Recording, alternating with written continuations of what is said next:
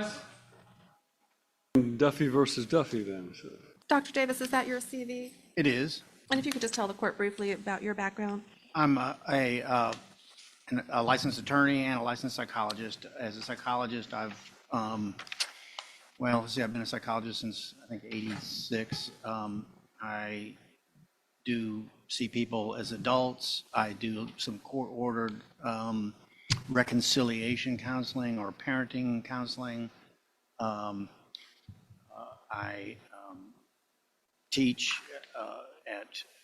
I've taught in the past at Vanderbilt. I teach at Trevecca as a guest lecturer every year, and I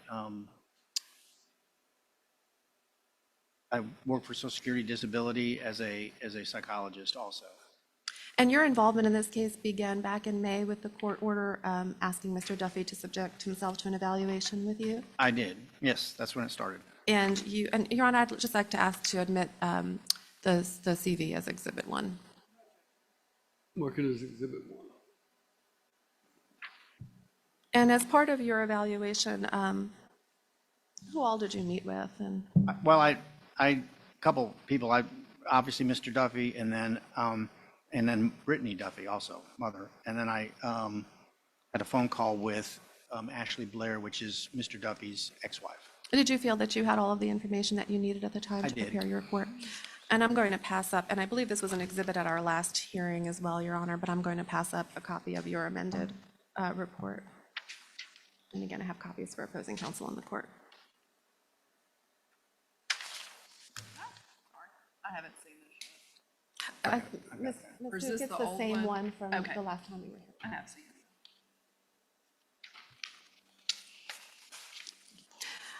And Dr. Davis, this is your report that was submitted to the court back in August of last year. That's correct. And I know that you testified at length about your report the last time that we were before the court, but I just want to ask you briefly to talk about a couple of points in this report. In the section on page 4 with the conclusion and the discussion, you had said that you thought that the current restriction of supervision was warranted at that time. That's correct. And you said that you thought the court may wish to limit the overall time. And I believe your testimony at the last hearing was not that you meant limit it further than what he already had, but limit it as compared to a normal parenting schedule. That's correct. And is it correct that your testimony at the last hearing was that you thought as of August that it would have been appropriate for Mr. Duffy to have supervised visitation that was expanded to be the full weekend? Yes, that coincided with his other children being present. That was an important part of your recommendation, Right. correct? Both in your report and in your testimony? That's correct. And at the time, it was your understanding that Mr. Duffy is having weekends with his older children, all but one weekend of the month, running from Friday to Sunday. That's correct. And you thought at the time in August that it would be okay for the younger children to join in on those visits as long as it remained supervised. That's correct. And you were aware that those visits are supervised by Ms. Connie Russell. Yes. Now, also at the time, you made some recommendations about what it would take to lift the supervision. I did. And can you remind the court a little bit about that? Well, what I suggest is he take an anger management class for parenting from a licensed counselor, and that he should have a minimum of 12 hours of anger management. I can just say subsequent to that, I got on the phone with Ms. Florence Pugh of Main Street Interventions, and we discussed at detail what kind of program she had, and she had a 26-week, I think, domestic violence class, as well as then a 12-step parenting class. So she was going to combine the two things. I thought that fit perfectly with what he needs, and I was satisfied that that would meet the needs of the court and the situation. And did you have a chance to talk to Ms. Flores Pugh a little bit about her qualifications? I did. And did you feel confident that she would be able to administer the programming in a way that would satisfy your recommendation? I was. And did you have a chance to talk to Ms. Flores Pugh a little bit about your concerns for Mr. Duffy specifically in this case? Yes. Obviously, there's been allegations of anger acting out, and it looks like, some evidence that supports that. And so she thought that this would be right in line with what he needs, and I agreed with her. Okay. And you felt confident at that time that her programming would address your specific concerns? Yes. What were you mostly concerned about when it came to Mr. Well, Duffy based on your evaluation? I don't, you know, he's not a mean person. He's not someone that enjoys anger. He's not someone that revels in power. He's just someone who gets caught up in the moment and acts out. And so what I wanted in any program with anger management with someone like him is to learn the basic steps of how do you de-escalate a situation? How do you go from 12 out of 1 to 12 down to an 8 or to a 6? Because sometimes anger is important as a parent. You're angry at your child not doing well. You got to express anger, but in a modulated way that makes sense and that's beneficial for the child. And so that was my biggest concern. And I can say this: I met with him twice since this evaluation, and he was able to articulate to me his strategies that he learned for how you de-escalate. And I thought he did a good job at that. Did you have concerns specifically about his ability to parent outside of the anger issue, about judgment and that sort of thing? Well, we discussed the issue of leaving the children alone. That came up. And he So told you're me, referencing what Ms. Duke was talking about with the Yes. TRO? yes, and obviously he said, well, he had babysitter lined up, but the babysitter either canceled or was much later than she was supposed to be there. He didn't expect them to be left by themselves that late. And so, he just said, it's just not worth it. I want to see my kids. I'm just not going to try to work on nights I have the kids. And that's what the parties agreed to. And they were able to, excuse me, I thought I'd turn this off. Turn it off. I'm trying to figure out what's going on. They did discuss. I lost my train of thought. You're saying it wasn't worth working. He Oh, had the children. yeah. Thank you, Your Honor. That it just wasn't worth it for him. He really values his time with his kids. He desperately wants to get that back. So he's like, I'm just not going to work on those nights. I mean, I understand he's got a lot of financial concerns. I mean, myself, these things cost money, and he was trying to make all that right. And he has, by the way, he has paid me fully, and he doesn't owe me any money. I'm not testifying based on getting any money from him. I think he's a good person who's really trying to provide for his family and do well, but he's got to face that when you've got kids, you can't work. That's just what it is. And so he's come to that acceptance. Do you find Mr. Duffy to be an honest and credible person? Yeah, I mean, now he didn't tell me about this allegation about, I was listening to the opening remarks of Mrs. Duff. It didn't mention the changing of diapers, out of seatbelt issue. I wasn't familiar with those. I don't know if those are valid issues or not, but for instance, when we talked through the video that the mother had presented about the arcade, he was very open about that, talked through that. I think he's generally open. I don't think he's trying to conceal anything. If he left something out, it may be by omission, but I don't see that as a substantial issue. Now, this not tells the kids not to tell mother. Well, a lot of parents do that. Reminds me of my first day of my children being in kindergarten. We were taking them to a private school, and the teacher said, I won't believe half of what the kids say about you if you don't believe half of what the kids say about me. And I think, kids can kind of build things up to be bigger than they are. And I think the better approach is for both parents to understand that not everything that the kids say is going to necessarily be true. It may be, in part.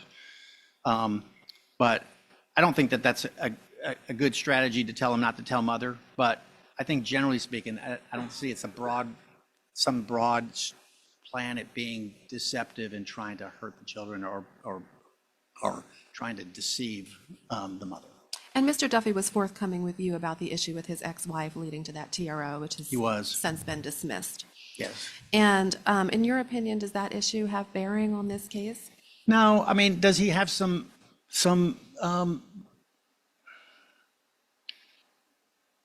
lapses of judgment or parenting styles that I would do differently? I mean, everybody does. And I think that mother and he should discuss those things. Like, I think they basically discuss what should they do about this issue. He said, I'm trying to get a babysitter. And she said, no, how about you just not drive? And he agreed with that. And you guys. And you're referring to his ex-wife, the mother of the older children. And they came to an agreement.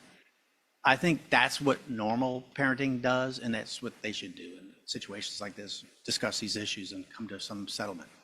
And now you said that you had met with Mr. Duffy twice after Yeah. he completed the programming at Main Street Intervention. When was the most recent time that you met with him? It was last week. Let me look at my calendar real quick. It was the 30th. At this point in time, what would be your recommendation in terms of parenting time? Well, I think he could exercise the time that he's got with his other kids, with the kids from his current marriage. His prior marriage? Yeah. You're aware that he is asking the court today to please have every weekend but the last weekend of the month, from Friday to Sunday, which is the schedule that he has with those older children. He's asking the court to please have the younger two children at the same time for that full period. I understand that. And do you believe that that's appropriate? Yes, I don't know enough about mom's schedule, whether that's appropriate for the court's purposes, but I think could Mr. Duffy manage that? Yes. And it was probably a bad question. I just meant in terms of Mr. Duffy's ability to parent Right. and the progress that he's made. Yes, I have no concerns. And do you feel that it would be appropriate for that time to be unsupervised at this point? Yeah, I think he's got basically older kids that in essence are some level of supervision. They're really not supervisors, but I think he could do it unsupervised. Is there anything else that you think that the court should know? No. Thank you. I don't have any more questions for Dr. Davis. Dr. Davis, I'm Hi. Hillary Duke. We've met once before via video, but you've not called my office or discussed any of the issues that Ms. Duffy was still having with Mr. Duffy, correct? Okay. So what I'm going to ask you to do is to be objective and us go through a few issues that she's had today and then make an objective finding, if you Okay. don't mind. I think the court probably respects your opinion, but obviously we've still got some concerns. So when we talk about hiding things from other parents or from the other parent, naturally a child may blow something up, but when a parent specifically tells a child, and we need to delete these texts, don't. Turn your microphone on the table though. If you're gonna object, just there's a microphone, you have to touch the base. I apologize. We don't have any evidence in the record of this conversation. This is an expert witness, is he not? He is, but And then you can ask a hypothetical question of an expert witness without any prefatory evidence, so overrule any objection. Regarding the working late and giving you just a little bit of background on that. When he specifically tells, or a person specifically tells a child, and we need to delete these texts, don't want your mom to know. Mm-hmm. Is that appropriate parenting behavior? No. Okay. Now, what was the date of your meetings with Mr. Duffy? I know you said 12:30 was one date. What was the other date? 11/21. 11/21. Is there a reason, we were going backwards. We were in court in August. Is there a reason why you waited till November to meet with him again? Well, I'm not his therapist. I want to just get an update about how he was right at the end of his anger management classes, and I wanted to find out how that went and kind of what he learned from that. And so that was the purpose of that meeting. And the last one was just to kind of check in with him, see if anything's changed. I know court was coming up. I wanted to understand if there were any new issues that I wasn't aware of. Okay. And Did he disclose to you that he had told the child to delete text messages? No, Did you ask about that? no, I didn't. For the record, we're talking about his older children in those Yes. text messages because these kids are 2 and 4, and those kids are 9 and 10, is that correct? There are 2 9-year-olds and then a 10-year-old, Okay, yes. 2 9-year-olds, so he has 3 children. Yes, Your Honor. Are you aware, did he, it would have been his 12:30 appointment. So at the 11:21 appointment, you went over how things were going with him. Yes. Okay. Some 4 days later, did you get a phone call or get any information about him going to Franklin with a pistol in order to confront someone who had stolen a client of his cell phone? No, Were you aware that his children were present? no. Is that the impulsive behavior that he's kind of had throughout this case? Well, I'd like to hear more about the incident and, Okay. So when he testifies, or Miss Duffy testifies about it, if those facts play out, that that was in fact what happened, would that give you pause regarding your recommendations with this court? again, I'd like to know more, like, is he carrying a gun in his pocket like he normally does, and he just was there, or did he brandish the weapon? I mean, I'd like to know more facts about it. I don't think having a gun in your possession, which is constitutional right, is necessarily a bad parenting. I think brandishing a gun in a conflicted situation with a stranger would not be appropriate. So, Okay. How about just, let's say the gun doesn't even come into play, confronting someone about a stolen cell phone when your children are with you? Specifically driving out to Franklin to confront someone with your children with you? I don't know. I don't think it's necessarily, I mean, we have to deal with society, and if someone's stolen something from you, you want to confront that. Just the fact that your kids are in the presence, I mean, I could argue that helps train them a little bit on how to deal with conflict, as long as he was appropriate and didn't create a scene. You're giving me some bare facts and making it sound terrible. It may have been terrible. I just don't know if it was. Okay, but would you have concerns for your own children if they were put in a scenario like that of enforcing the laws in the state of Tennessee when we've got police and sheriff's agencies to take care of those things? Yeah, but we can't go to police for everything. If someone's stolen a cell phone of mine or of a friend of mine, and I wanted to confront them, say, hey, you've got someone's cell phone, can you give it back? Well, it wasn't his cell phone, it was a client's cell phone. Okay, or a client's cell phone. I mean, What in your mind makes that acceptable? because those kind of conflicts exist in society, and if anything, having kids see you handle conflict in a reasonable way is an important skill that they need to understand. But it's taking away from his parenting time, is that correct? Would be considered part of his parent. I mean, I think it's not necessarily, again, I don't know if this took place for hours, if it took place for just a few moments. He was on the way driving, he stopped to talk to this person. There's a lot of details here that kind of set this situation up to either be a terrible situation or a normal and actually enhancing situation for the kids. I mean, But you never know if someone's going to be brandishing a weapon. You don't know. I mean, what in your mind justifies this if this isn't even Mr. Duffy's phone? okay. Why in your mind is it okay for him to insert himself in this situation on a date and time when he has his children? You said it was his client's phone? Yes. Okay. So he's got an interest in obviously keeping his clients, possessions while I assume this is a limo client? Is that? Yes, 4 days after you met with him. Okay. So he's got a client limo, a client from his limo business that obviously left their phone. I'm trying to understand the scenario. Left their phone in the car, someone else has got it.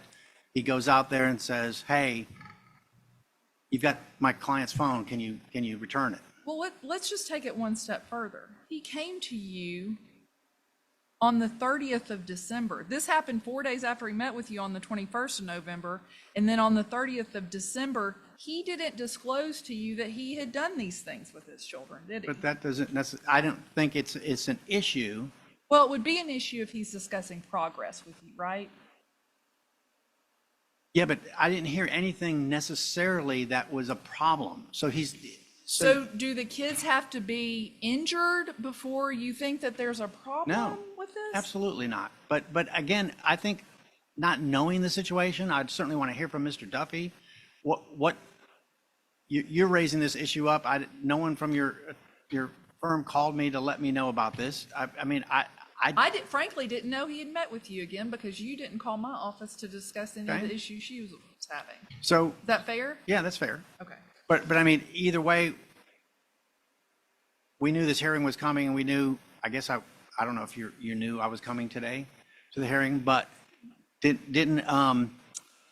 I feel like the situation is too vague in my mind to really understand whether it's significant or not.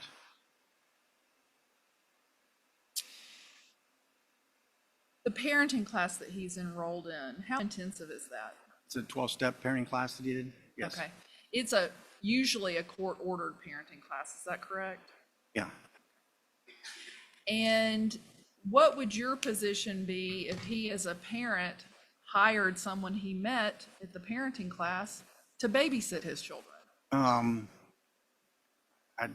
I don't know. I'd have to know more about the situation and why they were there. It sounds just Sounds suspect, doesn't it? suspect. That's what I was looking for, the right word. That's the right word. I was looking, Okay. It sounds suspect, but I don't know.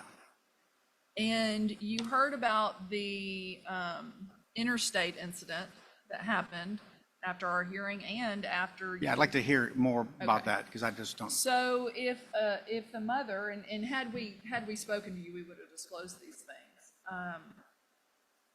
If the mother observed her children climbing all over the car in a moving car and said something. Another mother, not No, this mother. this mother. Duffy, She yes. was following him and observed it. No, she's on FaceTime, She's on FaceTime, yes.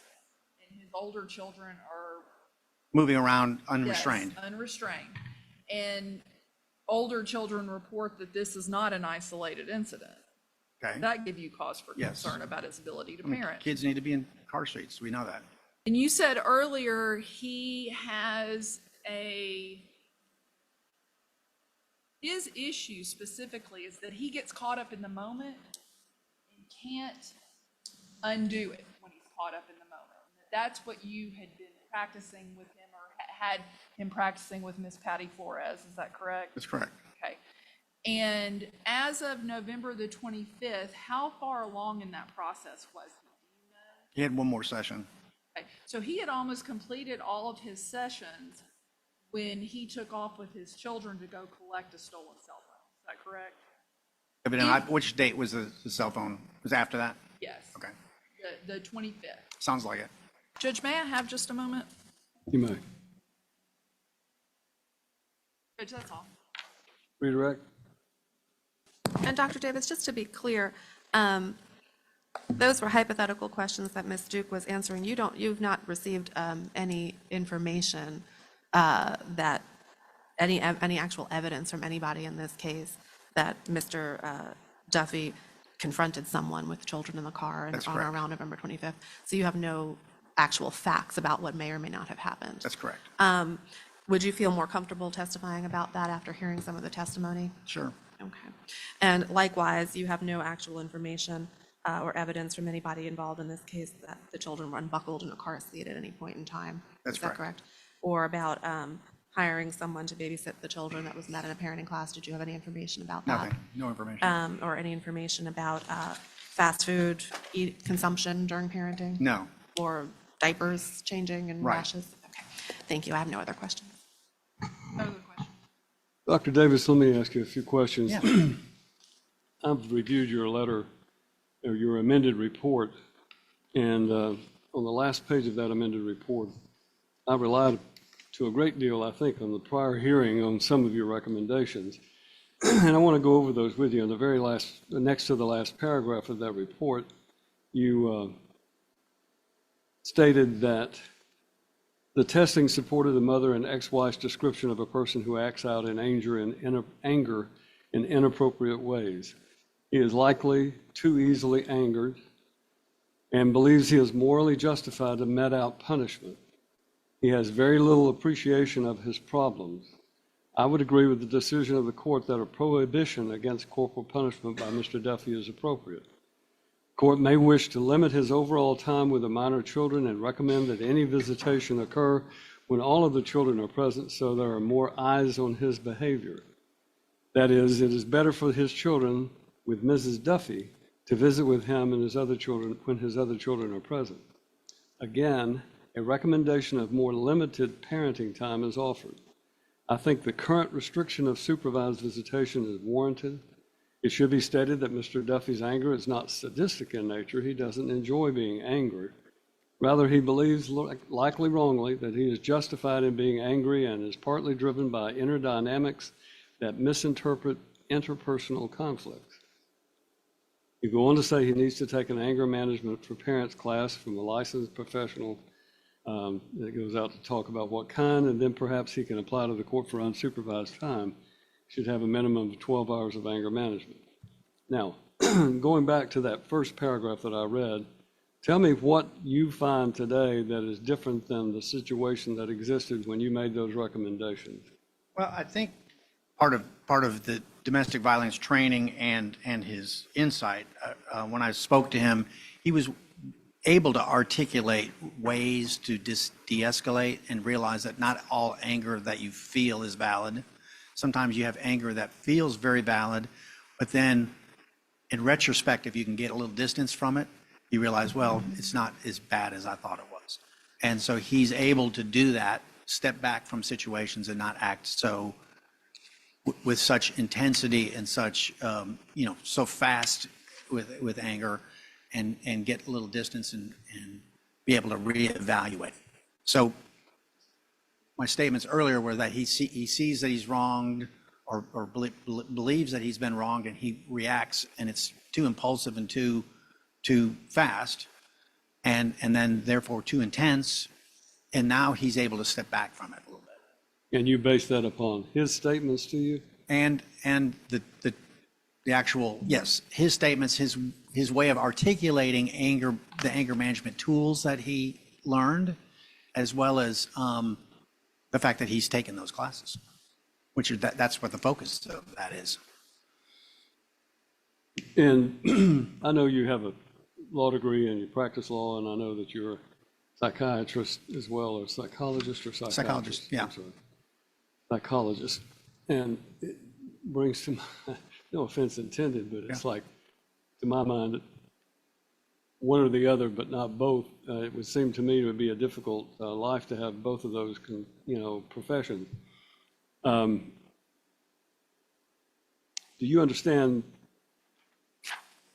the burden that this court carries in trying to ensure that a parent has time with the children, but also protecting the children against a parent who is neglectful or that causes some harm to the children? Oh, that's, And yes. do you understand that when I hear a story, which I have not heard the actual evidence Right. of a man who takes two children with him to go and confront someone over a supposedly stolen cell phone and carries a weapon with him, where do you live? Pardon? Where do you live? I live in Brentwood. Brentwood, all right. Yeah. Do you watch the morning news in Nashville? Oh, yeah. And how many mornings this week have you heard where there was not a shooting that occurred? I know. None. Every morning in Nashville now we have a. So it causes me serious concern if in fact that occurred, whether it was the older children or the younger children, that a man would take his children and go into a situation like that as potential for conflict or violence. And that's what I'm concerned about. Is I want him to have a normal relationship with his children. Yeah. I have tried to put into place those things that he should do to try to accomplish that. My concern is that every step forward seems to be met by 2 steps backwards when we see these kinds of things happening, when I hear this. So while I want him to have this time with the children, My main concern is the safety and well-being of the children. I don't care about what her rights are or his rights are. I only care about the best interest of the children, trying to give them a life with both parents in it. So, but I neither do I want to go home at night and have to think about a situation where I've put children into a situation where they are harmed. I've sentenced a woman over in Dixon, and I'm preaching a little bit, but Okay, I've that's fine. sentenced a woman to life in prison in Cheatham County, who was the girlfriend of a man who was the father of a young boy. And it turned out that she was taking that child to work with her, and she was physically abusing that child. And he was both starved and beaten to death over a course of some 6 months by the boyfriend, the girlfriend of the father. Situations like that happen. And that's what causes me concern when I hear that a babysitter that's being selected, I'm not saying it's true, but I'm going to hear whether or not it's true, that a babysitter that he selected for these children that are 2 and 4 happens to be someone he met at a parenting class who has issues of their own. I respect your opinions and your professional, but you understand that sometimes your opinion is based on less than all of the facts. And I think that's what Ms. Duke is pointing out. But if you have any other recommendations other than the fact that he went to this parenting class and the anger management class, and that as a result of that, now he's free to have unsupervised visitation, or do you think he should continue to have supervised visitation? Well, again, I'd like to hear the details of this case. I So mean, would I. I'm a gun carrying person. I mean, it'd be not, my son's a police officer. I believe in the right to carry arms. And so I don't know whether he happened to have something in his pocket and just talking to the person, and it's, Well, you're preaching to the choir. I've had a gun since I was 16 years Right. old, but that is not the point. The point is whether you use that gun in a way that places your child or children in a potentially Exactly. violent situation. and that's what we don't know. And that's what I was trying to convey to Ms. Duke. If that were to be the case, would you agree that was not that would be in fact a very regrettable situation? Yes, I would agree. All right. Anything for this witness after what I've asked? Thank you. You can step down, have a seat in the courtroom if you'd like, and you can remain as a witness if it's need to be called. So you may call your next witness. Mr. Duffy, if you'll come around, please. Please state your full name for the court, please. Darrell Allen Duffy. Mr. Duffy, we're here today on your motion to ask for additional time with your children. Is that right? That's correct. Can you tell the court a little bit about why you'd like to have additional time with your children? I miss having time with them. 2 phone calls a week with a buffer of an hour and 4 hours of actual visitation time with drive time to go somewhere. It limits the time that I get to spend with my children when they tell me that you don't love me. They're 4. They're being told that. I'm 'Cause I going to get to see- object, Your Honor. I get to see them 4 hours and You they're have an telling me. objection, just a second. I'm going to object to that. It's not proper, and there's been no foundation laid, but it's for, You're objecting to the statements he's repeating of the children saying that he yes, doesn't as love them. hearsay. I'm going to overrule it. I think it basically is reflecting of the situation as he sees it and his lack of time with the children. I'm not accepting that as true. I'm allowing it to be introduced solely to show the emotional situation that's going on. So. Okay. But the time that we do have together is fun. You know, we go bowling, we go out to eat Mexican or Charlie's or somewhere close by, because I don't have really time to drive them back to Nashville and spend time with them there, though I've had to do that a couple of times. Mr. Duffy, can you tell the court about your schedule with your older children? I have 50-50. It's the first 3 weekends of the month. The last full weekend of the month is with mom. I have every school break, so spring break, fall break, and all summer long minus 10 days. In fact, mom has actually requested that I pick the kids up a day early this coming week due to the inclement weather that's coming through, due to the fact that schools will probably be closed on Friday, so I will pick them up on Thursdays instead of Friday this week. And what is the relationship like between the older children and the younger children? Between, Your older 3 and the little 2. They love them. They want to spend time with them, and they hate the fact that they can't even be on the phone calls. Because they don't get to participate through the week, so they only see them for the 4 hours. I'm going to object to the Correct. meeting. I was So- just trying to Go. clarify. I apologize. Staying, don't leave the witness. Mr. Duffy, since we haven't been in court last, can you tell the court a little bit about the classes that you've taken?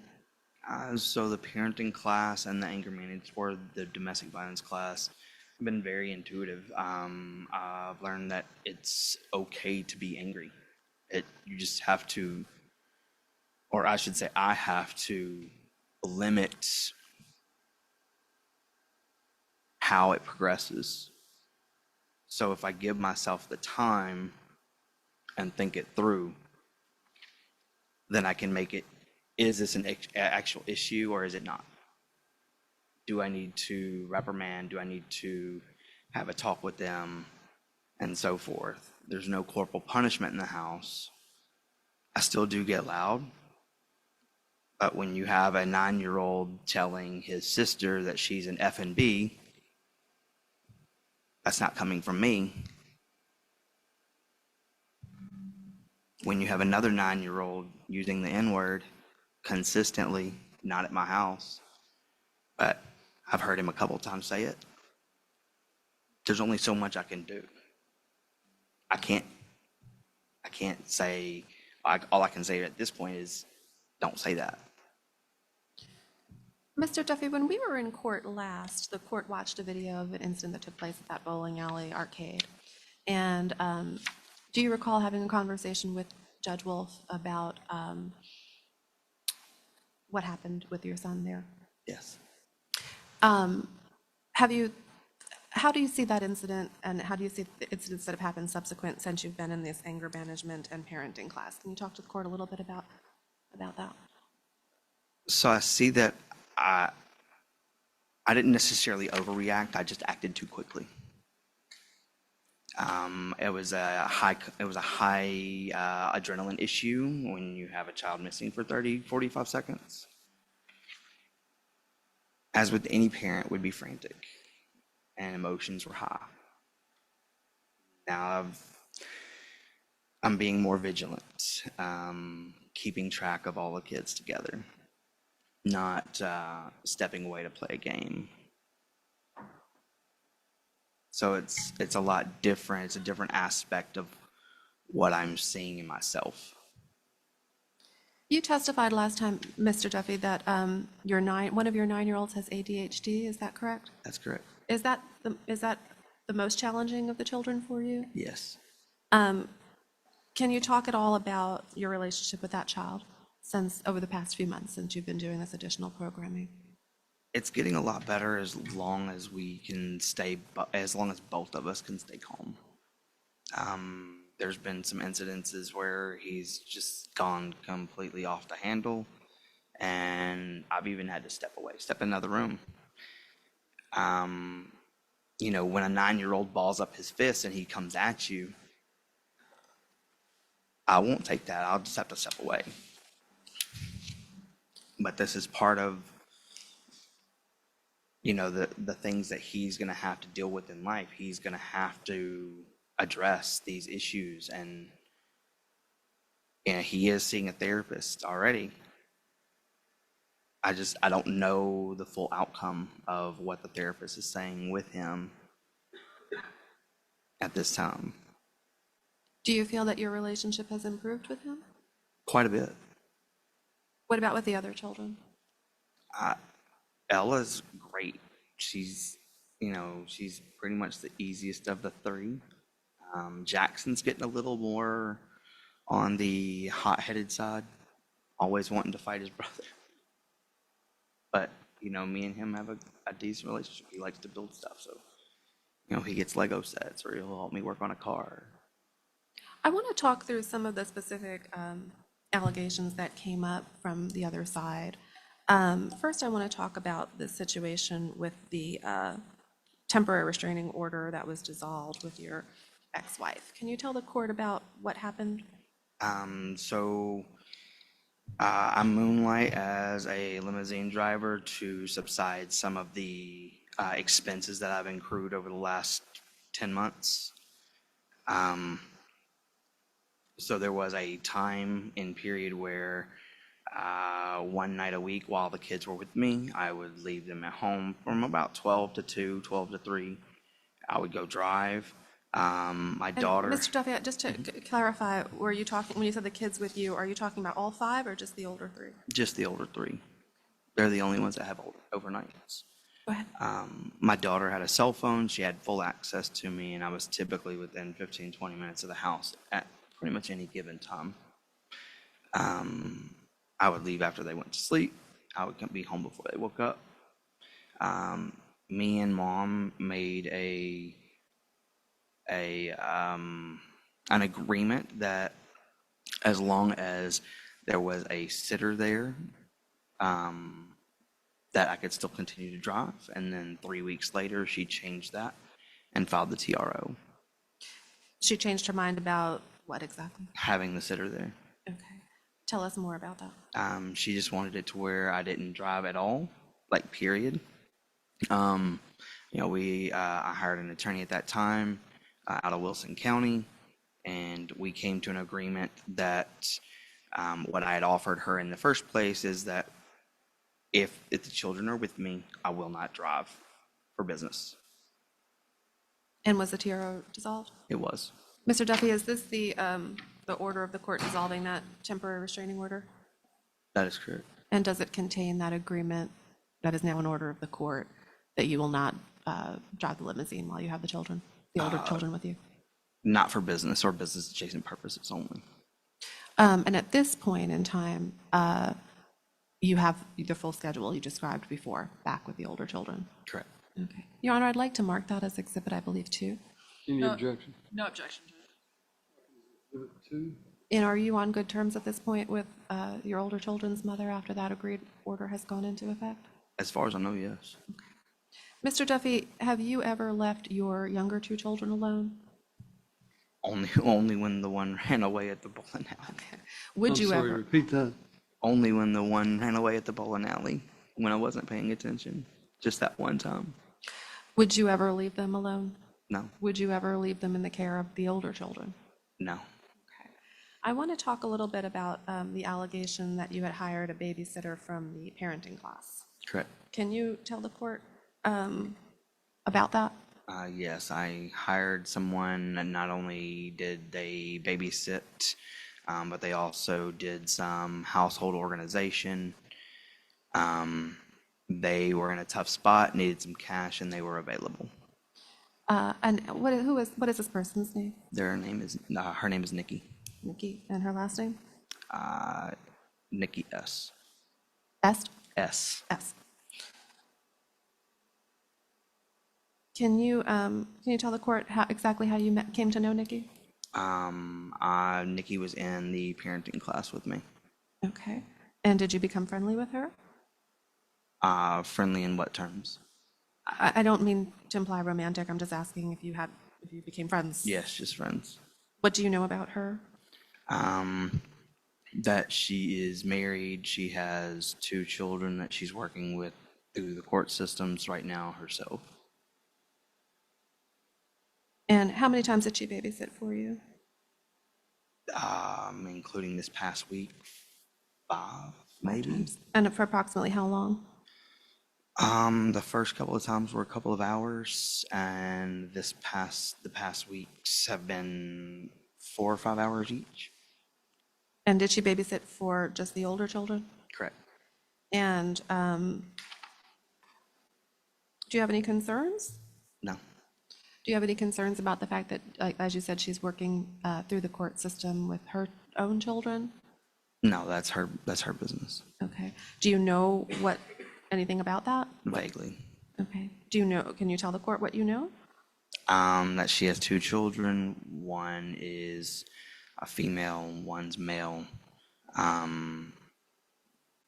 The female is being held by dad and dad's parents. And And she has custody of her son? she does not. Where is he? Custody of the son is with, I believe the paternal parents, I believe. I'm not 100% sure where son is. Okay.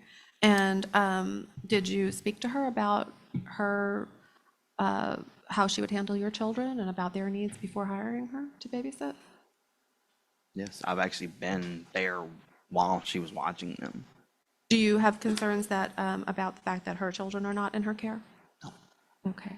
Do you, did you give your children any instructions when you had them left in her care? Yes, if any of them needed me, they can call. What is your usual sort of process if you're going to have a babysitter? For the most part, I know in advance, and I only bring in a third party if my aunt is not available. Okay. And what is your process in terms of deciding who you would want to hire as a babysitter? One is availability, but two, as long as I know the person, it's not like I knew her for a week and brought her in. That wasn't the case. Okay. So I'd known her for a few months before. And what about her made you feel that she would be a good choice? She's young. She can interact with the kids. Sometimes when you get people and you're looking to hire, it's not always interviews and immediate hire. You do have to go through a process to know somebody. It's like, I'm not going to hire somebody I don't know right off the street. So you feel like you want to make sure you can trust that person? Correct. Okay. And you felt that Nikki was somebody that you felt was trustworthy? Correct. Okay. I want to talk a little bit about the incident that Ms. Duke brought up and ask you. Was there an incident in November of 2024 where you had to confront someone about a cell phone wallet that was taken from a client of yours? Yes, but it was not taken. Why don't you go ahead and tell the court? So in November of 2024, I had a client reach out to me asking if I was in the Franklin area. Was this a client from your limo driving? That's correct. Okay. Subsequently, prior to that call, that client, I was unavailable to take that client home, and that client took a cab. That cab, they left a phone and a wallet in there. They gave me the ping address to a Franklin home where the item was. I did have my older kids at that time. I did go to that home to ask, is there a phone here? Is there a wallet here? I didn't know about the wallet until I got there. Okay. I only knew about a phone.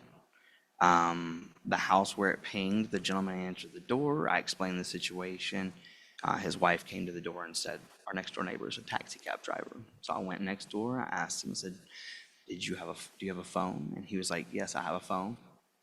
It's like, that's a previous client of mine. They're on their way here now.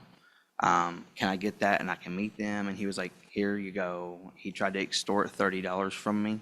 It started at $200 and it came down to $30. I still didn't pay it. Okay. And I got the phone, and he also handed me a wallet, which also went to that client. And the only reason why I reached out for these clients, one, to keep them happy, but two, they're also from Canada. So they're not 100% local. Okay. And this is a client that you know well, a repeat client? During the previous weekend, they rode with me approximately 6 times. Okay. When you went to get the phone, were you angry? No. Did I was you- just going to help the client out. Did you argue with the person? No. At either, it sounds like you rang 2 different bells, the first address and then the neighbor. Did you argue with either of those people? No. What, if anything, did you tell the children about the situation? That we were going to get a phone for a client. And how far out of your way did you have to go to do that? 20 minutes, 25 minutes? Did you have a gun on you at the time? No. Did anybody have a gun? Was there a gun brandished at all in that altercation? Not that I'm aware of. Not that I saw. Did either of the people, I think actually there were 3 people that you spoke to. There was the gentleman and his wife at the first house. Correct. And the taxi driver at the neighbor's house. Was there anybody else that you spoke to in that interaction? During that specific interaction, no, but as we were leaving the subdivision, the family that lives across the street had a little boy that wanted to see the inside of the car. So I stopped and I said, hey, my kids are in the back, so if you want to take a look, that's fine. Because it was you were driving the limo. That's correct. And any of those people that you interacted with, did any of them get angry or yell at you? No. And And what, if anything, did you tell the children? I told them, I said, we're just here to get a phone for a client. Okay. Were they upset? The kids? Yeah. When Ms. Duke characterized this as this confrontational incident, is there truth to that allegation? Was this a confrontational incident that could have escalated in front of your children? I'm sure it could have, but I don't know how it would have. Okay. And how would you have handled it if it had become an aggressive, somebody had become aggressive with you during that time? Just would have walked away. Okay.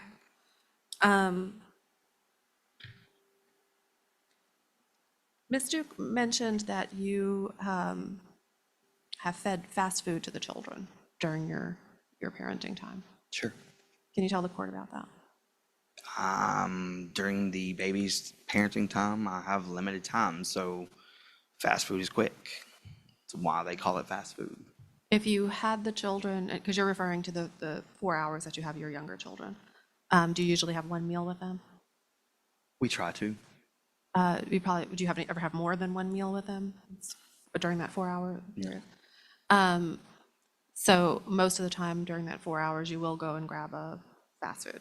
Can you give us some examples of what you would eat with them when you have them? The girls typically do chicken nuggets and fries, but if we go to the bowling alley, we'll order stuff there for them. Or we went to Mexican that's the past weekend. We've gone to Old Charlie's, we've gone to Applebee's. It's stuff that's local in the area. That And you're go to. generally out and about with them during your 4 hours. Correct. It sounds like you don't have a lot of time to go back to your home with the exchange, I think you said earlier. No, with a 4 hour time and an hour drive in and then an hour drive back to meet at 4 o'clock is very limited to take them home. If you had the children for the full weekend from Friday to Monday, would you eat fast food the same way, or how would you feed them? No. My older kids, I cook white truffle burgers, pork chops, chicken, air fried cheese sticks, and pretty much air fry anything. But I'll use the stove and the oven. What do you usually have for breakfast? I typically don't, but they'll have. Forgive me, the muffins. kids. What do you usually serve the kids for They'll breakfast? typically do muffins or cereal. Okay.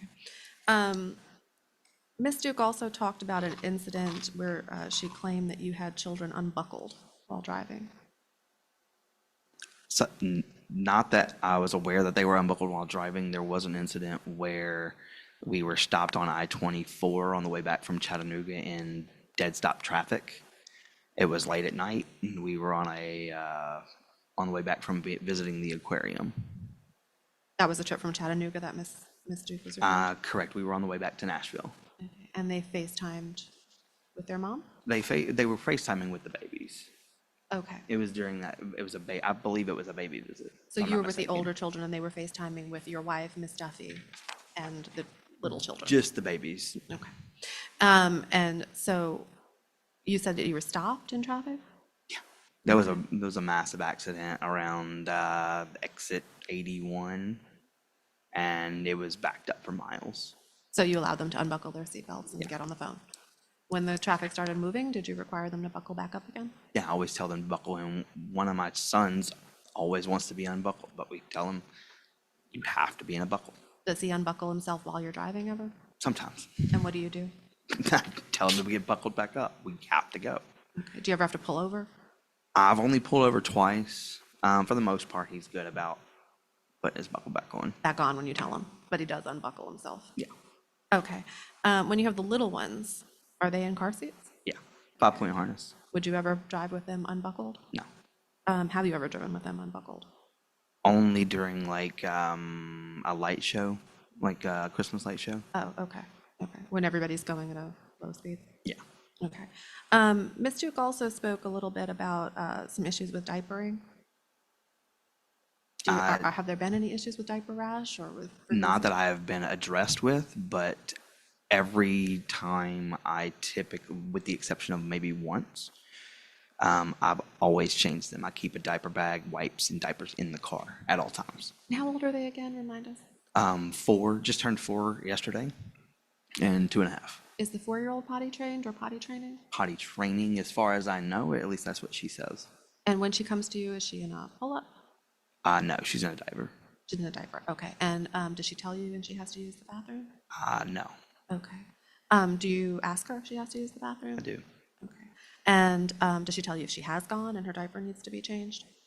No, but I do ask, and I'm sure she would say, I've gone, Okay. or I need to go.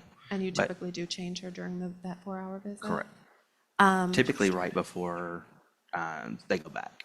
Have you discussed with your wife how to deal with the potty training and be on the same page? No, Miss Duffy has not spoken but maybe 10 words, maybe 15 words the entire time since this has been going on. Okay. Are you concerned about the potty training? Being the fact that they're not with me other than 4 hours, no, not at this time, but once they are with me and I actually have access to them to help them, then I don't think there would be a concern. I already have a training potty at the house. Okay. And you went through this process with your older children? Correct. What about the 2.5-year-old? Where is she? Is she starting to potty train as well? or- I'm assuming that yes. Okay. I would not be 100% certain on that. Does she articulate if she needs to use the bathroom or if she needs her diaper changed? Not directly to me in the 4-hour time period. Do you generally just check? Correct. And you generally said you do generally I'm change her gonna diaper? object to the leading again. Stay, don't lead the witness. Do you generally change her diaper during the 4 hours? Yes, I typically change both of them right before they go back. Okay. Do you think that there may have been an issue while they were with you? Not that I was aware of. Is there anything else that you would like the court to know about your time with the children? Yeah, I want to have more time with them. I want to be able to interact and have that relationship. The relationship was stripped away so fast that it was kind of a blindsided move in all of this. You know, are there things I have to work on? Yes. Are there things that other people have to work on? Absolutely. Thank you, Mr. Duff. Duke, you may cross-examine. Spell for me Nikki's last name, please. No, ma'am, I cannot. What is her last name? I cannot give that information Why can you not give that information? because it's not my information to give. Well, it is. She's watching your children, sir. Well, let me abuse you of the notion that you don't get to answer a question, don't have to answer a question. You're asking me to give you time with these children, more time than you have, but you're also asking me to trust the fact that you use someone as a babysitter that you have confidence in, but you're not willing to give the name of that person fully for Ms. Duke and her client or for this court to have any consideration about that particular individual who we now know is someone that you met in a parenting class. So I'm going to tell you that you're going to answer that question, or we'll just stop it right here and you can go on about your business and I'm not going to give you any consideration. So Sure. it's up to you. You can. Her you last can name is answer the question. Shumate, Shumate. And what has she done to have to take the anger management classes? I could not articulate on that. Okay, would that not be important if you're leaving your children with her? That's her business. I could not attest to everything that's going on with her. Okay, I understand For that. it's her business. I understand that, but it's also your business when you're leaving your children with her, wouldn't it be? Yes. Okay, so you're before this court and telling this court that you don't know why she was in anger management classes. She was not in anger management class. Okay, do you know why she lost custody of her 2 children? He was in parenting class. Parenting classes.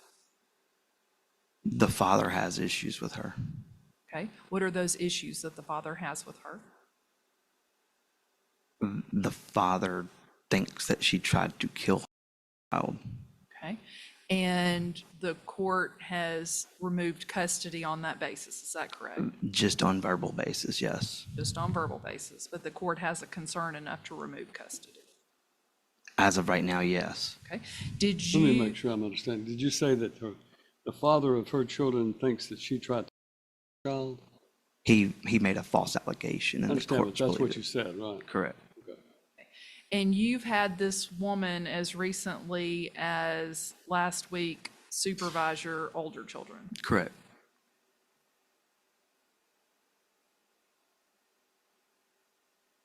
Do you think that's a good parenting choice? For the time, yes, I do trust her. Okay. Do you have an intimate relationship with her? No, How old is she, sir? 20. Okay. Did you provide her information to the mother of your older children? I did give her her name and a cell phone number for her Okay, when did you do that, sir? 2 weeks ago.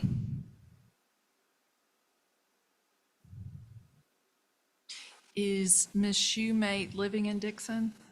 No, Okay, is her case going on in Dixon? no. Where is Ms. Shoemate's case going on? Fairview, I believe. Okay. She have any drug or alcohol issues? No, Okay. Did she recently have to get stitches in her hand when she punched some glass? yes. Okay. Why'd she punch glass and have to have stitches in her hand, sir?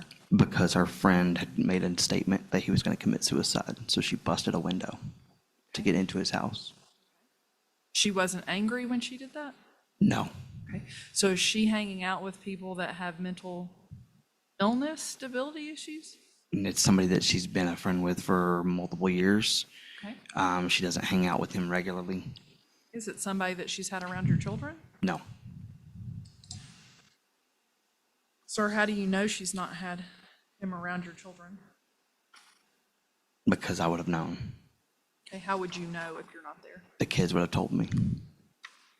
Your kids are pretty honest and straightforward, telling their mother and you the things that go on in the other's house, is that right? Sometimes. Okay. Do you recall your older daughter texting you to check on you when you were leaving her at home alone? I do. Okay. Do you recall her in around October the 18th, Friday, October the 18th, texting and saying, "Night, love you. Did you leave yet? If you did, you're so fast. Get home safe and don't be out till 3 tonight." Do you recall her sending you a text like that? Yes. Do you recall telling her, "I just pulled out and we need to delete these texts. Don't want your mom to know"? I probably did. Okay. In your mind, looking back on that, when you're under the scrutiny of this court already for your parental issues, do you think that that was a wise decision to send a text like that? Probably not the best course of judgment. Okay.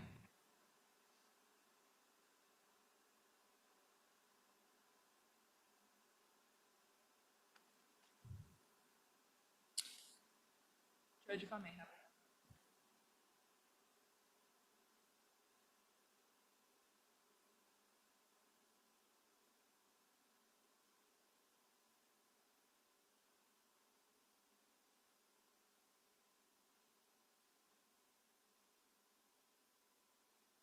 You may.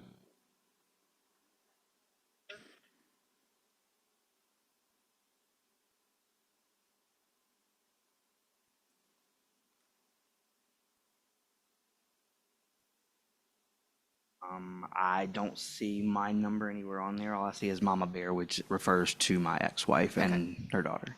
Sir, it's a screenshot, is that correct? That's correct. Okay, and do you recall sending those text messages with your daughter? Yes, I guess, since it's on here. Do you recall whether it was on October the 18th?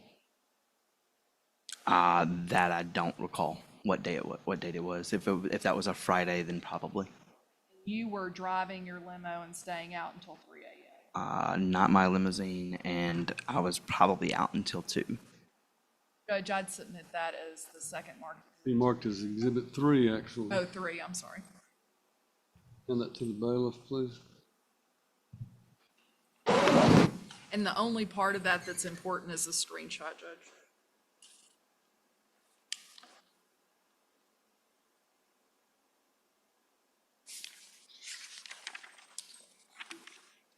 Since we were in court the last time, you've called you've called your older children. No. Okay. So you've already agreed with me that your children pretty much say what goes on in one home versus the other. Is that right? For the most part. Have any reason how you can explain why your kids are saying that you're saying these things?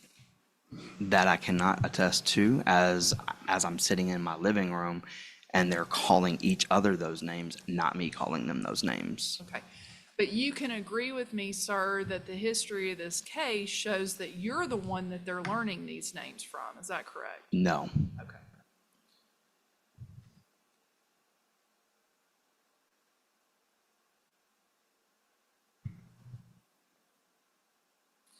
Now, you mentioned earlier that the only reason you want one of the reasons you want the court to increase your visitation is because you want to see them more. Is that correct? That is correct. But you've missed 7 FaceTime calls. Is that correct? I couldn't attest to 7 Okay. that I'm aware of. A few, yes.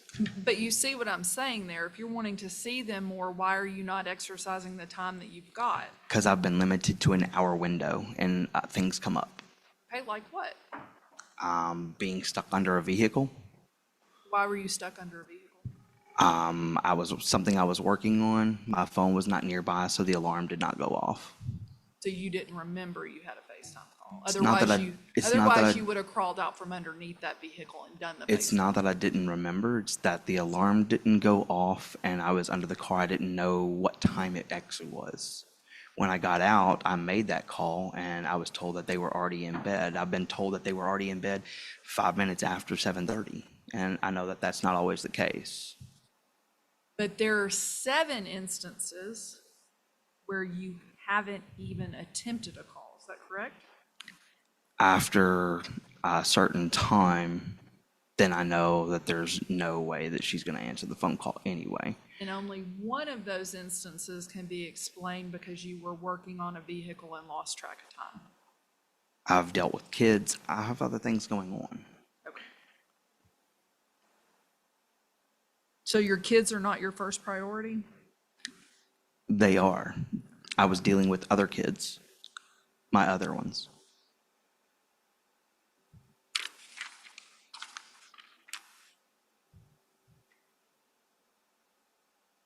Now, when you went to collect the phone from the person that had it, you traveled 25 minutes. Is that correct? Roughly.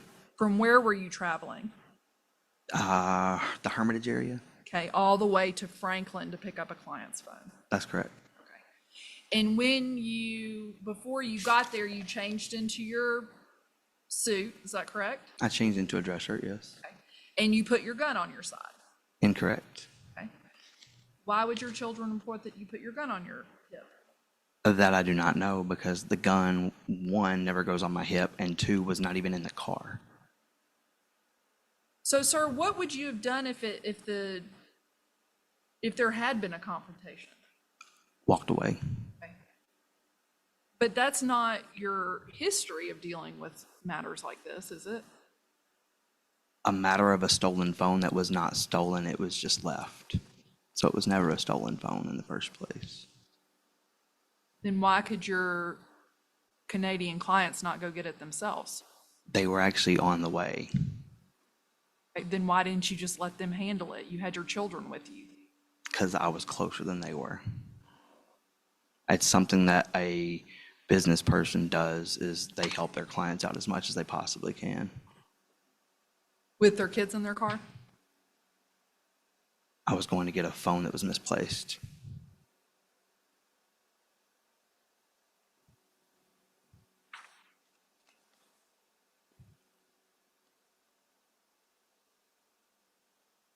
Now, you said your relationship with your older children has actually gotten better, but it hasn't. They're reluctant to go with you, aren't they? They actually want to go with me. Ella hasn't wanted to go with you the last time she was supposed to go with you, did she? Not that I was aware of, at least not that I was told.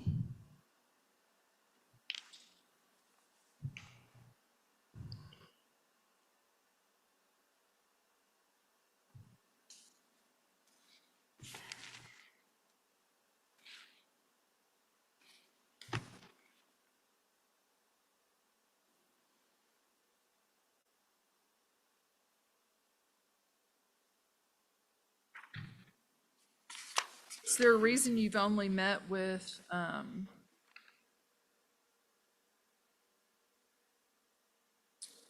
the therapist twice? Dr. The Davis. doctor, yes. Is there a reason you've only met with him twice? I was told to schedule some appointments with him for follow-up. Okay, is there a reason you didn't disclose to him that you hired somebody from your parenting class to babysit your children? I didn't think it was an issue because it's somebody that was just watching the kids for a couple of hours. Well, I mean, he's assessing your ability to parent, isn't he? Yes. Is there a reason you didn't tell him that you had been leaving your children alone for hours at a time? I did tell him that in the November meeting. Judge, if I may have one moment, I think I'm done. All right.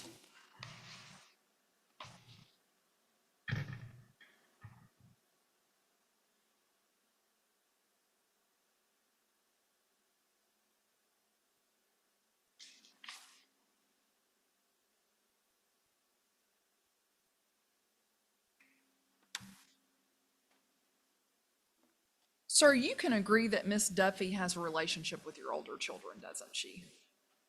A hidden relationship? Sure. Well, she was the care provider in your home when you had visitation with your children, wasn't she? Yes. And that relationship wasn't hidden. No, that one wasn't. Okay.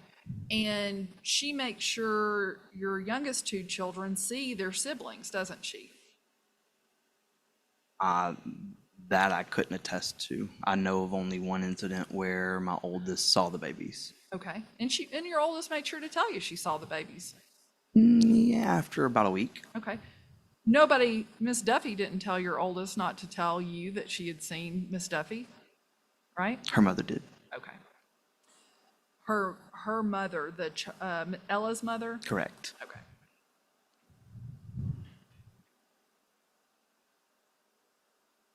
Judge, I think that's all. Redirect?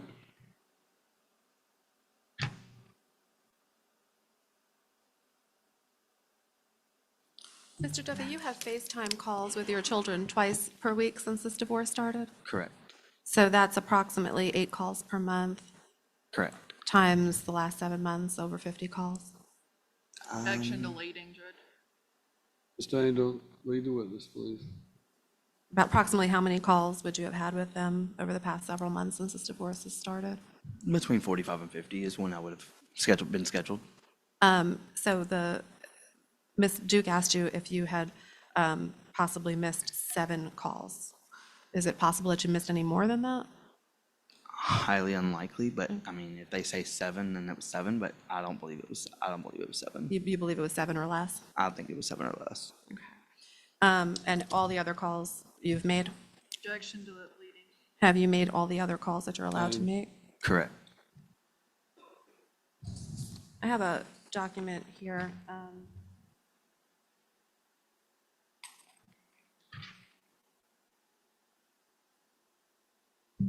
Mr. Duffy, are those your, can you tell the court what those are? These are my certificates from Main Street Interventions And Incorporated. I apologize, I only had 2 copies. If you can pass that copy back. Judge, that's outside the scope, but I'm not gonna object. Your Honor, I'd like to mark that as Exhibit 4. All right, mark it as Exhibit 4, please. And Mr. Duffy, that's confirmation that you completed what classes again? Instead of a 10-week, I did a 12-week parenting class, and I did a 26-step domestic violence for males in a 12-week period. And is that your understanding that that was consistent with Dr. Davis's recommendation? That is correct. Ms. Duke made an allegation that you've called your children. Is there any truth to that allegation? No. Have you ever used that language directed at your children? Previously, a while ago, yes, sure. Have you used that language since taking your classes? No. Would you use that language? No. And Ms. Duke asked you why you hid the fact that you had left the children alone from Dr. Davis. Did you omit that fact from Dr. Davis? Not purposely omitted, but I believe I told him in November that I had left them home by themselves for a few hours while I went and drove. Their mother called me on it. We made an agreement prior to her filing her TRO. And you told Dr. Davis about the TRO? That's correct. And did he ask you questions about what led to the TRO? Yes. And did you answer them all honestly? Yes. I have no further questions. Anything further, Ms. Duke? While she's thinking about it, let me ask a couple of Thank you, questions. Judge. Number one, why would this client feel like he needed to call you to get you involved in recovering that phone? It wasn't lost in your time with this client, correct? That's correct. They thought that I may have had it. They thought they may have left it in the limousine. Is this person that you call a client someone local or someone from out of town? They're from Canada. From Canada? Correct. All right. Soon to be the 51st state. In any event, the facts of the matter that this person contacted you, and did they ask you if you had the phone? They asked if I was in the area or if I had the phone. They were asking you to go intercede with this person that they thought had the phone. Not necessarily. They asked if I had the phone. Okay. And then they asked you to do what? They didn't ask me anything further than that. They asked if I had the phone, and I asked them what was going on. They explained the situation, that they had left the phone somewhere and it was pinging at a home address in Franklin. Okay. And did you just volunteer to go and recover this? I did. You did? Correct. All right. I practiced law for a long time. I had a lot of clients, but I never volunteered to go and intercede with a client to try to pick things up or to just interject myself into a situation I was not involved in. I'm curious as to why you felt it appropriate to do that. At the time, I was easily accessible to actually make that drive versus them checking out of a hotel, getting a cab, taking an Uber out to that location. Was he going to pay you to go recover this phone? No, And you had all three of your children, the older children with you? correct. And what were you doing with the three children in the car? We had just finished eating lunch. Just finished eating? Correct. Okay. And so you decided you go and help them recover it with the children in the car? Correct. And it's my understanding that your testimony is today under oath, but you did not have a weapon with you? Correct. Now, you've testified that one of your 9-year-old twins has some anger issues, is that correct? Correct. And when he balls up his fist and comes at you, you have to leave and go into another room. Correct. Now, you have three children, two of which are those 9-year-old twins and one that's a 10-year-old girl. 11-year-old. 11-year-old, all right.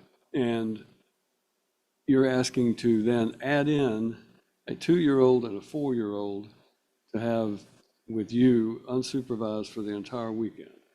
That's what you're asking me to do. Correct. Okay. Have you ever had 5 children like that and one of those varying ages in your care at one time? Yes. When? There's been multiple occasions when mom worked. When mom works. You're talking about Mrs. Miss Duffy? Duffy. Correct. All right. And you had all 5 children, and of course, they would have been younger then, correct? Correct. And you had no problems with any of that? No, I actually dropped her off at a meeting and I took all 5 kids to a store. Well, you may be a braver man than I am. But let me ask this question.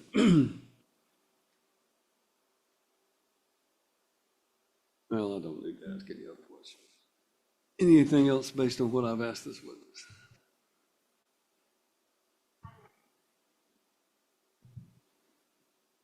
Said you volunteered to go because you were more easily accessible to go do it, and they would have to check out of a hotel and all that. But do you remember your prior testimony, you saying that they're already?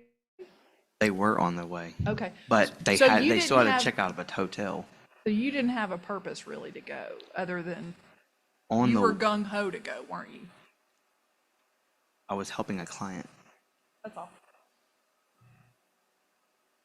Thank you. You can step down, Mr. Duffy. We're going to take our mid-morning recess. We'll be in recess for 15 minutes. All rise. The court's now in recess for 15 minutes. All rise. Court's now back in session. You may be seated. All right, are you ready to call your next witness? I'd like to call Connie Russell.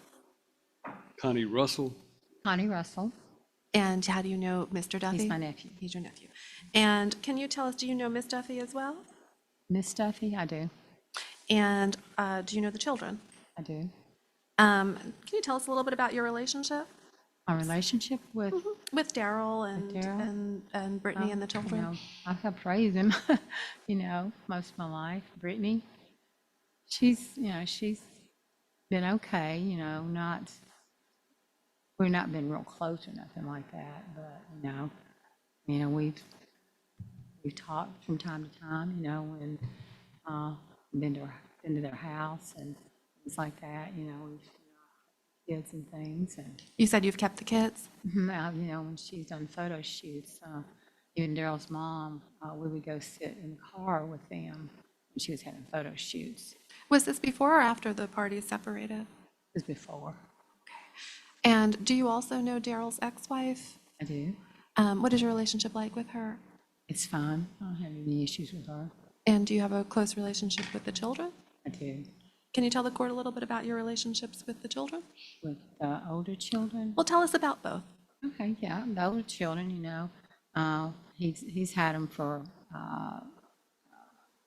winter break, and you know, I'm there pretty much. You know, when he doesn't have a sitter for them, I'm there. You know, they're with me when he has to work. I take care of them. We do things. You know, they come to the house. They love playing outside.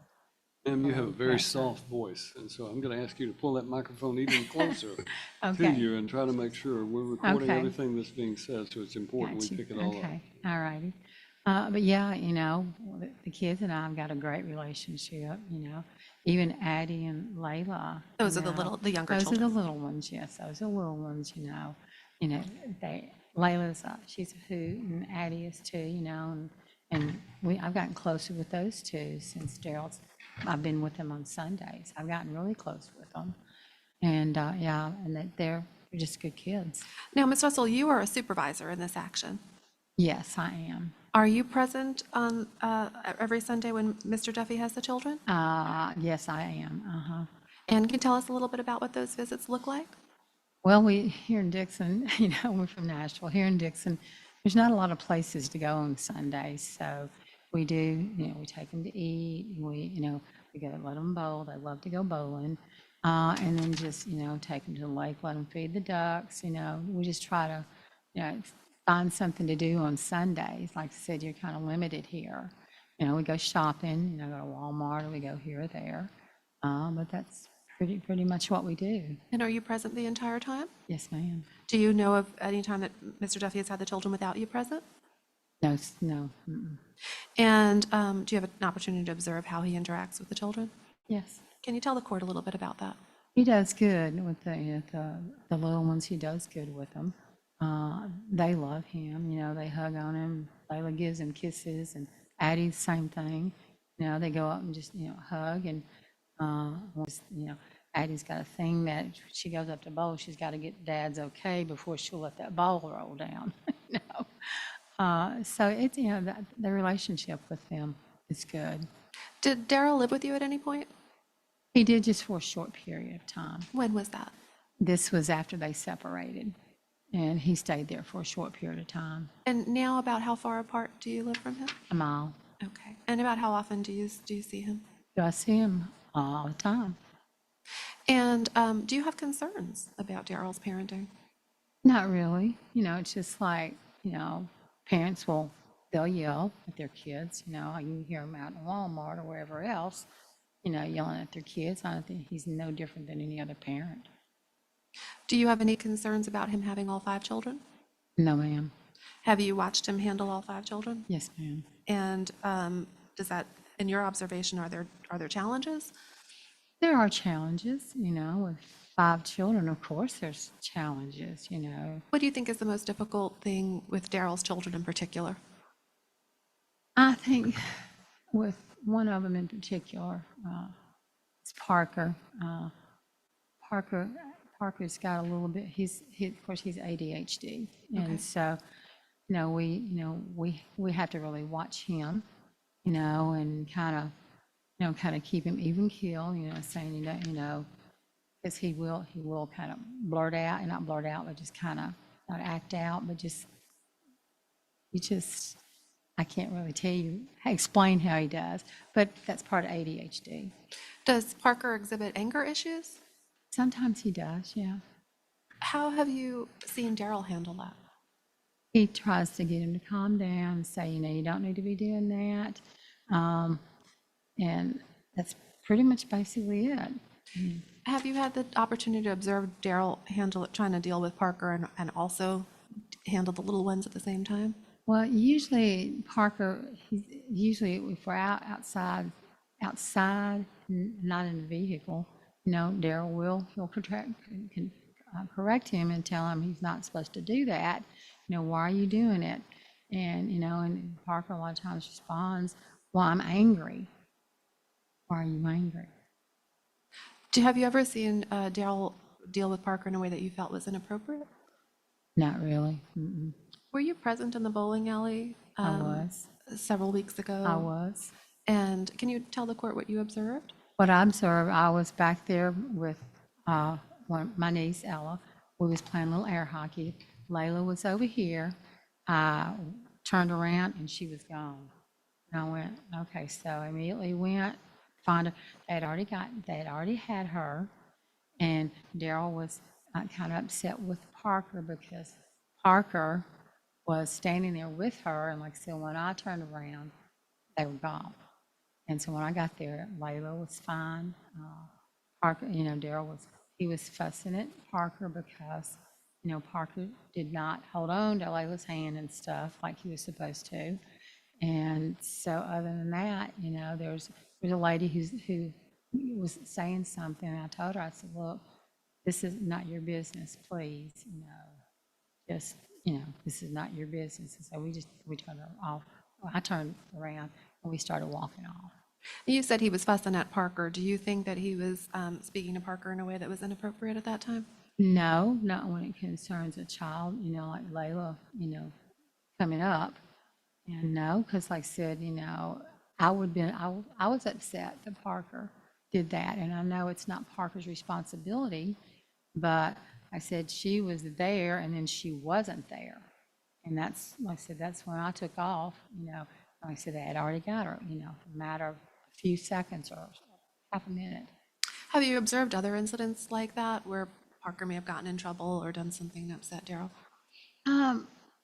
Parker is a child that he will try anybody's patience. Okay, let me say that.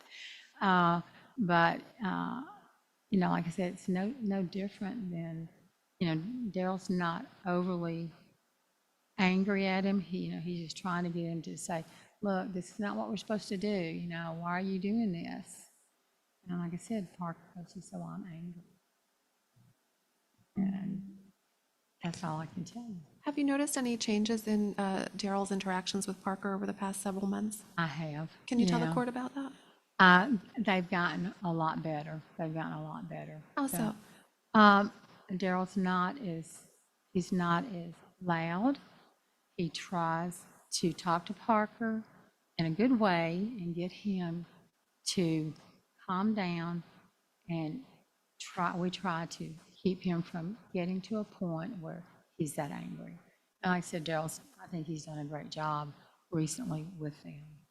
Do you ever have any issues with Parker or any of the other children unbuckling their seatbelts in the car, or? Occasionally they do. They do, okay. Yeah, I always tell them, buckle up, Buttercup. Does Darrell, in your opinion, is Darrell vigilant about that? About him using All of the children? all the children? Yes. And how does he wants to. handle it if they do unbuckle I theirs? tell them, get in the seat, and a lot of times Ella, if they unbuckle, Ella will say, buckle up, get back, put your seatbelt on. So if you're sitting up front, you can't see them take it off. And so Ella she'll say, well, they took their seatbelt off. So we tell them put their seatbelt back on. Do you think that Darrell would be able to handle all 5 children on his own without your help? I think so. Do you have any concerns? Not really. If he were to have all 5 children on his own, what do you think would be the biggest difficulties for him? Gosh, I hadn't thought of it. I hadn't thought of anything like that. So I don't really know. Okay. Because he hasn't had all 5 of them. But would you have concerns about him having the 5 of them I on their would own? not. Okay. What is the relationship like between the older children and the younger children? They miss the younger ones, and it's great. Addie, not Addie, but Layla loves Parker, Jackson, all of them, all of those 5 kids are good. Do you think the children would benefit from more time together? I think they would. Do you think they would benefit from more time with Darrell? I think they would. Can you tell the court why? Well, I think they miss their daddy. I know they miss their daddy. And what have you observed that makes you think they miss him? Well, because when they see him, it's hugs and kisses. And, I think they would benefit from him being a part of their lives, just like any father being a part of their children. Thank you, Ms. Russell. Those are all of my questions. Ms. Duke, do you have questions? Yes, Your Honor. So when he sees his children, it's all love. They don't tell him that they hate him, do they? No. Okay. And he's still yelling at the kids? Occasionally he will, Okay. especially like I said, Parker, when Parker gets loud and I said, Parker does have some anger issues. Are you aware that the babysitter that he's leaving the children with has lost custody of 2 children to 2 different people? I've heard parts. I don't know the whole story behind Okay, it. so what do you know about that? I just know that she's been in classes that some of them that Darrell's taken. Okay. But what do you know about her situation, about what I she's don't done? really know Okay. anything about it. Are you aware of her having to get stitches No. from punching glass? No.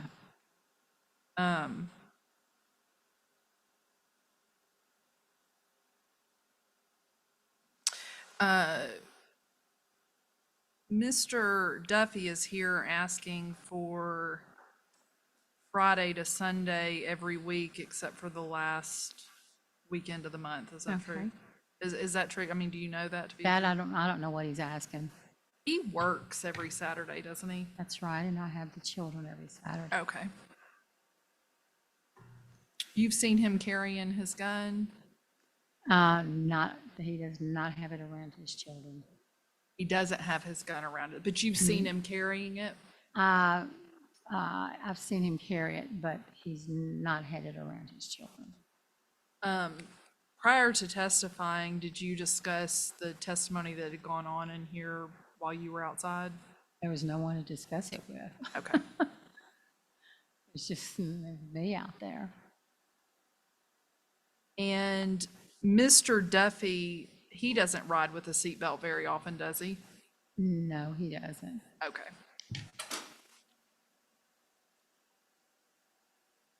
So is he pretty much telling the kids to do as I say, not as I do with the No, seatbelt? He tells them to put their seatbelt on.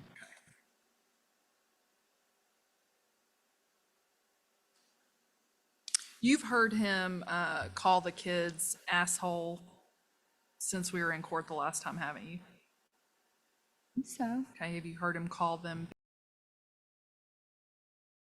no, because when the kids have been saying ugly words, we get on to them about saying those words. Okay.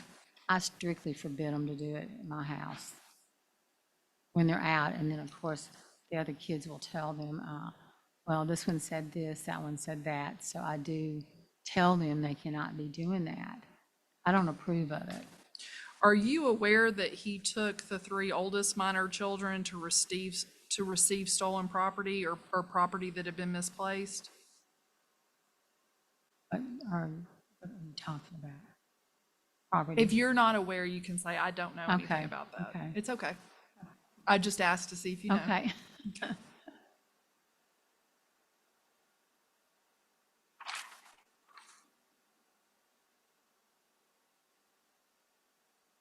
And you don't have any problem with Miss Duffy, do you?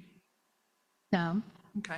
As a matter of fact, you've told her and his mom told her repeatedly that she was the best thing that ever happened to him. it was. Okay.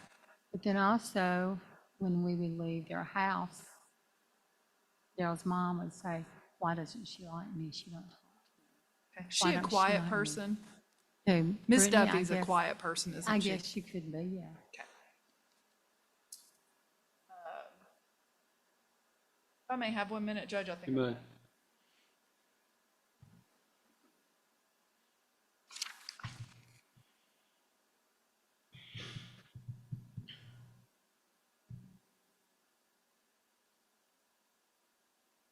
Judge, that's all.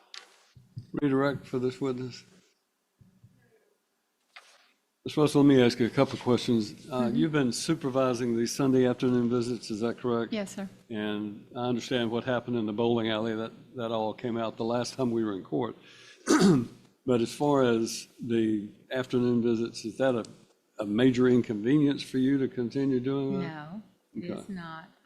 I work Monday through Fridays. What do you do? I'm a supervisor, but coordinator, operations coordinator for surgical services and materials Okay. at St. Thomas. All right. So it's not a problem for you to be there to supervise these No, children? it is not. And I get off work early enough. I go into work at like 4:30, 5 o'clock, and I'm home usually by 1:30 in the Now, afternoon. are you married? I'm not trying to pry into your I life. I'm just don't trying to see what your situation is. So, all right. And as the aunt of Mr. Duffy, you are willing to continue to do that if I Yes, were to sir, I say will. that's necessary? As long as, however long it's necessary. As long as what? As long as it's necessary. All right. All right, well, thank you. Anything else? Thank you. You may step down, Ms. Russell, and have a seat in the courtroom if you like, or you may leave.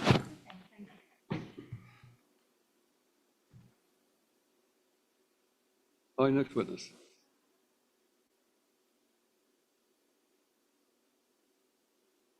All right, I'll reserve the right to let you call him as a rebuttal witness.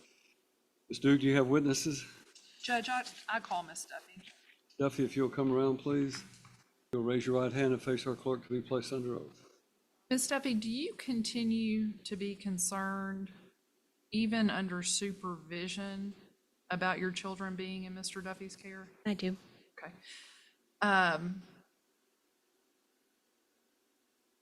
When you had the phone conversation with your, and I'm sorry, state your full name for the record.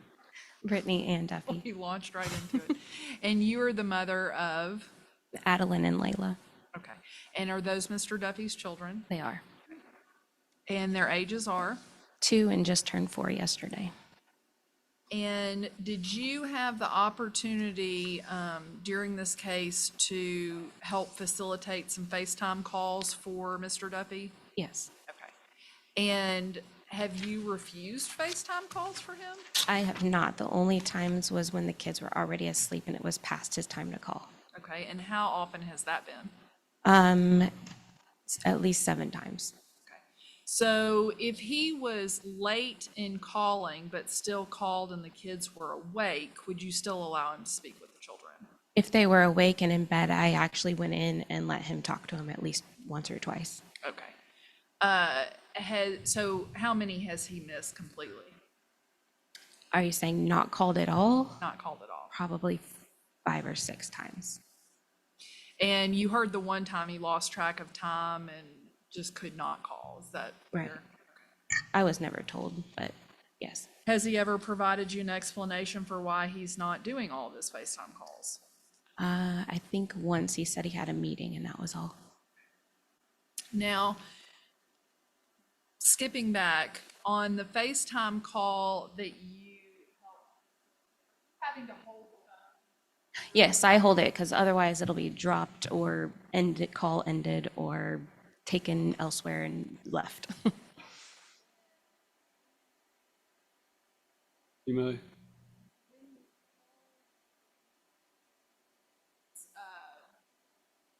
In this instance, were the children on their way back from Chattanooga?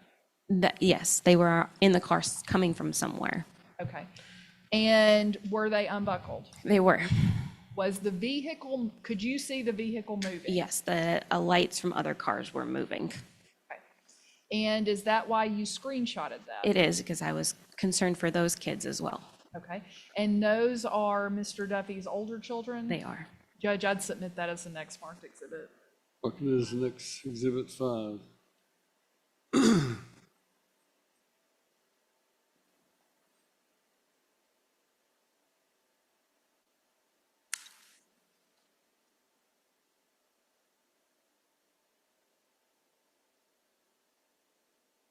Are you telling Mr. Duffy or the children to hate their father? Absolutely not. Okay.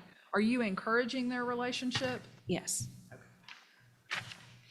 Is that the first time today that you've ever heard him say, or that you've ever heard anything about your kids saying, I hate you, Daddy?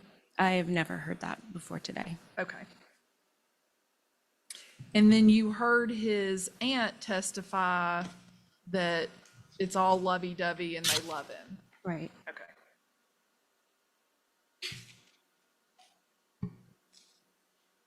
Are you concerned for the safety of your children, knowing that he's been through all these anger management classes and parenting classes, and he's still making poor decisions? Yes.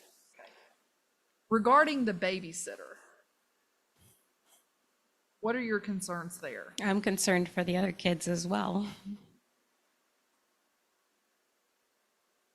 Were you even more concerned when he refused to provide this court with her last name? Yes, because I would do research as a mom to see who was watching my children.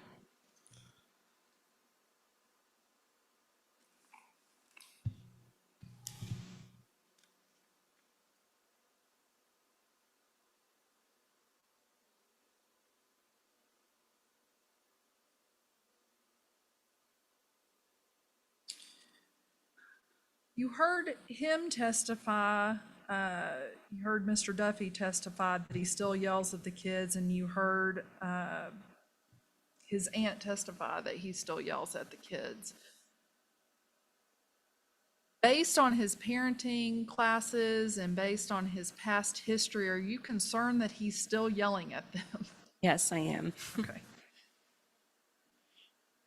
Is that based on his history and what you've observed when he does get angry? Yes.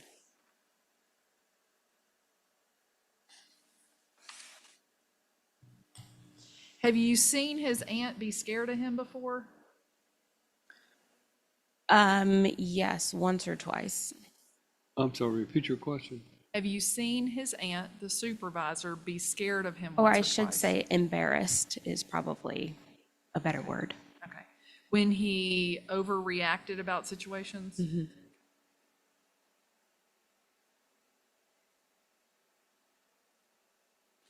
When you found out about him going to confront the people in Franklin, did that leave you concerned? I'm sorry, the question, Just a lack of foundation. We haven't heard any evidence about how or whether Ms. Duffy knows anything about this situation. Well, she knows about it from today. Well, we haven't had talking any to her, or you're evidence. talking to me? I'm sorry. You, If you're talking to me, repeat what you said. Judge, I asked if she, if another concern was that he took his other children to confront the person in Franklin about the phone. Well, that's an implication of him taking the children with him to retrieve this phone for his client.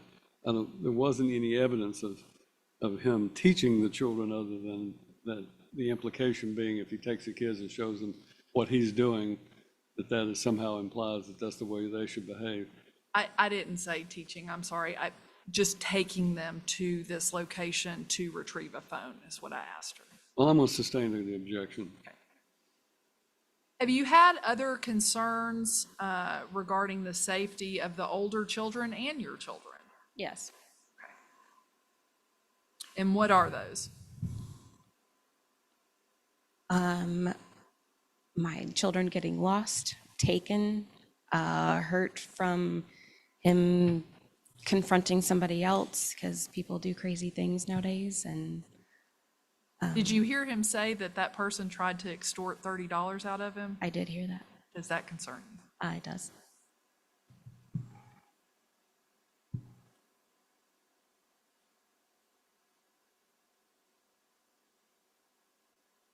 When you get your children back, are they clean and changed and orderly? There's been a couple times where they've come back and they've had diaper rashes that are pretty bad from not being changed during his parenting time. And the first couple of times, I know toddlers are toddlers and fall, but there was some excessive bruises on one of my daughter's legs as well.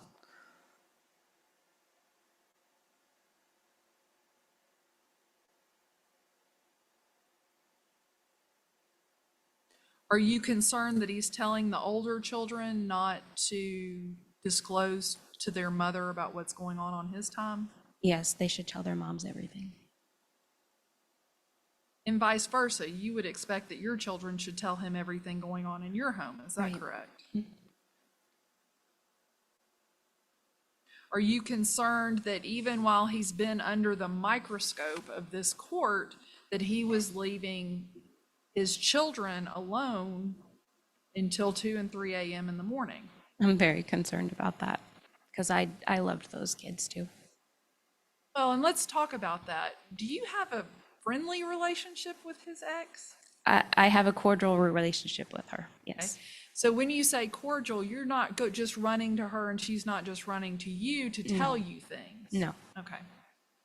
Do you make sure that your children see her children? I do. When we can, I try to. Okay. Did you have the occasion to be close to where that mother lives in the east side of I was Nashville? in Mount Juliet and I picked up Ella because she was home and took her out because she was really missing the girls. And so I wanted to make sure she saw them. Did you care for those children in your home? I did the whole time we were married and even before. Okay. And during that time, the mother of those children didn't take issue with your ability to care for them, did No. she? Okay. Is there anything else you'd like to tell the court? I don't believe so.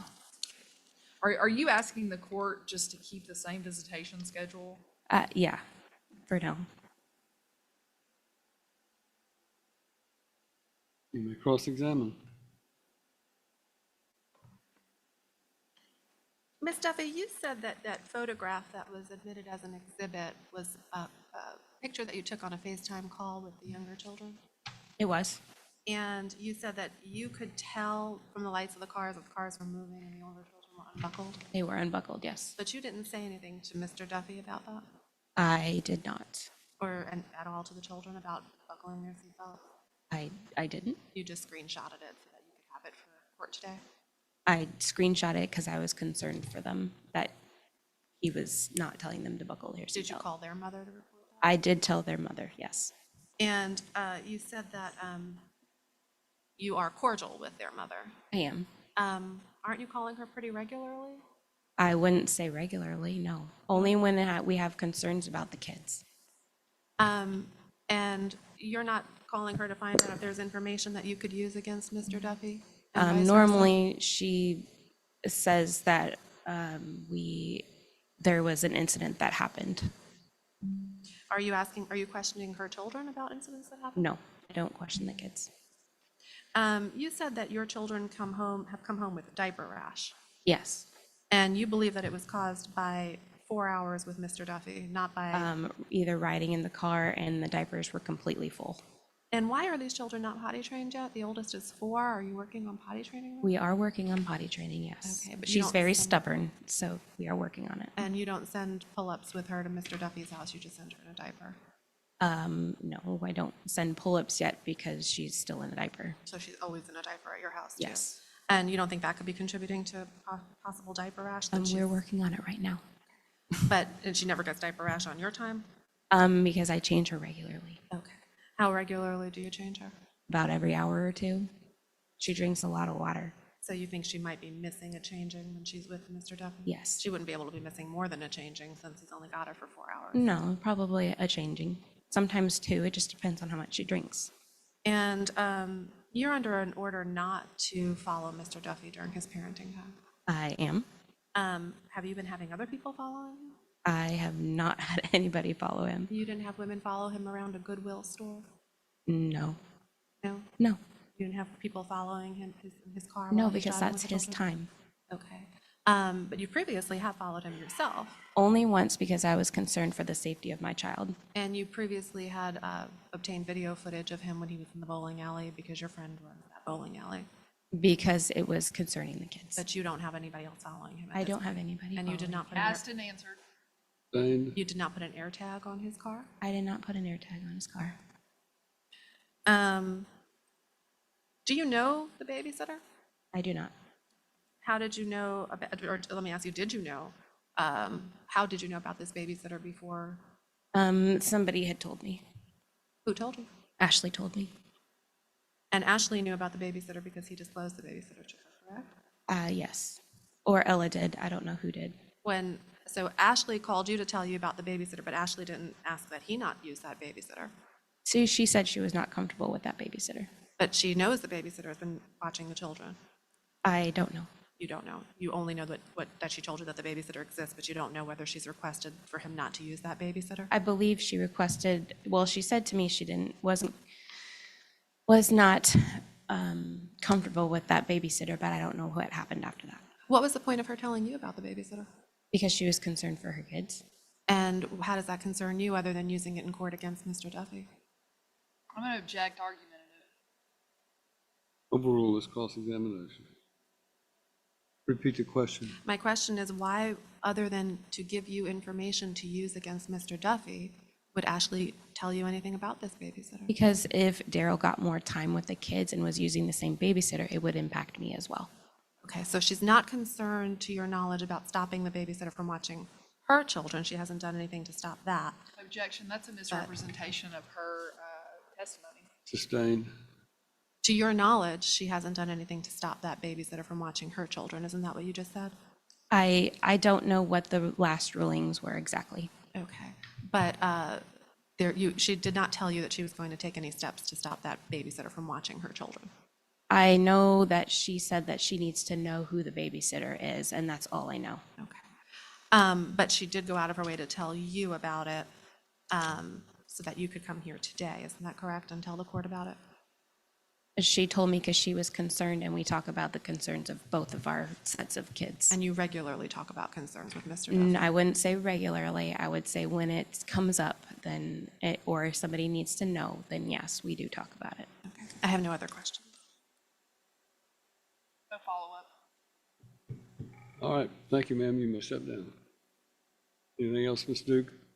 Nothing. Any rebuttal proof? Dr. Davis, if you want to come back, please. I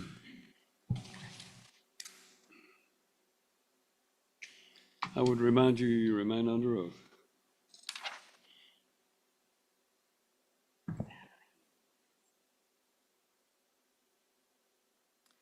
Dr. Davis, when you were last testifying, you were asked some hypothetical questions about whether certain incidents might impact your decisions. And you've now had an opportunity to hear the evidence all of the evidence that's before the court today. So I want to ask you, does anything that you have heard change your recommendations? The only thing I heard that would make me modify a recommendation is the issue of the choice of the babysitter. I think clearly Mr. Duffy has not just the right to know, but the responsibility to know who's watching his children. And I think that it would be appropriate to limit his use of babysitters unless he's going from an agency where they do background checks, or he's checked it out ahead with the mom and gotten her approval on the babysitter. Other than that, in terms of the the trip to pick up the gun, or pick up the phone, excuse me, I think he answered that adequately from my perspective. Again, should he be taking the kids out to do his work? I can just say, I know, my father took me to a machine shop and I ran machines, probably an OSHA violation now, but I learned how to work. I think kids seeing their parents work is not a bad thing. I think it's actually a helpful thing. Now, I don't know that that's true for 2 and 4-year-olds, but I think in the situation that he was in, for the older kids, that's fine. But the only thing I heard at all was this choice of babysitter issue, and I think the court could address that by limiting what he does with that, but nothing else about him babysitting. And your recommendation would be that he be limited to not using babysitters unless they had a background check? Yeah, from an agency that does a background check or checks it out with the mom first and they have an agreement. But nothing that you heard today would change your recommendation that it would be appropriate for him to have the full weekends unsupervised? That's correct. Did you find his answers to be credible I did. based on your expertise? Yes. I have no further questions. Stu?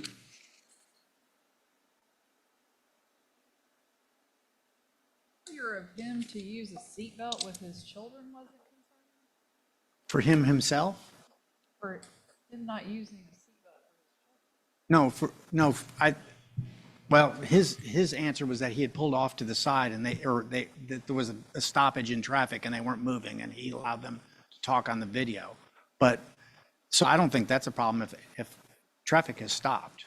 But I think the testimony both from his aunt and he is that they always require seatbelts.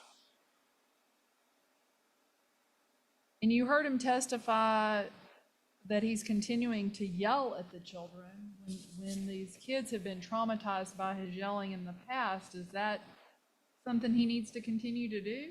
I think that sometimes parents yell. I mean, Okay. I don't know that we can, I don't know that it'd even be appropriate to restrict him from yelling at times. I didn't hear anything about any language that was abusive in what he did, both his testimony and his aunt's. And I think sometimes kids will be yelled at. His decision-making alone, hiring somebody that has been accused of trying to kill a child.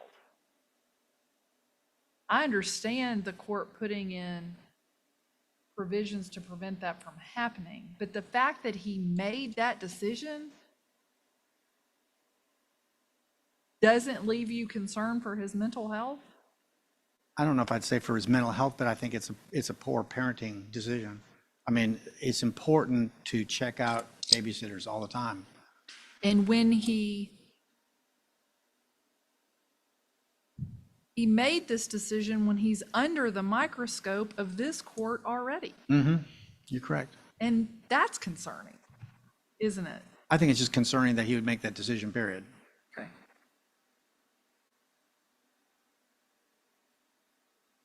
And you heard the testimony that he said those people were already on the way to pick up that phone, and that when he got there to pick up that phone, that they tried to extort him for $30. He was in a confrontation at that point, was he not? I don't know. That's like it was an ask and he denied it. I don't know if. I mean, No, he's the one that told us that they tried to extort $30. right. But I mean, that doesn't. You're saying you moving that up to a level of confrontation. That was the person asked for money. He denied giving him that. But that doesn't mean that it was a confrontational issue. Judge, that's all. You're right. Thank you, Dr. Davis. You may step down. You may call your next witness. Anything further? You wish to be heard in argument? I'll waive it. One of the obligations and jobs that I have and that sometimes keeps me awake at night is making decisions regarding the custody and the best interest of minor children. It is always difficult, if not impossible, to predict the future with children and how things are going to go in a parenting situation. We judge that by past behavior. We judge it by expert testimony sometimes. We judge it by things that have happened in the past and, observation of the demeanor and behavior of the people when they're here in the courtroom. That's all I have to go on. I don't know these children, these two younger children. I do know what it's like to have a 2-year-old and a 4-year-old. And I have grandchildren that are basically the same age or in that same age group. And I know they can be a handful sometimes. I also know that I grew up in a family of 5 children. I was the middle child, but it was chaotic at times. And there were certainly situations where my parents were having to try to make them, juggle things in order to handle that. But that was a 2-parent household. In this particular case, the court has previously put down an order, and the last time we were here in August, I think the original order was by agreement. The last time we were here in August was to review the decision or the visitation schedule in order to determine whether or not it should be expanded. And at that time, I found that Dr. Davis had made recommendations according to that report, and that Mr. Duffy hadn't completed all of those recommendations. He has now done that. So as a result, he's complied with what the court and Dr. Davis said that he needed to do. From one perspective, you can say, I understand Mrs. Duffy having concerns about Mr. Duffy, but you were married to him for 5 years. And during that 5 years, you were around him and his other older children, and you became very close to them. So you observed his parenting skills and his parenting methods at that point. I'm sure that led to your divorce, the behavior that he showed and everything. But you were married to him for 5 years, and you chose to have children with him. When you have children with another parent, it becomes a situation where that parent, both parents have rights that are supposed to be enforced by this court. Preeminent of all of my considerations is the best interest of the minor children. That is, as all of our courts say, is the pole star of any decision in a custody case is the best interest of the minor children. So I have to balance the fact that Mrs. Duffy was married to Mr. Duffy. She knew what he was like as a parent. She chose to have children with him. And as a result of that, obviously the situation may have changed over the years, and she may have realized her mistake or whatever happened that led him to this point. But clearly Mr. Duffy has some issues. My main concern at this point in time is that Mr. Duffy has demonstrated a regrettable lack of proper decision-making. His decision process escapes me. You are lucky not to be charged with reckless homicide or criminally negligent homicide. If your house had caught fire while those children were there alone, you could have been in the midst of an immeasurable and unimaginable tragedy. And that happens. Children are left alone at home like that. Bad things happen. And that is, in my opinion, the most concerning thing that I've heard today has been the fact that you would leave those. The second most concerning thing is that, as has been pointed out, you have been under this court's supervision regarding your children, and with that knowledge, you chose for your older children to employ a young lady who is 20 years old and has lost custody of her children, based on what I'm hearing, and has been having to go to parenting classes. And as a result of that, you put her in charge of your older children. And I'm assuming you would be using her as a babysitter for that. So there are never any easy decisions in this case, but one decision I can tell you that's easy in this matter is I'm going to appoint a guardian ad litem to act on behalf of these minor children. And I do that even knowing that it's going to create some additional issues, but there needs to be someone whose interest is solely for the best interest of the children other than this court. And I know that Mrs. Duffy feels like that's her only consideration, but obviously she has concerns and she has things that she doesn't like about Mr. Duffy. And so her testimony is always going to be somewhat filtered through how she feels about him, and how that, as Mr. Duffy says, she hasn't spoken 10 words to him or something like that. So there's really no communication. Mr. Duffy obviously feels like he's being mistreated, and I understand that theory, but I want to have someone else involved whose only consideration is the minor children. Mickey Furlong Smith is the choice that I would make if she's willing and able to take this case. She does a lot of these kinds of guardian ad litem cases in this court. And she has a history, a background of having retired from the Department of Children's Services. And as a result, I trust implicitly her in putting her in these situations. But by the same token, I'm being asked today to lift the supervision of children, not only lift the supervision of his time, and to increase his visitation and go with every other or 3 weekends a month. And I'm not willing to do that based on what I've heard. The reason I'm not willing to do it is because, number one, as I've said, the things that have happened by Mr. Duffy, and you can say all you want to about taking his children with him to go and retrieve this phone. There's something that smells bad about that situation. There is something that is, in my opinion, inappropriate about him voluntarily inserting himself into a dispute that's not of his own making. He says he did it for a client. Well, so be it.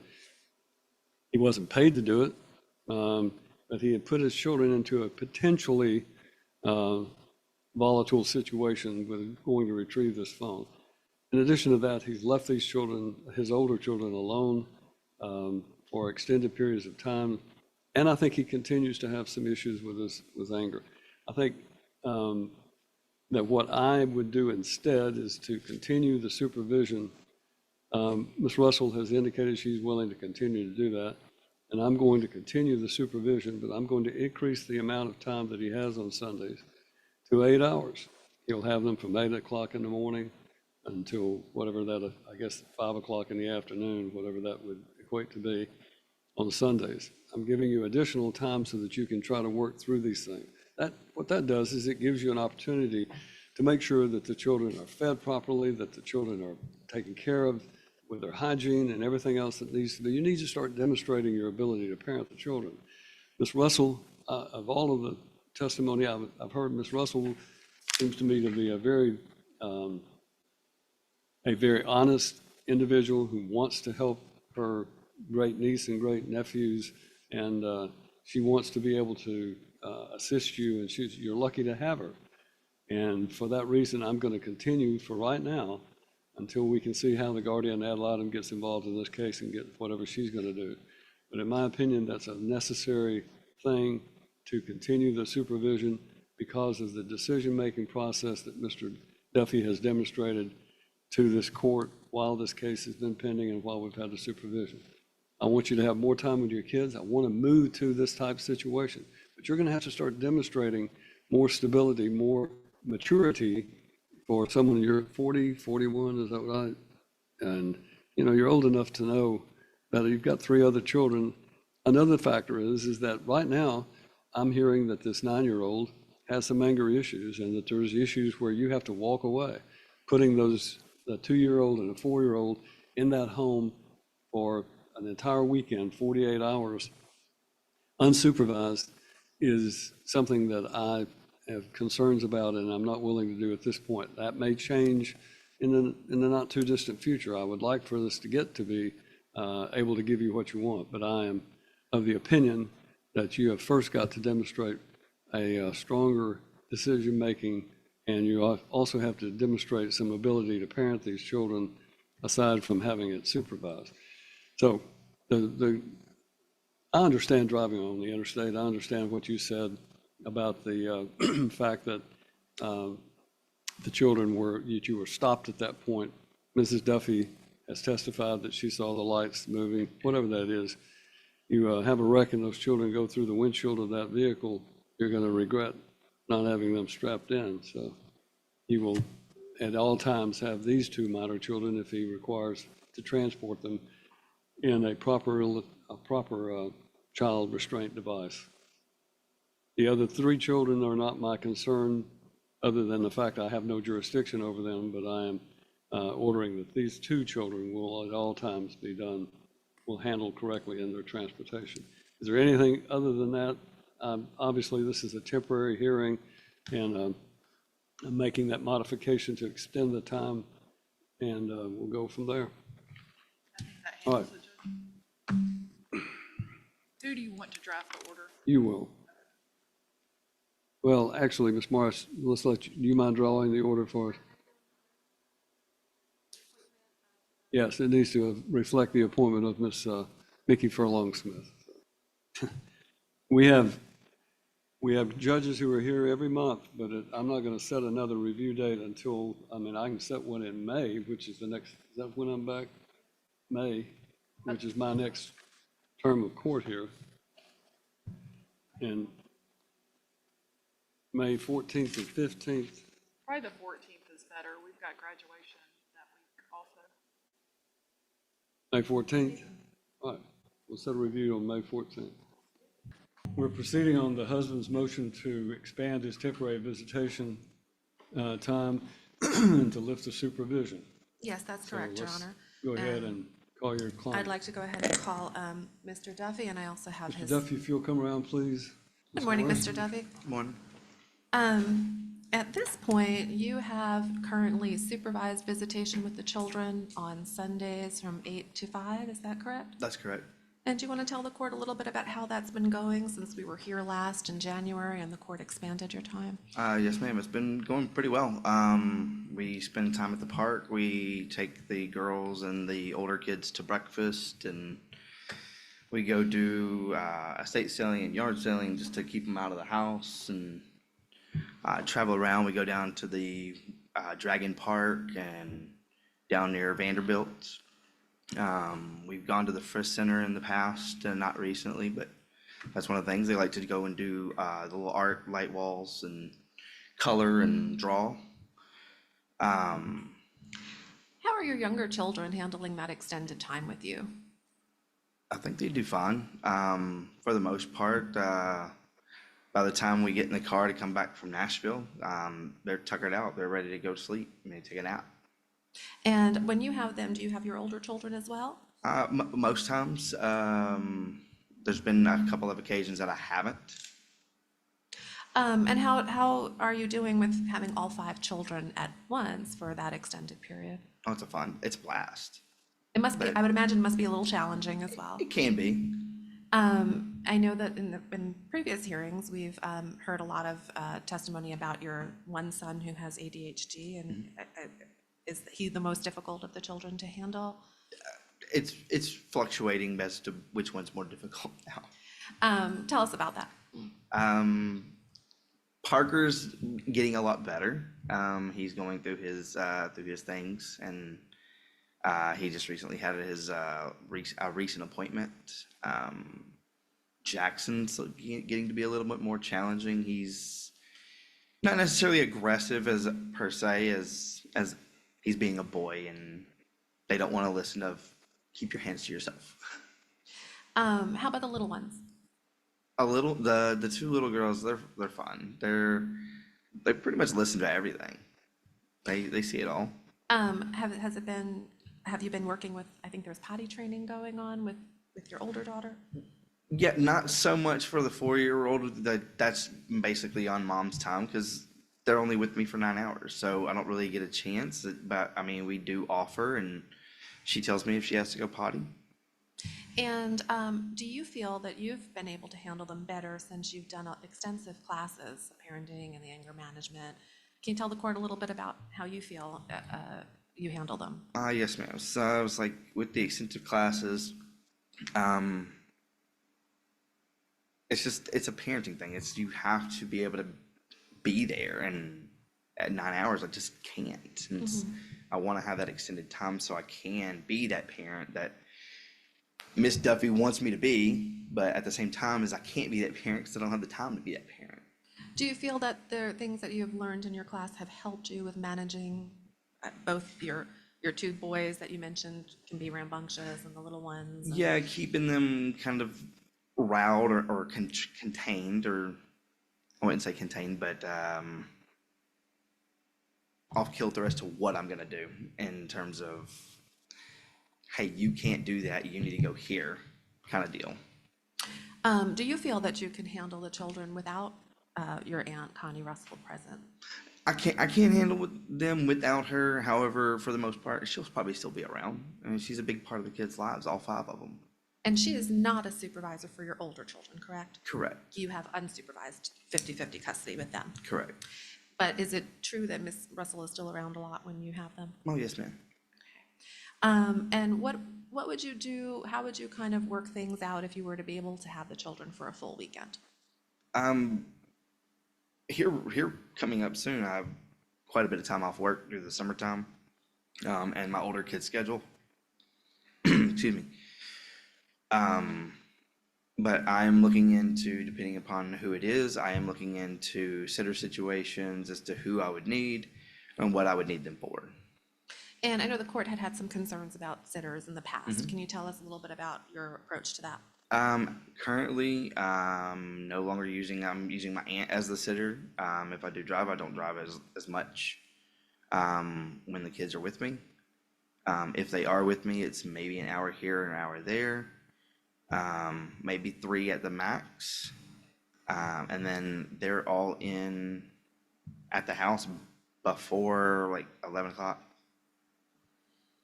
And who have you used as a sitter? And have you used anyone in addition to your aunt? I had one young lady come in, who was a friend of a friend. Her name, the friend's mom is Jessica. That was a friend of the children's mom? Okay. Correct. Yes. So it was a mom. Her name's Jessica. She actually ended up coming over, and I drove her daughter on a prom night, and then she actually came and watched the older kids, and she did it on a Friday night, wasn't able to do it on a Saturday night. And then since then it's been my aunt. Okay. And that was a young woman who about 17 or 18? That was the young lady that she ended up leaving that night early, and Jessica came over and replaced her after about an hour. Got it. And do you have any concerns about having, all 5 children for a weekend? No, ma'am. You heard opposing counsel say that there are some concerns about you not being able to stay awake the whole time. Is that something that you're worried about? Have there been issues with that? Not really. I mean, there's been an instance where I did nap during when I first got the girls, when I was having for 9 hours. I was driving a lot more, which I've cut back on. But at that same time, they both were in my lap and they were napping with me. Okay. And your aunt was there as well? Yes, ma'am. Is there anything else that you would like the court to know?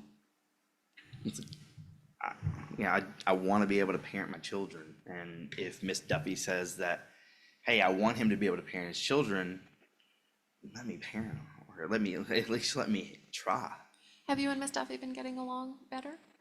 For the most part, I mean, there's been a few instances where while I've been at work and she's actually shown up to my job, she's allowed the girls to come in and see me in my office. Has that been something that's made you happy? It has. Do you feel good about your ability to co-parent with her going forward? Yeah. Do you realize that if you were to have a longer period of time with the children, you'd have to have a lot more interactions with Miss Duffy? And that is perfectly fine. And how have you been doing in your relationship with your older children's mother? It's actually the best it's been in 22 years. And does she feel good about where you are right now? I think so. And the children? How are they all doing? Oh, they love it. They're having a blast. One of them got hurt the other day, but not really something I could have controlled. Okay. And are the older children helpful for you with the little ones? The boys are more on the play side, Ella more on the helping side. Good. Thank you, Mr. Duffy.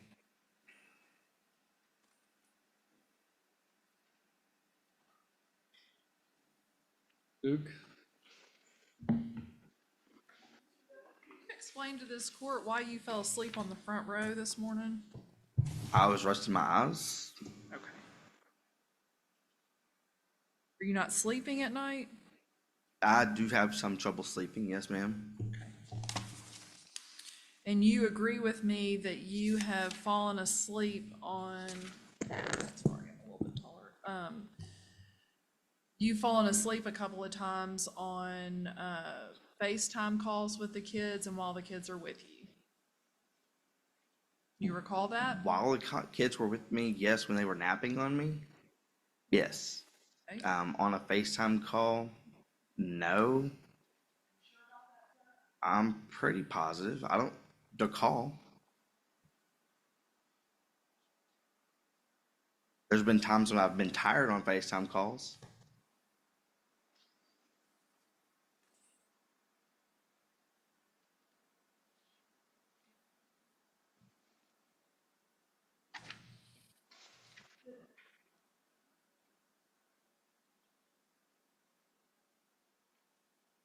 If Ms. Duffy reports that you've fallen asleep on 5 or 6 different occasions, would that be inaccurate? I couldn't tell you for sure, ma'am.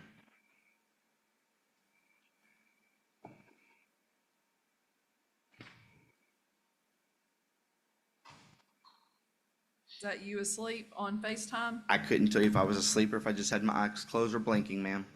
Okay, well, if you're on a FaceTime call with your children, why would you be closing your eyes and resting your eyes?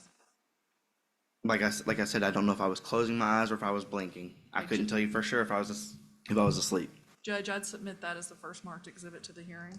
Mark it as Exhibit 1. Sir, your minor children are 4 years old and 3 years old, is that correct? Yes, ma'am. And the home that you're living in has got some waste in the back of it, is that correct?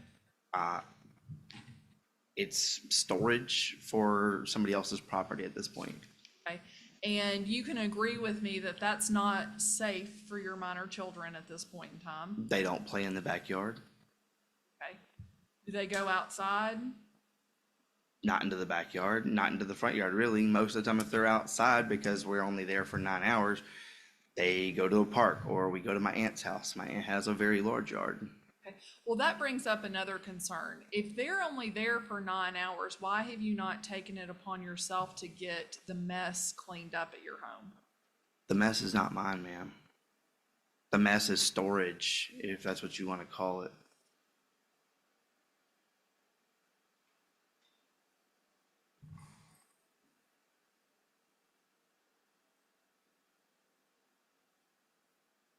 That accurately depict what the back of your home looks like currently? Yes, ma'am, this is storage of stuff that's not mine. Okay, Judge, I'd submit those as the next marked exhibit. Mark it as Exhibit 2. Tell me what you've done to remedy the brown recluse issue in your home. There hasn't been any brown recluse sightings since prior when we stayed there. Okay, and when you met with Ms. Smith, the guardian ad litem in this matter, you did not meet with her at your home, did you, sir? No, I did not. Okay, you met with her at Montgomery Bell. That's correct. Okay, so she hasn't seen the home where the children are living. No, she is not. Okay, or where the children would stay, per se. And you said just a minute ago that you have been driving the limo when the kids are in your care, but you agree with me, sir, that there is a court order out of Wilson County that prevents you from driving the limo when your big kids are with you. Yes and no. Okay, so you're violating a court order out of Wilson County currently because you're driving that limo when your big kids are with you. Maybe. Yes or no? I don't know exactly what that court order says. Their mother says that I'm okay to drive as long as there's childcare, and my aunt's been the childcare. Okay, so if the mother of those children has told this mother that she's not okay with that, that would be a lie? That would be conflicting stories because she's told me one thing and told her something else. Okay, but no doubt there's a court order that says you're not to be driving when your big kids are in your care and custody, correct? And I'm going to object. Do we have a copy of this order? I can ask him about the order. Overrule the objection. I think he can be asked about the order if he's aware. This is an issue that came up at a prior hearing as well, but I don't have a copy of the order. Okay, I've never received a copy of the order. and what sort of verification can you give this court that if you're violating a court order out of Wilson County, that you'll follow the court order that this judge puts down? Like, again, I don't have the court order, so I can't speak to that. I've never received a court order.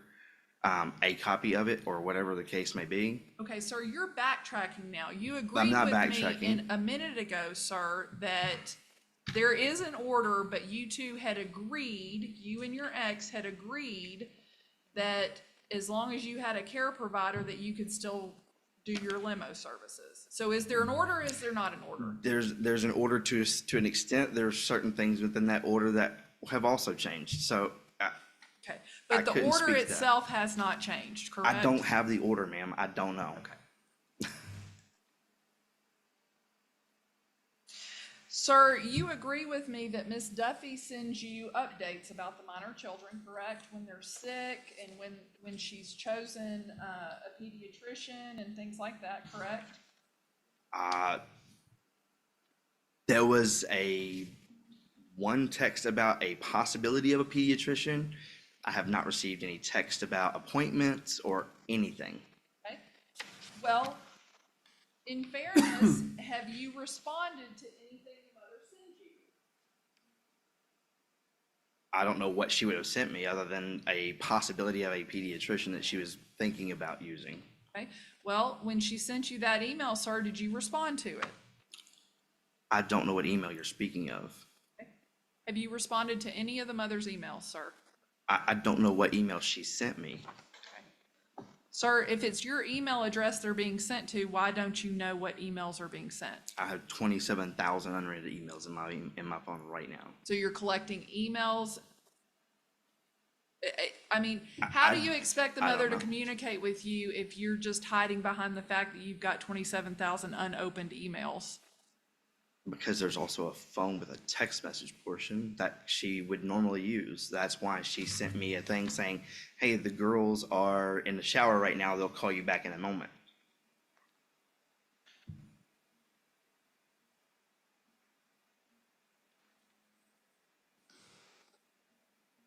Three different emails, sir. If you'll look at those and familiarize yourself with them, please. Has Ms. Morris seen the emails? Yes, Your Honor.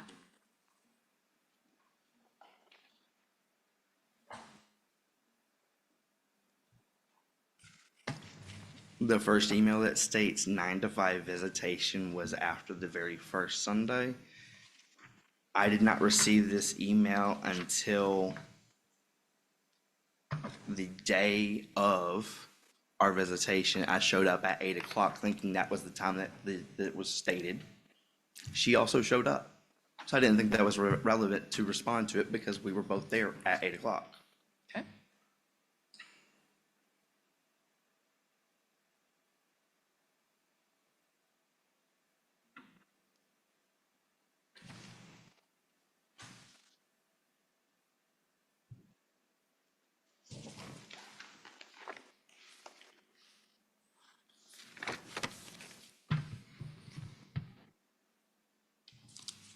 Okay, what are those two emails about, sir? One is about the girls having a little over 100 fever. Did that not concern you enough that you would have responded? I was picking them up that day. Okay. So Did why you- would I need to respond? It's literally, I got that if I'm not mistaken, I read that an hour before I was picking them up Okay, or on the way to pick them up. okay. And did you follow up with her after you dropped them back off to determine whether or not they were feeling better? Did I what? I'm sorry. Did you follow back up with her after the fact to make sure they were feeling better? After you dropped them back off? On Tuesday, when I had my video call, You're telling the court that you spoke to her about how the kids were doing that day. That's your testimony before this I court. could see how they were doing. They were feeling better So on you Tuesday. did not ask, you waited several days. I waited 2 And days, then yes, you ma'am, visually saw them. but they were doing okay. But when your children are running a temperature like that, does it not give you pause to follow up to find out how they're doing? It would, But but it didn't in this case, did it? can we address the third one? Okay, I'm asking you about the second one. Okay. Okay. You did not follow up about that, right? No. Okay. So let's talk about the third one there, about is it molluscum that they had? Do you even know what virus they had? The virus, no, and no, I do not. Okay, so So- why did you not find out what virus they had? I don't know what it was. I didn't know what it was called. I did look it up. Still don't know what it was called. But Is there a this reason? email is the one that pertains to the supposed diaper rash I gave them 2 and 4 hours. Okay. Did she tell you that the children had, diaper rash is not written in there anywhere, is it? I know it's not, but Okay. that's what I was And being told I gave them. in that email, she verifies with you that, hey, the kids have a virus. Did you ever follow up to see how they were doing? I see it every Sunday. Is this about you or is it about the children? Do you care about the children or do you care about you? If I didn't care about the children, I wouldn't be here right now. Judge, I'd submit those 3 as the next marked exhibit, please. Mark them as Exhibit 3.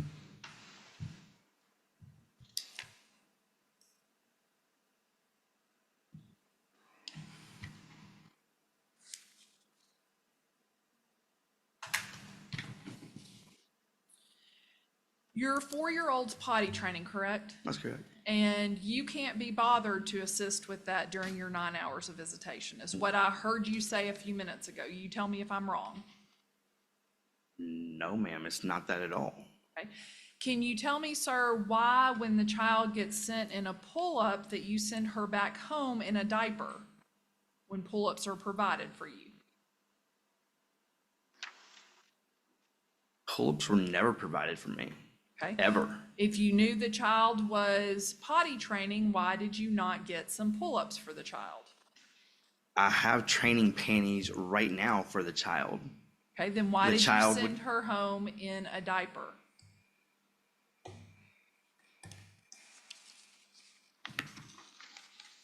When was that?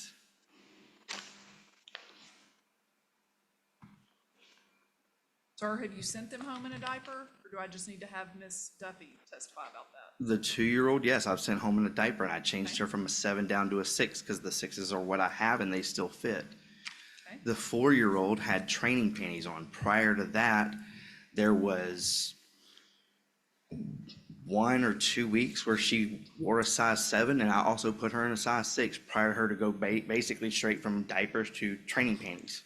Okay, but a minute ago, when you were talking to your lawyer under direct, you said, I only have 9 hours, so I'm really not working with her on that right now. Something to that effect. Correct me not if that- I'm wrong. I'm going to correct you because you're wrong. It's not that I'm not working with her, is because I only have 9 hours. I offer her the bathroom. She tells me when she needs to go. She says, Daddy, I need to go potty. Okay, let's go potty. So much, in fact, that I actually keep a child toilet seat in the car just in case we're out and about. What is your work schedule right now? 9 to 5:30, Monday through Thursday and Saturdays. Monday through Thursday, and then you've got Saturdays also. What times on Saturdays are you working? Same time. 9 to 5:30? Yes, ma'am. Okay. And your limo driving, tell me about that. Most of the time it's during the week, Monday through Thursday. Okay, and what time are you driving Monday through Thursday? It varies by time. Give me the example of the last 2 times you've driven Monday through Thursday. 10 to 2, 10 to 1. Well, I heard you, when you say 10 to 2, 10 to 1, is that 10 PM or 10 AM? 10 p.m. Okay. I heard you a few minutes ago say you did a prom, but prom doesn't start at 10. What time did you do that one at? That one was a few weeks ago, and I did a pickup at 5 and dropped off at 7.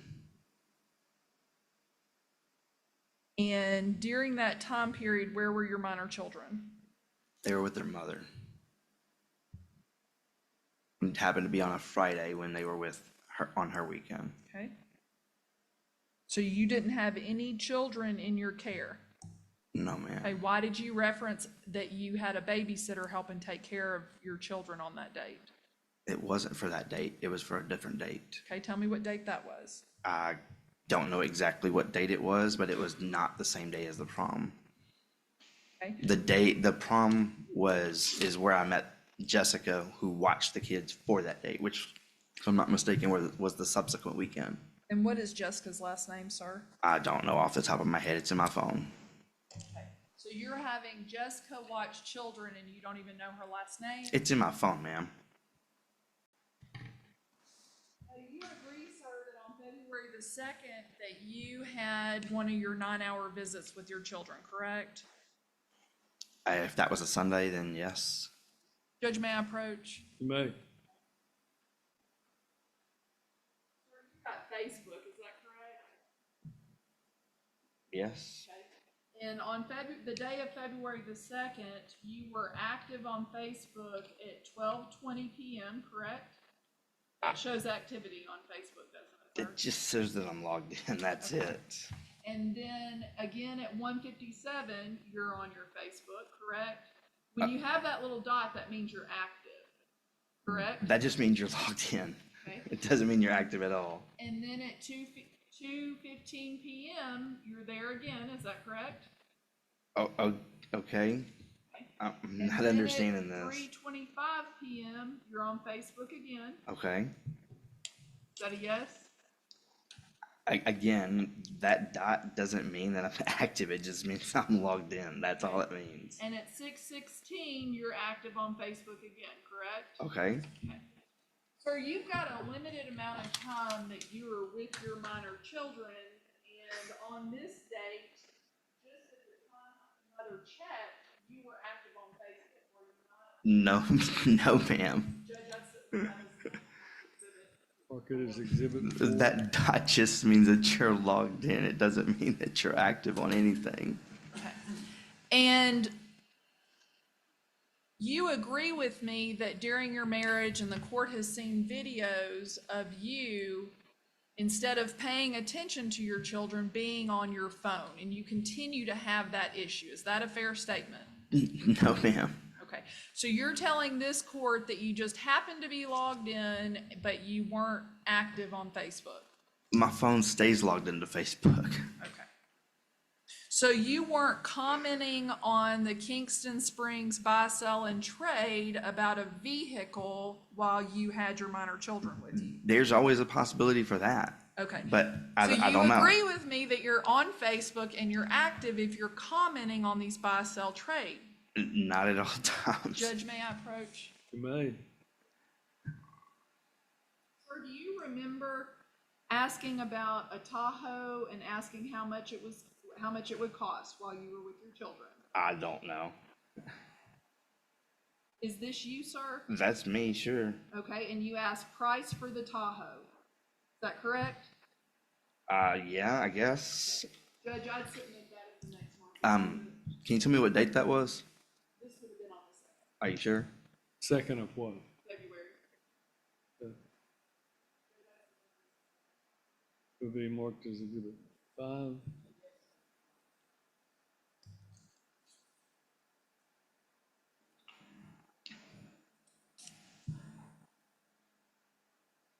Sir, when you met with Miss Smith, you blamed all the issues in this case on the mothers of your children, correct? That's not completely true. Okay, did you see my the financial report? hardships? Absolutely. Did you see the reports that Miss? I read the report. Okay, and she said that you had someone else to blame other than yourself on nearly every question she was And I'm going to discussing. object. I think that's a complete mischaracterization of the report. Sustained, the report will speak for itself, and Ms. Smith is here, so she'll be able to address that as well.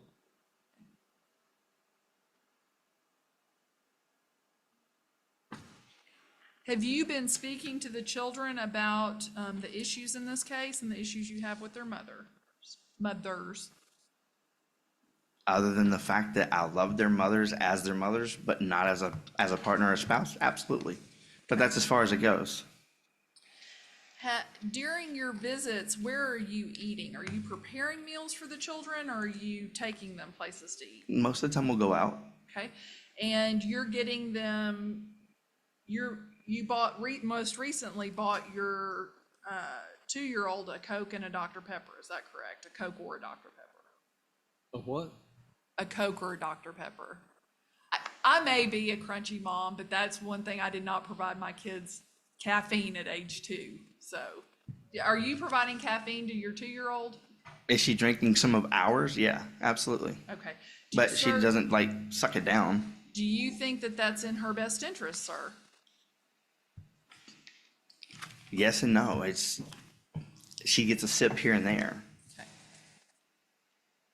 Judge, if I may have just one moment. You may.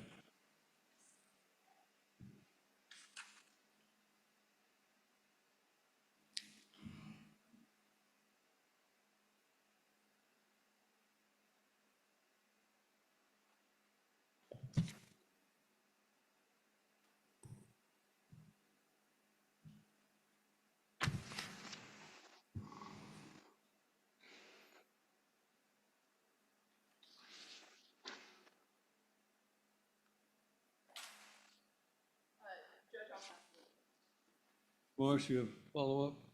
I think Ms. Verlon Smith has. Oh, I'm sorry. I always seem to forget you. You stay out there in the corner. I'm very and forgettable. You're out of my line of sight. I forget about you. Okay, so I talked with Ms. Flores Pugh, and she said you successfully completed anger management parenting. Yes, ma'am. And so what did you learn in anger management that you think has benefited you?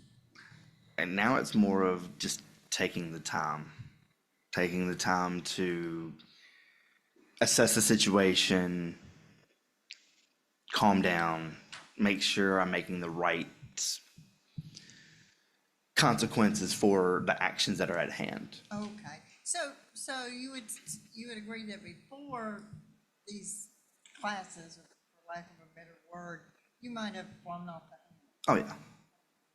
But you feel like the anger management, you realize that. Oh, yeah, definitely. And what about the parenting? How have you incorporated what you learned? Not, the boys are boys and they beat on each other. And I get that. When I'm in the front of the car and they're in the back of the car, it's kind of difficult. There's been times I've had to threaten to pull over, but I don't. And it's just like, come on, guys, put your hands in the air. Taking the time to relax now, especially with them, because they're the handful. It's just more of just taking the time to process everything instead of jumping straight into conclusions. And this is the first time I've learned that there's concern about your house. Now, tell me about your house. It's a 3-bedroom, 1-bath house, about 1,000 square feet. About 1,000 square feet.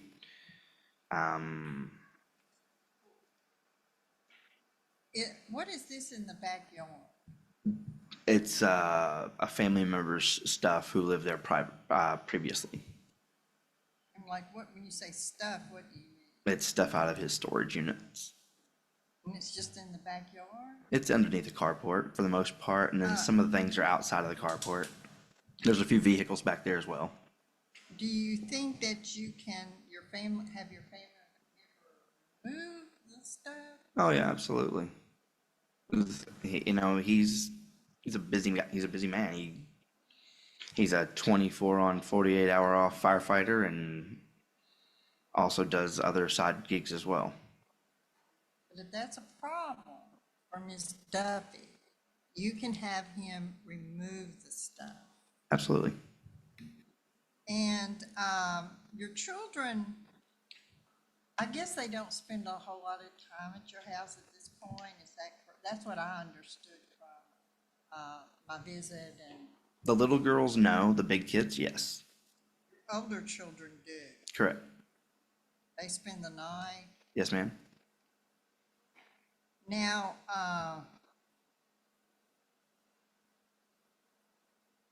Now, I did express a concern about the blaming or your wife and your ex-wife on your woes now. I did express a concern about that, and I do have a concern about that. If the judge orders you to not discuss your problems with your wife and ex-wife, you would agree to do that. Is that correct? That's correct.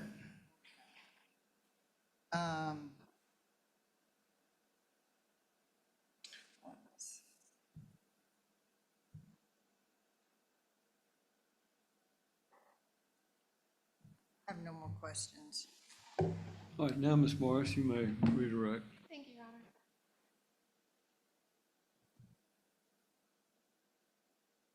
Mr. Duffy, when you were going to meet with Ms. Furlong Smith, did she request at any point to meet you at your home? No, ma'am.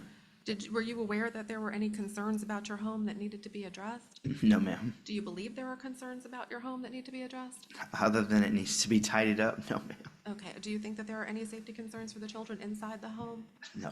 Would you allow the children outside to play outside without you? No. And I'm specifically referencing the two little ones. No. Would you allow the children to play outside in the front or backyard without you, even if the yard was cleaned up? No. Do you allow them to play outside without you at your aunt's home or at the park? No. Okay. So, do you think that there is any reason why the condition of your backyard would pose a problem during your parenting time? You heard that there were some concerns about you falling asleep. Tell the court about your work schedule again. I work a 9 to 5 Monday through Thursday and a Saturday. I'm off Friday and Sundays. Sundays I'm spending 9 hours with the girls, which I'm having to drive an hour to get there. I also drive a limousine. So like any Throughout the working week. parent, you're probably tired at times. Yeah. Would you allow yourself to fall asleep and leave the children unattended? No.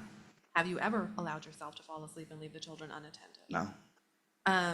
There were some emails from your wife that were shown to you. Did you purposely ignore those emails? No, I received them literally the day of a meeting. When your wife texts you, do you generally respond? For the most part, yeah. Do the two of you have any cordial conversation when you call for your FaceTime calls? I only speak with the girls directly. Okay. Would you like to speak with her? Absolutely, if she's willing. Okay.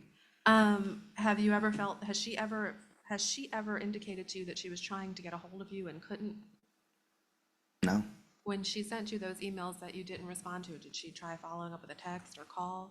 No. When you saw her at the exchanges or got on the FaceTime calls, did she ask you why you didn't respond to an email? She doesn't talk to me at Did you- those meetings. Did you think that there was an issue, that she was waiting for a response and was upset about it? No. Did you intend to upset her by not responding? Not at all. When your children had the fever, did you think that it was a serious illness? Not off the top of my head. Kids and adults get a fever here and there, and it can be a spot. It can be an hour, it can be 5 hours, and then it goes away. And you said that you learned about the fever on your way to go pick them up for your visit. Correct. So Ms. Duffy didn't indicate that it was a fever that would require them to not visit with you and stay home or anything like that. Correct. How were they that day? They seem fine. Did they seem like they were unusual? They were a little lethargic and sluggish, and not as active as they normally are, but so I mean that was actually the day that we went back to the house and we just napped together. We watched some shows. So you They ad- fell adapted. asleep on me. So you adapted your plans to accommodate them Yeah. and see how they were doing. When you dropped them back off, did you have any concerns about them medically that you thought that she couldn't handle? No, And do you trust Ms. Duffy? I do. And so if you thought that they were sick, did you trust that she would get them the proper care, medication, that sort of thing? Absolutely. And how did they appear to you on Tuesday when you talked to them? They seemed much better. Did Ms. Duffy ever say to you that they had some illness that she needed you to consult with her about? Never.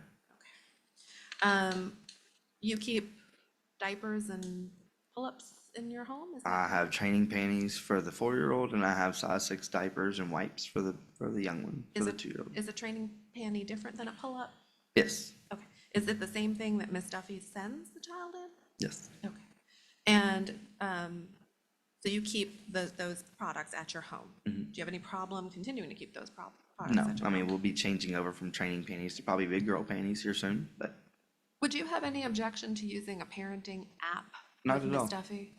And if the court ordered it, would you be okay with making sure that you checked in before and after visits about things like medications or pull-ups or size changes? Do you expect Ms. Duffy to supply you with things like diapers and pull-ups during your parenting time? nah, Mr. Duffy, you use Facebook, yeah, and I imagine you have a smartphone. yes. When you open your phone, what does Facebook automatically log in? It stays logged in. It's more than likely it's still in a tucked window that's hidden Are you on your phone when you have the children? rarely. I'm sure you check your phone when you have Yeah. the children. Do you think it's interfering in any way with your parenting time? No. What kind of things do you feed the children during your parenting time? Their biggest thing is chocolate chip pancakes and bacon, especially for the little girls. But the big kids eat it too, so. Do your little ones drink out of regular cups? Do they drink out of sippy cups? Sippy cups and straw cups and What do you usually fill those sippy cups and straw cups with? water. Or if mom drops them off, milk is for the 2-year-old. Okay. Do you allow them to drink an entire cup or bottle of Coke or No, or any soda? no, just a sip here and there. So is that just a little treat? Yeah, Do you think that you are conscientious about what you feed your children and the activities you do with them? I think so. I mean, the picture of the cup was an icy cup, and she's not gonna give a child brain freeze. Here, have a sip. Thank you, Mr. Duff. Stu, do you have any recross? Where do you currently, when you have visitation with the children, where do you exercise that? I pick up in Dixon at the police station, and typically I will either go eat breakfast or we'll go to a park either nearby or in Nashville. We'll drive on Where down do into you Nashville. live currently? In Nashville. Okay. And do you take them to your house? Occasionally, yes, but we try to do things where they're active and I can be with them and see them flourish, not just sitting at home. And where are you wanting to be able to take the children for unsupervised visitation? Now, I want to be able to take them to the house and let them stay and, take them to just different places. Right now we go to the Frist Well, and then why would you not try to clean up that mess in the backyard if you're going to have young children there? If you knew, if that's what you're asking me to do, why haven't you already done it? they don't typically play in the backyard anyway. A lot of the times we play at the park or we go to my aunt's house because she has an even bigger yard than what I have. That's more grass. Almost all of that's concrete and asphalt. Those At things are your not house mine is- and I can't have that cleaned up. But where you're living, is it a house It's a house. and it has a yard? Yes, ma'am. Yes, sir. And your children are, I mean, the summer is coming upon us. It's going to be 80-something degrees today. Don't you understand children will want to play outside, ride their bikes or do whatever? Yes, sir. And you understand why it concerns me that there's that kind of mess in the backyard with the can house be that you cleaned. want. And you assume, I want you to have unsupervised visitation. I want you to move towards a regular type of visitation with the children, which is what you want, I know. But it requires you to also do what needs to be done to try to reassure me, because while I want you to have the visitation, my interest is only about protecting the children. Correct. I have to balance the children's best interest and their safety and the mother's concerns about the safety, and which are legitimate, I think, based on what we've seen in the past in this case. I have to balance that with the desire to move you towards a more regular type of visitation. And when things happen like this picture of you falling asleep during visitation or during a FaceTime call, and I know you say you were resting your eyes, but that clearly looks to me like you were asleep. Or when I hear that you were on Facebook while you had the children there and you don't remember when it was, I mean, that just sounds like it's being evasive. I want you to desire to have unsupervised visitation so much that you will be proactive in trying to do it. Now, I will congratulate you on doing the things. And this lady over here, Ms. Smith, I've known her longer than either one of us really want to say, but she is is probably one of the finest guardian ad litems that you will ever find in the state of Tennessee. With her background with the Department of Children's Services and, her experience as an attorney, I'm of the opinion that I place great weight in what she says. And she tells me that you've made great progress. And I congratulate you for that. I want you to continue to make progress. But then there are blips that come up, and things like that. I'm aware of the fact that there was this order out of Wilson County. We had, that came up in a prior hearing, and that there was a restriction against you driving while you had the minor children in that situation. And I remember the instance where you went, with a gun to a home in Williamson County when you had your older children with you to help a client retrieve his phone. You remember that instance? And that, No, sir. If I can correct you, if that's Sure, correct, I mean, because I never had my gun with me because I don't have my guns. then Miss I Duffy has my apologize. guns. I agree, but you took the children with you to try to retrieve this guy's phone at a person's house. So under the circumstances, it just seems to me that there are still some issues that I have to be concerned about. I don't want to be concerned about them, but I, for the safety of the children, have to be. So I just want you to understand my thinking is I want you to have these unsupervised visits, and I want to expand it to a normal visitation, but there are still some things that bother me about this. So, all right, you can step down. Thank you. Thank you, sir.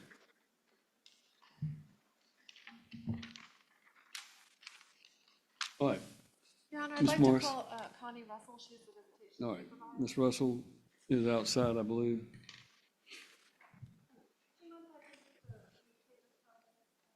Yeah, let's go ahead and take our mid-morning recess.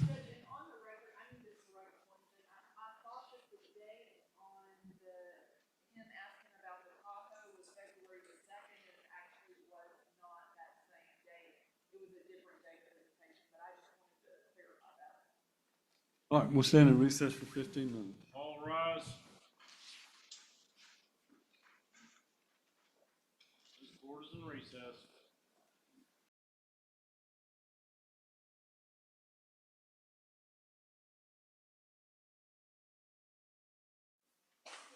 All right, Ms. Morris, you ready for your next witness? Ms. Russell, can you please remind the court your full name and your relationship to the parties? My name's Connie Russell, and I'm Darrell Duffy's aunt. And you are serving as supervisor in this case? Yes, ma'am.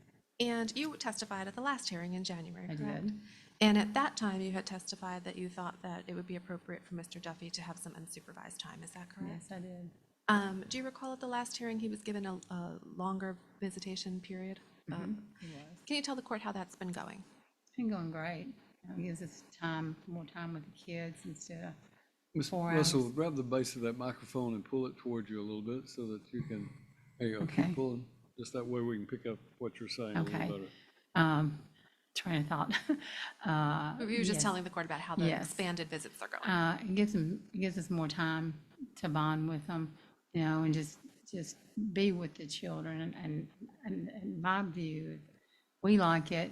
They seem to love being with us as well. So I think it's going very well. And has Mr. Duffy been exercising his visits every Sunday? Yes, ma'am. And you were present every Sunday? Yes, ma'am. Has Mr. Duffy ever violated the supervision order? No, ma'am. Are you within earshot of the children Yes, at all ma'am. times? Okay. And how are the children doing with the expanded visits? They're doing fine. We go to the park, we take them eat lunch or breakfast. They would go to the house, they play with the other 3 children. So yes, I think we're doing really well with them. Do you think that Darrell does a good job handling the little ones? Yes, ma'am. Do you think that he does a good job handling all 5 children together? I do. Have you seen a change in Darrell over the course of this proceeding since he's finished his courses? I've seen a tremendous change in him. Can you tell the court about that a little bit? He seems like he's more calmer than he used to be.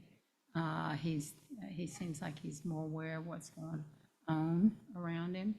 And it's just overall, he's just starting to be overall just a lot more calmer and taking care of things. It's been a big difference. Do you notice an impact on the children and his relationship with them? I do, yes.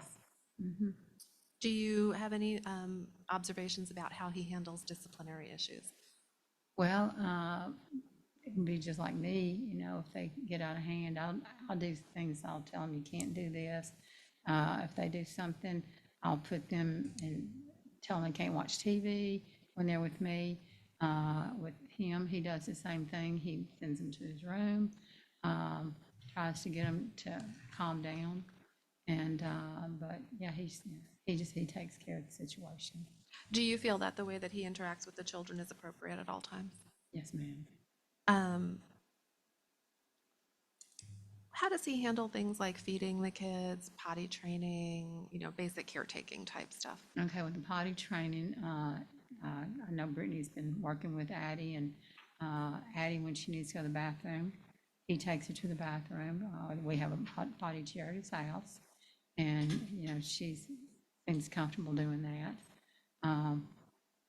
We feed them, like I said, there's times when we leave here and go back to Nashville, I fix breakfast for them.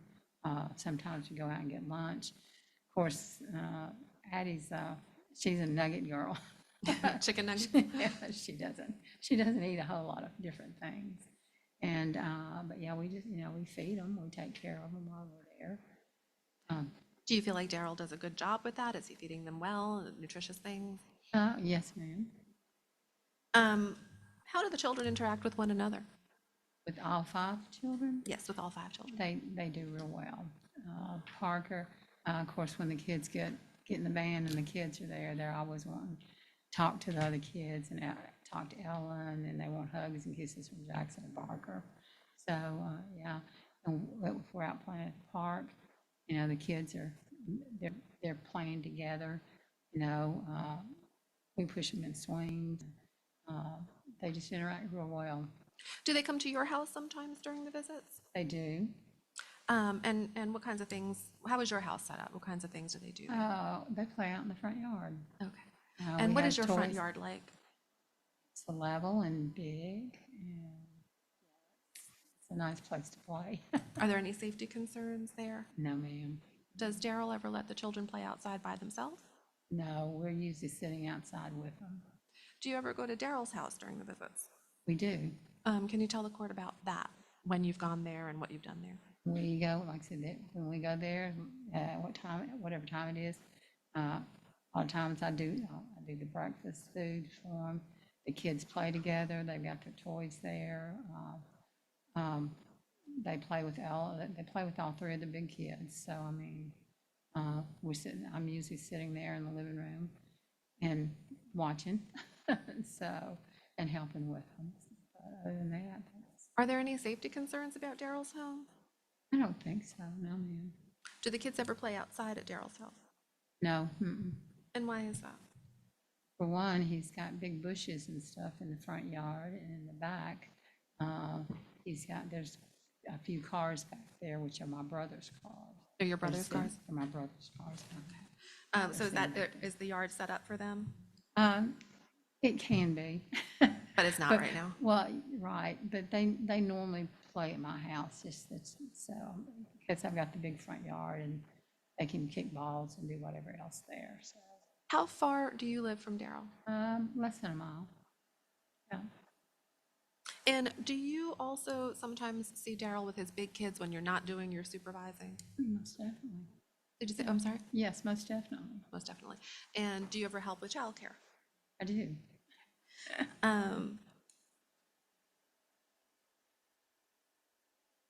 Are there any concerns about, from your perspective, about Darrell during his parenting time with the older kids when you're not there? No, because there's lots of times I'm not with him when he's with his older kids, and, you know, they go do different things, so I don't think there's any problem with that. Do you have any concerns about if the court were to allow Darrell to have unsupervised visits and you to no longer be there? Do you have any concerns about how he would handle all 5 children? No, I don't think so. Do you think that the children could benefit from unsupervised time with him? I think they could, instead of me hanging around all the time. Do you But think I like doing that, yeah, would you, if you were not a supervisor, would you still be available if Darrell needed you? anytime at all. And would you still have your home open for him to come if Yes. they needed to come there to play or whatever Yes, they needed to do? ma'am. It's open 24/7. Do you have any concerns about how the little ones would do if they were to be with Darrell overnight or for a full weekend? I think they would do okay. You know, this is his first rodeo with raising little ones. You know, changing the diapers, feeding them, things like that. So yeah, I think he would be okay with it. Have you ever observed, well, during Darrell's parenting time, have you ever observed him falling asleep? He does occasionally. Hmm. Can you tell the court about that? I'm sorry, but we're gonna need you to move up a little bit closer to that microphone so that Okay. Ms. Duke can be sure to hear you. Scoot your chair up there. I'll if you repeat want the to. last question. I asked you if you had ever observed Darrell falling asleep during his parenting. Yeah, when we've been at home, And can you tell the court about that? he just dozes off. And if he does, I wake him up. Have you ever felt that he was falling asleep at a time that it would be inappropriate for him to fall asleep? Not really. Do you 'Cause think, I mean, like I said, I'm always with him. do you think that if he were on his own with the kids, that he would have a hard time staying awake? Dane, Do you think that, have you observed that he has had, while you've been with them, have you observed that he has a hard time staying awake? Not a hard time staying awake, no. Have you observed him using his phone while he's parenting? On his phone? Yes, ma'am. Can you tell the court about that? Just normal phone usage. I don't know what to tell you as to how often, how frequent, what are you asking? Well, just that, just your observation Yeah. of how often, how frequent, is it interfering with his parenting time at all in any way? I don't believe it is, Is there anything else that you would like the court to know? Not that I know of. Okay, thank you. Thank you. Ms. Duke, you may cross-examine. Ms. Russell, we met previously, Yes. and, you know, just to start with, I appreciate you helping out with this case. Now, when you've observed Mr. Duffy falling asleep during his visits, that actually happens at all the visits, doesn't it? Not all of At it. least once. No. Okay. Like I said, I'm usually there and I'll wake him up, say hey. And, And you doze off too at times, don't you? no, Okay, you don't take any naps? I do not take any naps. Okay. And you've helped to watch the older kids, or has he hired a babysitter when he's limo driving when the kids are there? I'm there. Okay. I'm with the kids. Okay. And he has done a little bit of has he done a little bit of limo driving when the younger children are there also? No, Okay, just the older children. right. Do you understand that there is an order out of Wilson County that prevents him from driving the limo while he's got his older children? I did not. You saw him this morning in court, and I saw you nudge him when he was asleep over here. You saw him fall asleep in the courtroom also. Today? Yes, ma'am. I just got in here. No, when we were sitting here having the docket called early this morning, you saw him fall. I've been out in the hallway the whole time. Okay. Well, I'll call your paralegal. I'm just joking. She's probably right, Judge. I apologize. Now, when you and Mr. Duffy stop at the store and you run in to grab things, tell me how that goes. I run in the store to use the bathroom usually, Okay. because we're on the road so often, Okay. coming from here to Nashville. I go in, do my business, and I'm right out. Okay. And during that time period, the minor children are alone with Mr. Duffy. Is that correct? Usually the other three big children are with him as well. And you have witnessed Mr. Duffy get angry at family meals and yell at the minor children. When they misbehave, he'll raise his voice. It's not really yelling. Okay. He raises his voice to tell him to sit down. So if the minor children report to the mother that he's yelling loud enough that it scares them and it creates a little bit of a ruckus in the restaurant, is that accurate? I don't think that has happened in the restaurants. I don't recall an incident of that happening in a restaurant. Do you call an incident of it happening somewhere else? Not that I know of, other than, like I said, just in the car, if we're in the car and they're misbehaving, the boys in the back are hitting each other, he'll raise his voice and tell them to stop doing that.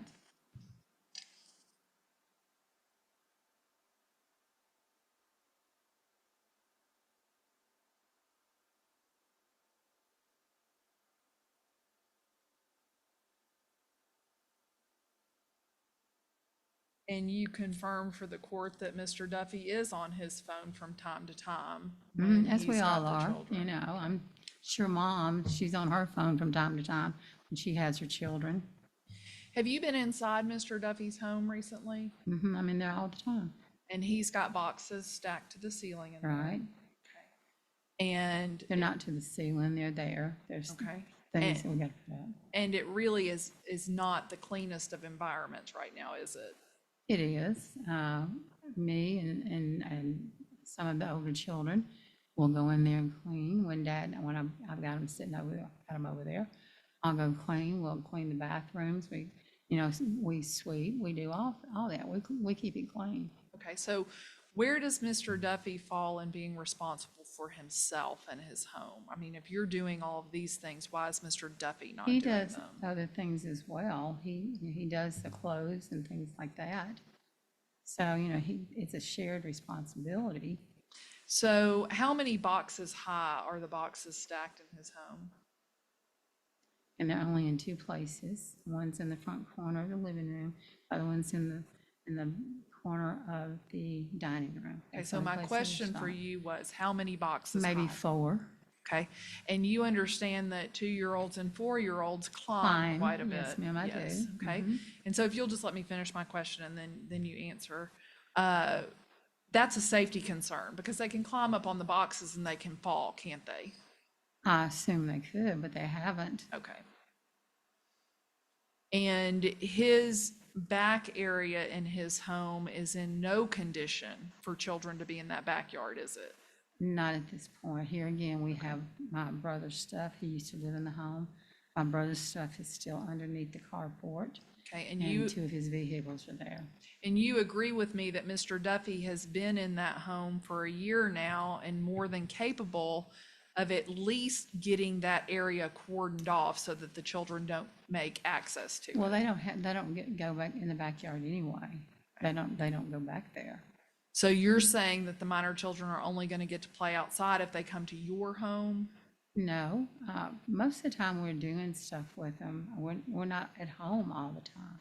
But if Mr. Duffy is to fall asleep during one of the visits and the children slip out of the house, what are we doing to ensure that they don't hurt themselves back there? We haven't done anything. Okay.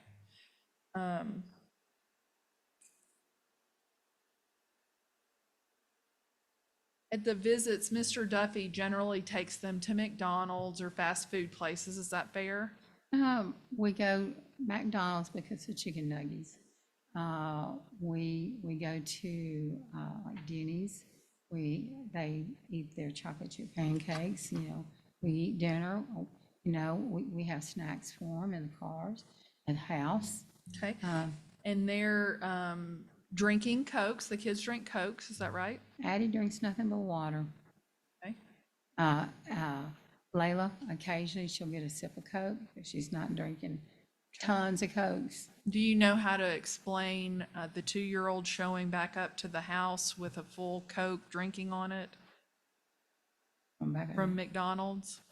It's probably one of the kids drinks. I'm not sure.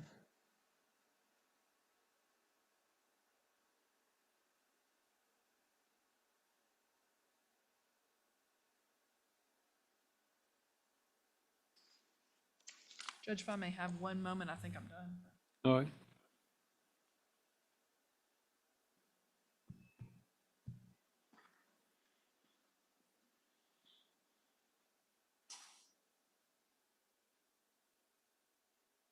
Beth, you have any questions? I remembered you and you don't have any questions. Ms. Marsh, do you have any redirect? Thank you, ma'am. You may step down. You can have a seat in the courtroom if you'd like. Thank you.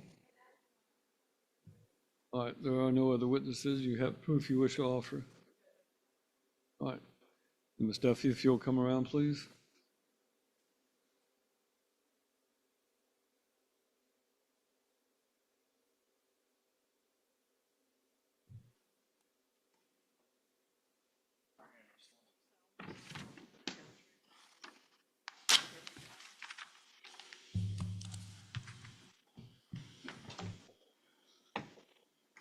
Start out. Do you want your children to have a father? Yes. Okay. Tell me, tell the court what you want to see in order to make sure that they have a good relationship and it's safe. A stable environment, a place in their house that I'm not concerned for their safety, a concern that they're not going to be emotionally damaged from spending time there. I can't think of anything else. Okay. Ms. Russell did not seem to be too terribly concerned about the boxes. Are you concerned about the boxes in inside of Mr. Duffy's home? I am, because I have a daredevil of a 2-year-old. Okay. And does she try to climb at your house? She does, and I have to keep my eyes on her. And are you concerned about the stuff that is outside of Mr. Duffy's home? I am, because kids are curious, and I'm afraid that something will hurt them. Okay. And are you concerned that he's had a year to take care of these things and he's not done them? I am. This morning when we were sitting here, what was your observation of Mr. Duffy? That's a full question. I'm sorry. Did you notice that he was falling asleep this morning in court? I did. Okay. Are you concerned that maybe he needs a sleep study or something that? Turn your microphone on that table on so I can. There's really no basis for Ms. Duffy to have an opinion as to whether my client needs a sleep study. Overruled. She's asked her whether does she have concerns about your client falling asleep in the courtroom and whether or not he needs a sleep study. That's not something that would require expert testimony. Are you concerned that he needs a sleep study and needs to take care of himself? I am. Okay. And based on him falling asleep in a public place, are you concerned that if he were to get unsupervised visitation, that he would fall asleep with your children? Yes. And when you two were together, you did not leave your children unsupervised with him, did you? I did not. And if I had to go anywhere, they were all with me. Okay. Was it because of his sleeping habits? One and lots of other issues. And when you've been on FaceTime with Mr. Duffy, and I say you, it's your children on FaceTime, is that correct? Yes. Okay. Have you witnessed him falling asleep on multiple occasions? Yes, I have. Okay. You put dates on that picture. Were those the dates that you've witnessed him fall asleep? Yes, because I have multiple pictures, but I didn't think I needed more than one. Okay. And are you concerned that Mr. Duffy won't even acknowledge that he's falling asleep regularly? That Yes. he kind of evaded that question? Okay.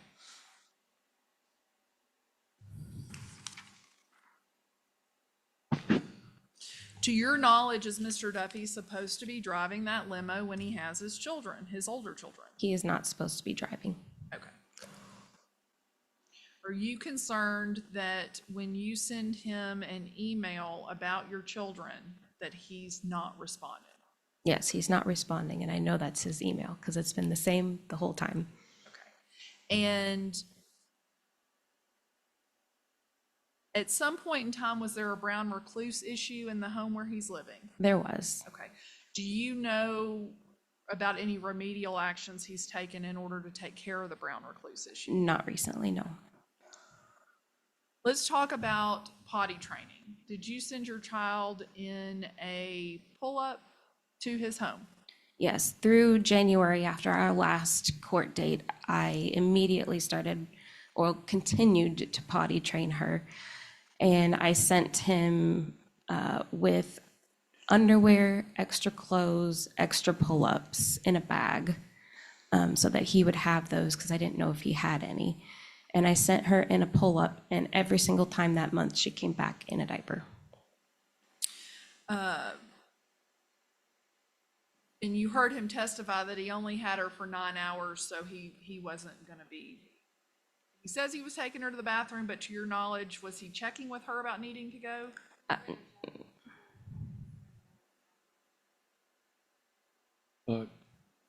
Sustain the objection.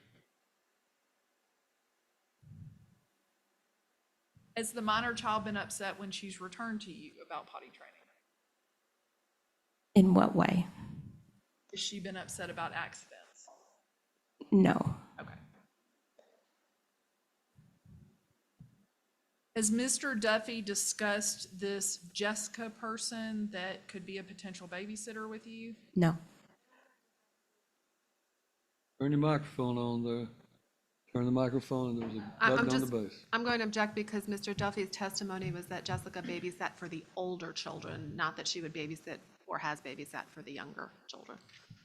Well, the basis of your objection is that he Not never relevant. testified, but she's asking her whether he discussed it with her. I guess my objection is that it's not really relevant because this is a babysitter for children that are not part of this case. Well, it would be relevant if this court gives him unsupervised time and this Jessica person is the babysitter. Oh, if I give unsupervised time, I'll deal with who can be the caregiver. So I'll move on then. sustain the objection. Are you concerned that he is not following court orders out of another court? Yes. You concerned about him following the court orders of this court? Yes, because he's already not following on the other. Okay. And you heard Ms. Russell testify today that she is not supervising all the visitation. She's leaving the children and Mr. Duffy in the car by themselves. Is that Correct. correct? Does that concern you? It does.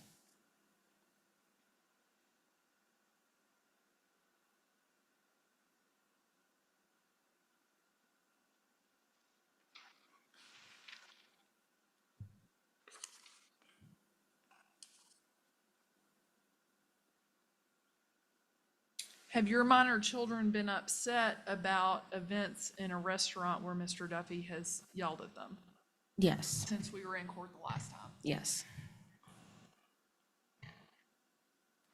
Now, we tendered to the court several documents that show on February the 2nd that he was on his phone almost the entire visit.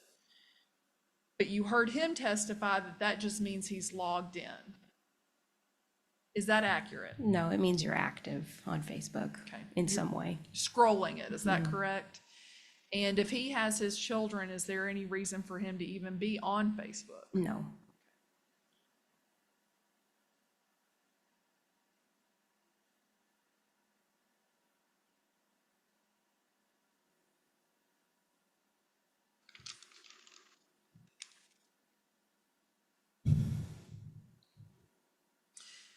Mr. Duffy explained to the court that he was blamed for after 4 hours for a diaper rash on one of your children, and it turned out to be a virus. Was that 2 different occasions? It is. The diaper rash is different from the rash that she still, but is almost over right now. Okay. What was the rash? The rash is called, Hand, foot, and mouth disease? no, it's musculum contagiosum or something that lasts about a year. And is it common in children? It's very common in that age group, yes. Okay. And did you give Mr. Duffy the information about that so he wouldn't spread it to the other children or himself? Yes, because it is contagious. Okay. And at any point in time, did he respond to your emails that you were sending? He did not. Have you communicated by email in the past? I do email because of our previous court orders. Okay. And over email, is that his email address? It is. Does he ever check back in on the kids when you express to him that there has been some issue with them, some illness, some sickness, that you're changing pediatricians? Does he co-parent or cooperate with you in any way regarding their health and wellness? No. Does he check on them aside from FaceTiming with them? Does he ask you how they're doing? No.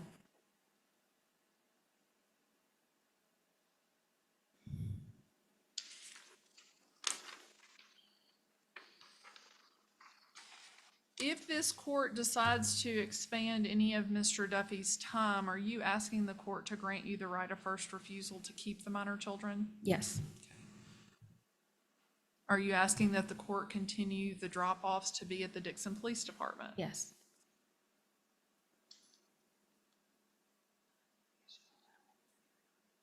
Have you noticed any reluctance with your minor children in being around their father or even talking to them? As far as them saying, I don't want to go, yes, Addie has said once or twice that she does not want to go. Have you tried to encourage that she go and enjoy her time with her father? Yes, I do. Okay.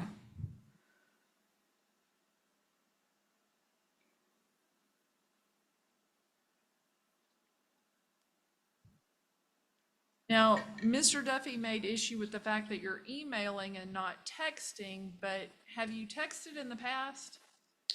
I have when he has FaceTime and we have missed it. In order for him to know that I got the call, I say they're in the bath or I'll call you back in just a minute. Okay, and does he ever respond to those text messages? He doesn't respond back. Any reason you can't use text messaging instead of email? There was an early, I think on this restraining order part of it, we had all discussed that they would just email one another, and now that is not an issue, so they can absolutely just text. I can tell you that I don't always check my emails as frequently as I should, personal email, and I can understand why he might not. But text messages, it alerts your phone, and you know immediately you've got a text message. Seems to me it'd be a more direct way of communication. I was unsure based on our previous court what was appropriate. Well, we're gonna try to move forward on some things, so go ahead. Yeah, I think that's fine now, Judge. Is there anything else for this court that you've got concerns over? I mean, I think we've gotten those in through Mr. Duffy and Ms. Russell, but is there anything else you'd like to tell the court? I don't think so. Okay, thank you. I don't have any questions for Ms. Duffy. Ms. Smith, do you have any questions? Thank you, ma'am. You may step down. Ms. Duke, do you have any other witnesses? Does Mr. Duffy have any rebuttal proof? No, Your Honor. Then I'll hear you in argument.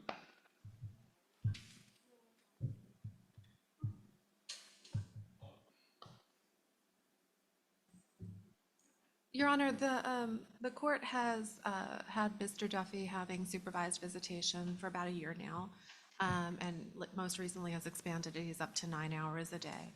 And I do understand that there have been concerns in the past. I do believe he's addressed them. He's gone to extensive anger management classes and parenting classes, and he has really worked hard to try to figure out a way to maximize his time with the children and make it as good of a quality time as possible.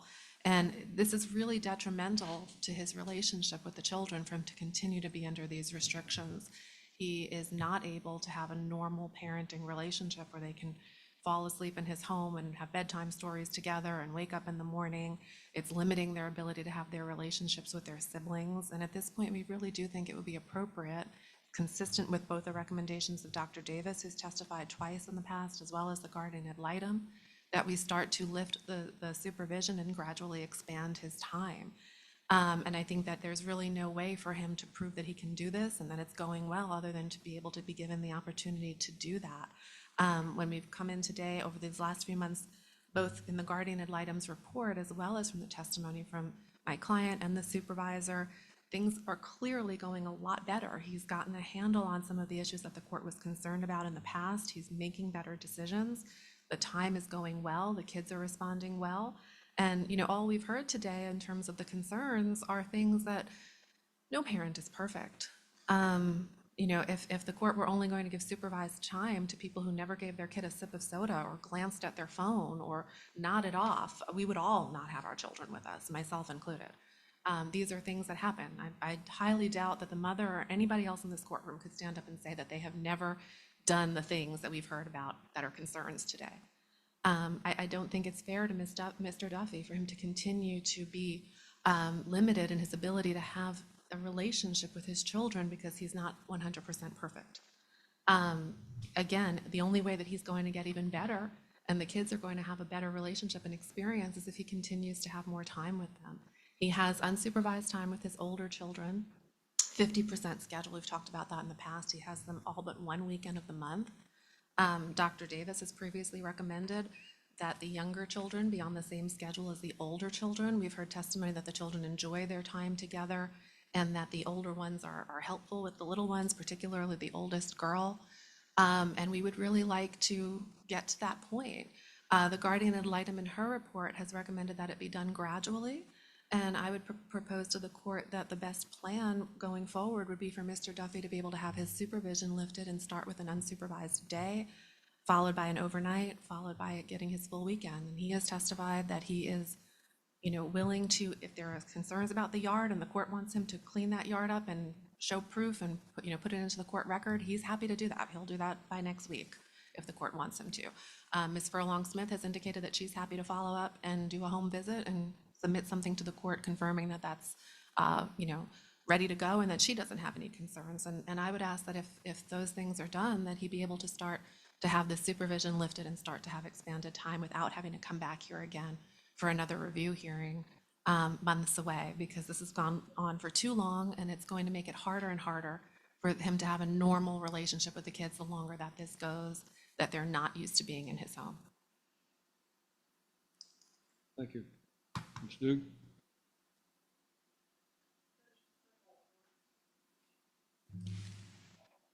The concern is that Mr. Duffy is under a microscope right now.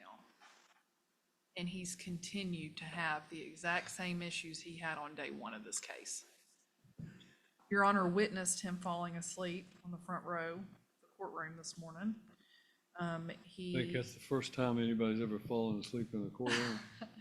Not at the beginning, I would say not at the beginning of the docket, in fairness. I would say that Ms. Russell even admitted that he's still falling asleep during his visitations. He is still getting angry and scaring the kids when they're going out to eat, which was one of the major issues Your Honor witnessed on the video. He is violating a court order out of Wilson County. I don't know how we can move forward until we know he's not going to violate something like the order in this case. He's on his phone the entire visit. He's not being attentive to the children. His home is not a proper place for the children at this point in time. There are hazards in his home. There are hazards outside of his home. And I think that respectfully, opposing counsel is trying to say that the only way to prove that he can do this is to put the kids' safety at risk. I just don't agree that we're to that point yet, because he's under a microscope and he's still doing these things. Again, mom wants the children to have a father, but we need a safe place for the children. Ms. Smith?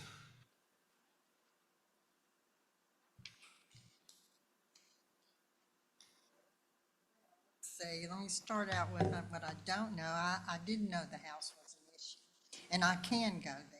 That's not a problem. And I don't know what the dot means on Facebook. I was kind of lost. Well, that makes two of us, because I'm not on Facebook. Maybe it's because, we didn't grow up with it.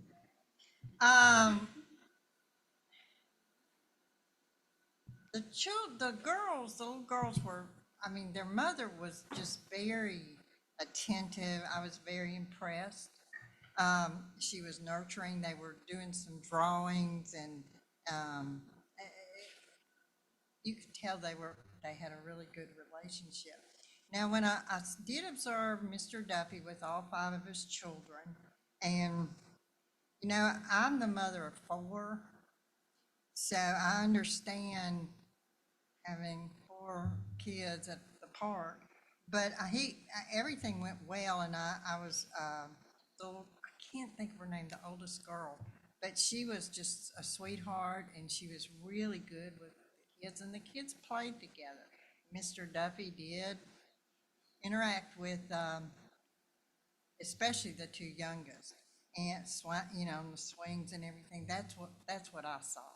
Now, the sleep issues, that's a little concerning. I don't know. Like I said, mother of 4,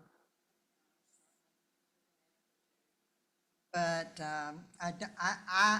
that might be something he might want to look into, and plus cleaning up his yard. And my recommendation is, I don't know about this Wilson County order either. Didn't have the benefit. I'll let Wilson County deal with Wilson County's order, and I'll deal with mine. So. But I do think that after talking with Ms. Forrest Pugh and Dr. Davis, and especially Mr. Duffy's ex-wife, because she noted in the beginning of their split, divorce, she had some issues with Mr. Duffy. She told me that she had seen a great change in his behavior. The children were no longer wanted to go to see him, whereas before they had expressed some reluctance.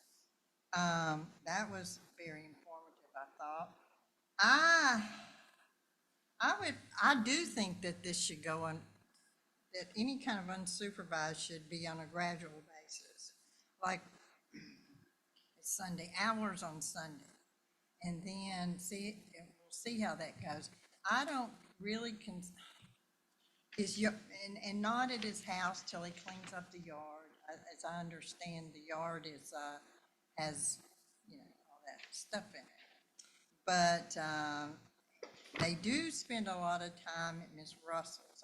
I gathered that from my conversation with her at the park. They go there. Miss Russell and Mr. Duffy are very close, and she's more than willing to help out. I would not recommend any overnight at this time, but limit it to visitation in the community or at Ms. Russell's.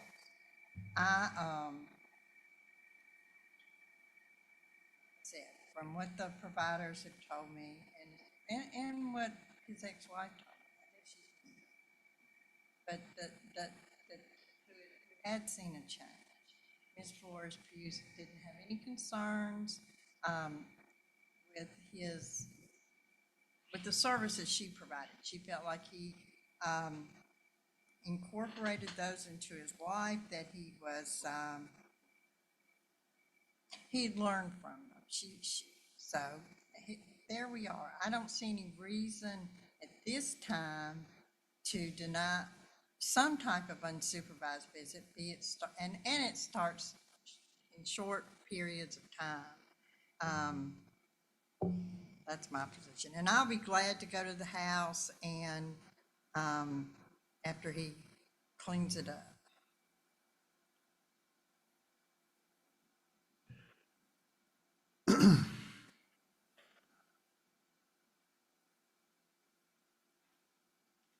This thing's been going on now for a year. We started out with concerns about Mr. Duffy's anger, the episode that was on camera about what happened at the bowling alley and him jerking one of the children up and so forth. All of those issues were of great concern to the court. That's the reason he's had supervised visitations. He has made great progress, and I believe that making great progress can't be ignored, and it should be recognized. And otherwise, if someone makes progress and no beneficial result, why would they continue to make progress? I mean, there's got to be some reward, a carrot at the end of that stick, so to speak. So it is my opinion that we need to move towards some sort of unsupervised visitation. But I shouldn't have to order you to clean up your house for minor children of this age, a 5-year-old and a almost 3-year-old, and what I see in these photographs of the backyard of your house is not acceptable, in my opinion, for children to be exposed to and have to go out inside and play. And there's a bicycle, children's bicycles right there in that photograph, right up against all of that junk that's there. And I think that's a dangerous, unacceptable condition. So, I want you to have regular visitation. I want you to have unsupervised visitation and to move in that direction. But that burden is going to have to be on you to do some things that I shouldn't have to keep telling you what to do. We shouldn't have to tell you, how to bring yourself in line with what a conventional visitation schedule would be.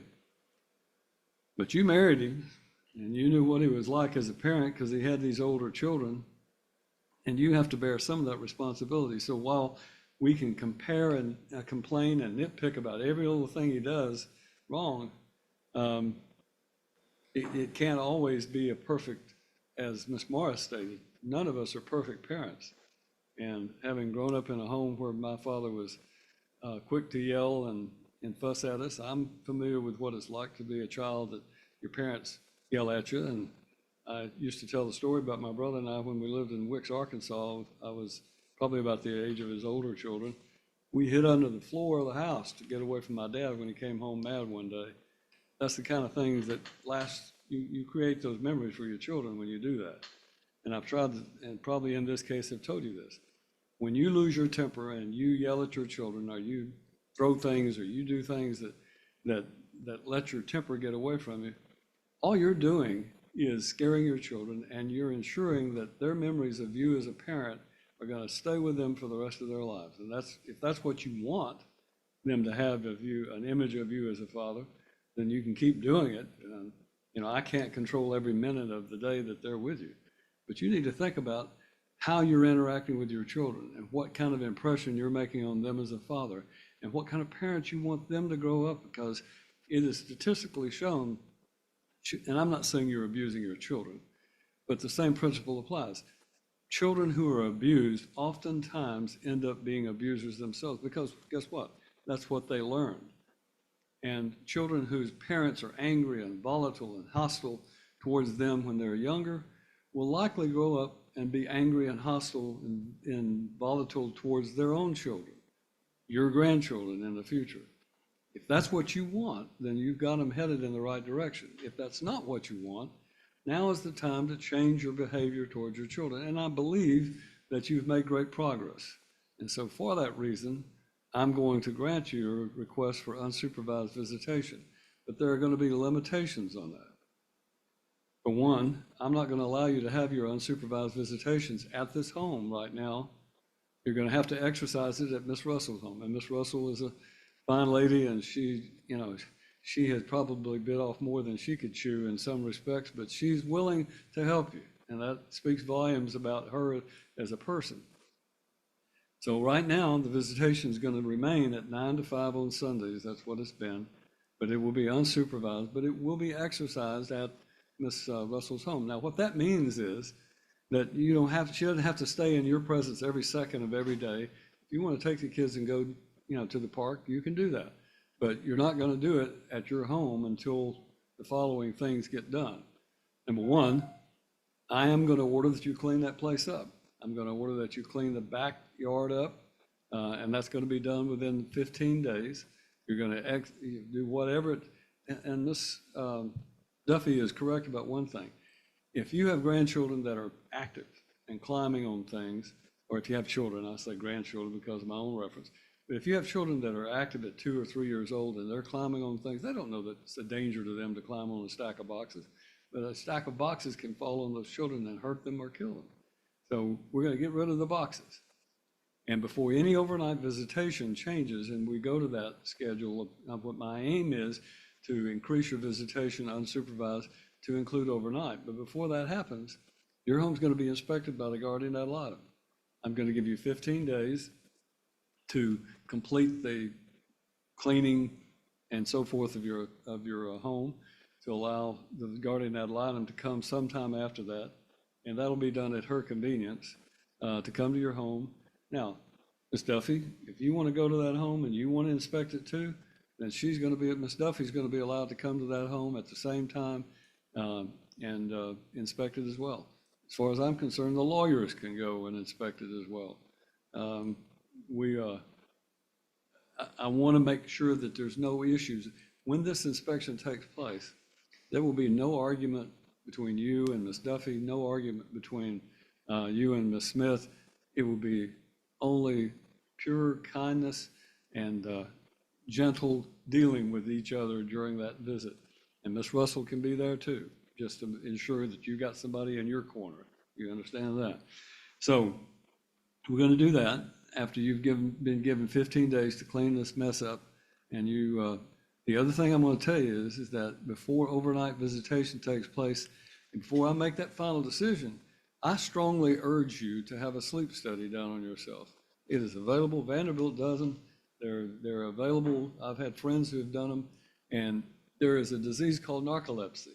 And narcolepsy is one of those things that there's nothing, nothing shameful about it. Some people just fall asleep, and that's because they can't stay awake.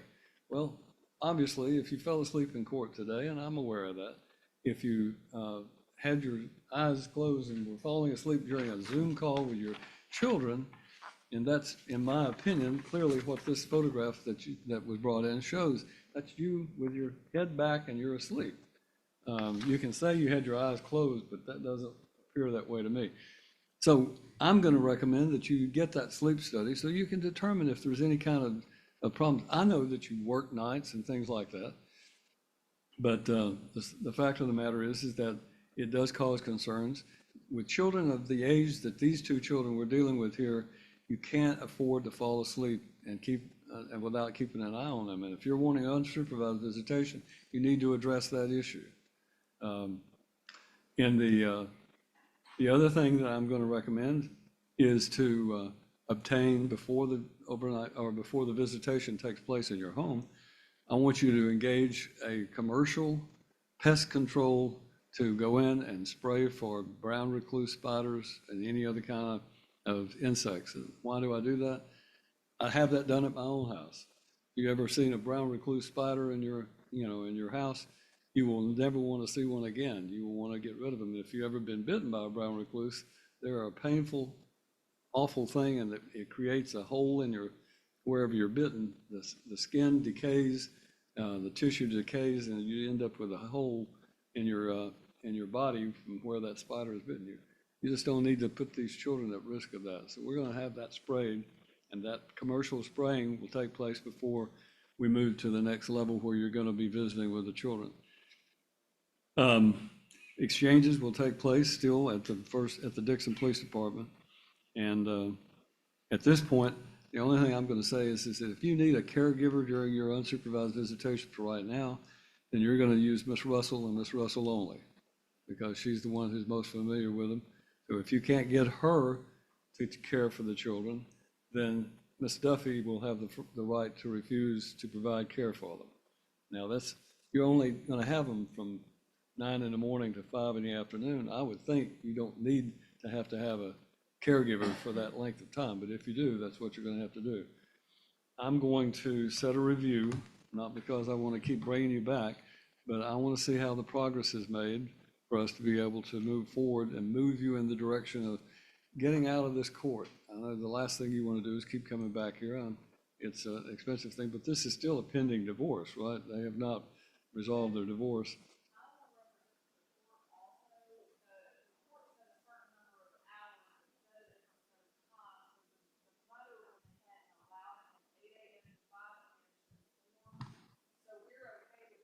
Let's just make it 8 a.m. to 5 p.m.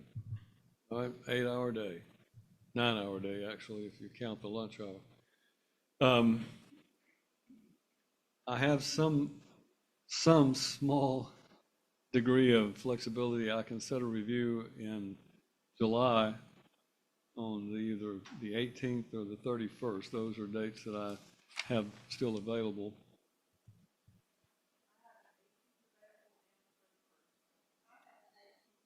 I have the 18th available. Oh, wait, I'm sorry, this is July. I'm sorry? You said July, not June? July 18th. Yes, I have that available.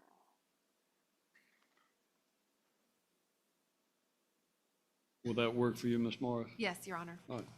Then I will make that a Chancery Day and in Dixon County, even though I'm in Cheatham County that month. So we'll do Dixon Chancery and we'll review you on that day. Now, hopefully on that day, all of this has been cleaned up. You've gotten a sleep study, you've gotten your brown recluse problem resolved, and things are going well with your unsupervised visitation, and we can now then move to the next step. That's what I hope and anticipate. As far as The other issues about, concerns about the children, just make sure that there's not any issues that go on. He'll still have the FaceTime calls as was previously ordered, and go from there. I'm not ordering the sleep study. What I'm saying is that if he wants to go to unsupervised visitation, that would be a strong piece of evidence for the court to consider.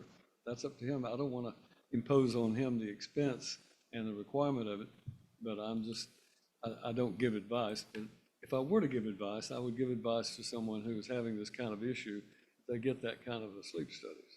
All right. And Your Honor, my understanding is the same is true with respect to the pest control. It's not in order, but it is also strongly No, encouraged the by the court. pest control is in order. Is in order, okay. I don't want the children going in there if there's a possibility that there could be brown recluse spiders. And it's not a cleanliness issue. Brown recluse basically, they come in where it's dark and, things are stacked like boxes, and that can happen. So I've had them in my home many, many years ago, and I've seen them, and I don't ever want to have them again. So. Commercial, yeah, we're not going to go to Lowe's and get a home, pest spray. We're going to have a certification from a commercial insect control company that they have sprayed, and that spray would include any kind of brown recluse. So. All right. Thank you, Your Honor. Ms. Mars, who's drawing the order? All right. Duffy versus Duffy. I have on our docket that it's a review, plus it's also the motion that the husband has filed to require the wife to make the marital home accessible for appraisal and a walkthrough by the husband. Yes, that's correct, Your Honor. And as the court is aware, we've been here for several review hearings in this case. The last time we were here, Your Honor did lift the supervision on my client's visitation. So he's been having the children for 9 hours every Sunday, unsupervised. And the last order that we had, which set this matter for a review, did say that the court hopes and anticipates that it would be appropriate to move forward with unsupervised overnight time at this hearing, and it laid out some things for my client to do in the interim. The court's orders specifically were for my client to clean up the yard in the home, make sure there were no boxes stacked up, get the pest control service in. There was some concern about some brown recluse spiders, and also for Ms. Duffy and the GAL to have an opportunity to do a walkthrough of the home to address any other concerns. My client's taken care of everything. The pest control has been filed with the court, the notice confirming that that was done. Ms. Duffy and the guardian ad litem, Ms. Furlong and Kim Wright, the paralegal in my office, all went out to Mr. Duffy's home about a week and a half ago. Ms. Furlong Smith did file her guardian ad litem report. I don't know if the court has, if you have it in front of you, but it did, acknowledge that the issues that were part of the court's order were addressed. And then Ms. Duffy had an opportunity to point out any other concerns that she had.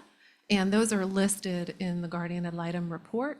There were 4 concerns. One was there were some cans stacked up on a shelf that had some gasoline, I think, in the yard or in the carport. He's moved those. The other concern was about a baby gate that had a wheel that could be adjusted, some weather stripping on the front door.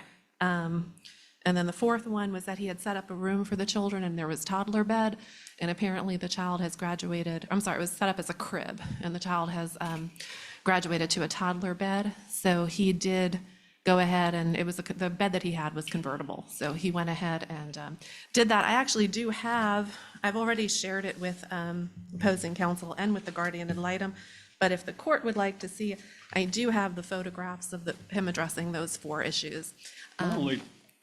I don't think that's necessary. If you can introduce whatever you want. The reason that I wanted to allow the guardian ad litem and the mother to visit the property was because of these concerns that had been expressed about the conditions that were there. And the easiest way to alleviate those concerns was to allow them to go and see.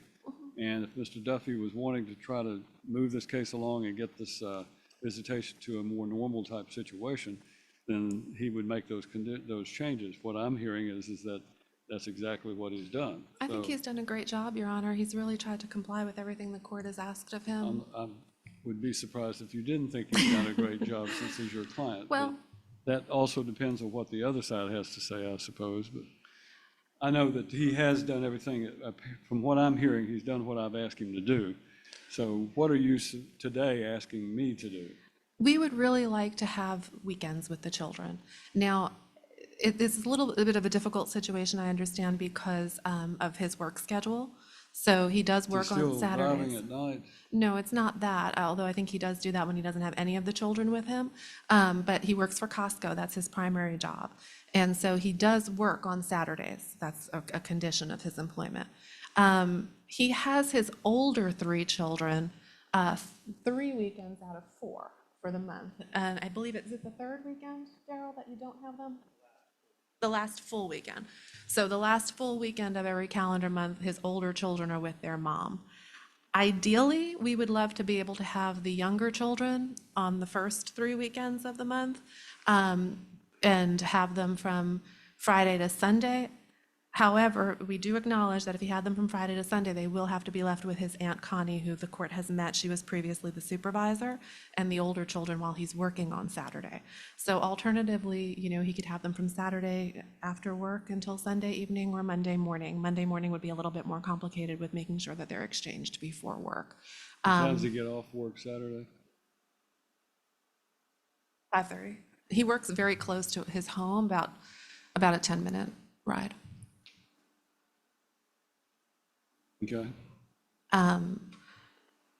So I think ideally he would like to have, and correct me if I'm wrong, to be able to have that Saturday from 6 p.m.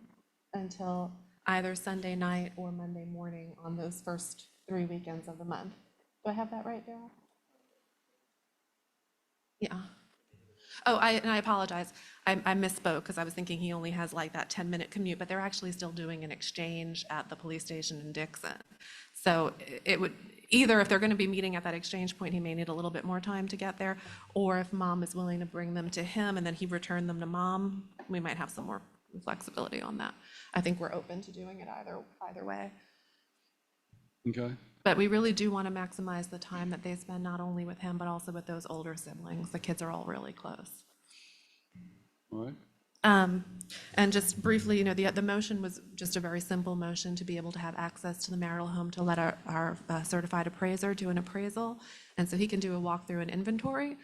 We're hoping that at this point, now that we've gotten so far with these preliminary parenting issues, I think opposing counsel will agree that we'd probably like to go ahead and complete discovery and try to get this on track for a mediation. So that would be kind of an important piece for us to have that information as well. Oh, I did want to point out one other thing to the court.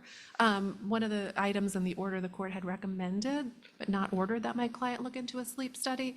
He did go to the sleep clinic at St. Thomas, and they told him right now they don't, based on their preliminary evaluation, they didn't want to order a sleep study at this time, but they did tell him to go ahead and keep a journal of how he sleeps and then book a follow-up appointment in a month or so. And based on what that sleep journal shows, they may or may not recommend a sleep study at that time. And if they do, and if it's covered by his insurance, he's happy to do it. Ms. Duke?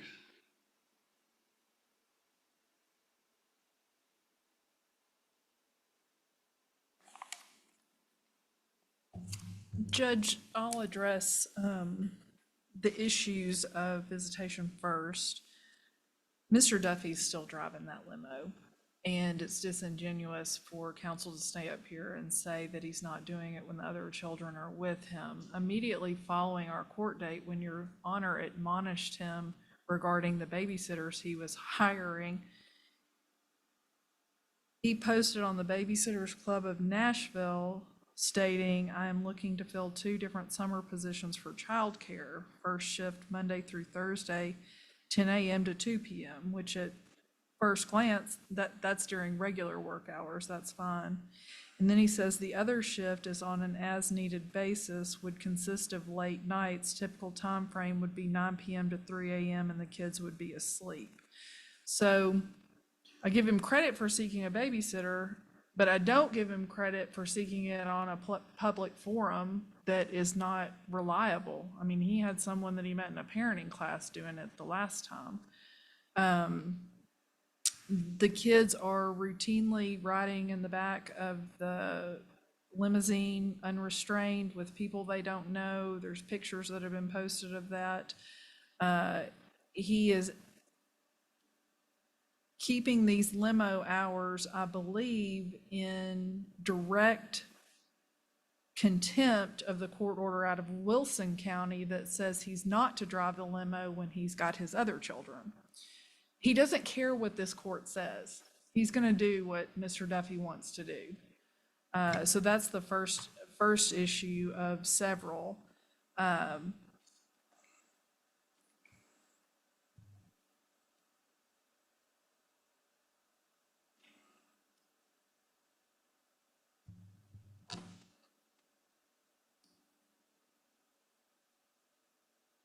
My client has still got concerns about the home of Mr. Duffy. Granted, he has absolutely cleaned it up. There are still a few items here and there, and she agrees that she can be a picky mom when it comes to safety of the minor children. But there's on the exact same shelf where he removed the gasoline, there's a chainsaw that can be pulled off on top of one of the children. And she wasn't given an opportunity to take issue with that because she couldn't see the chainsaw because the gas was in front of it. Now, she understands that she is being overly protective. But in these circumstances, I don't know that it's not called for based on everything we've been through in this case. Mr. Duffy wants to inspect the marital residence or inventory the marital residence. I would submit to the court that at the onset of this, the parties all agreed that Ms. Duffy would return every item that belonged to Mr. Duffy, including marital property that Mr. Duffy wanted. She took 8 carloads of items, inventoried items, to Mr. Duffy at the exchange. The only items left in the marital residence, for the most part, minus a few guns, all belong to Miss Duffy. So I think that his... She owned them before marriage? Before marriage. There's probably a few marital items in there, but before marriage. This marriage is not of long duration. She has, and I will be happy to provide these to counsel, has taken pictures of the entire residence if he would like to look at it. She doesn't really want him in the home right now, and that's just her position.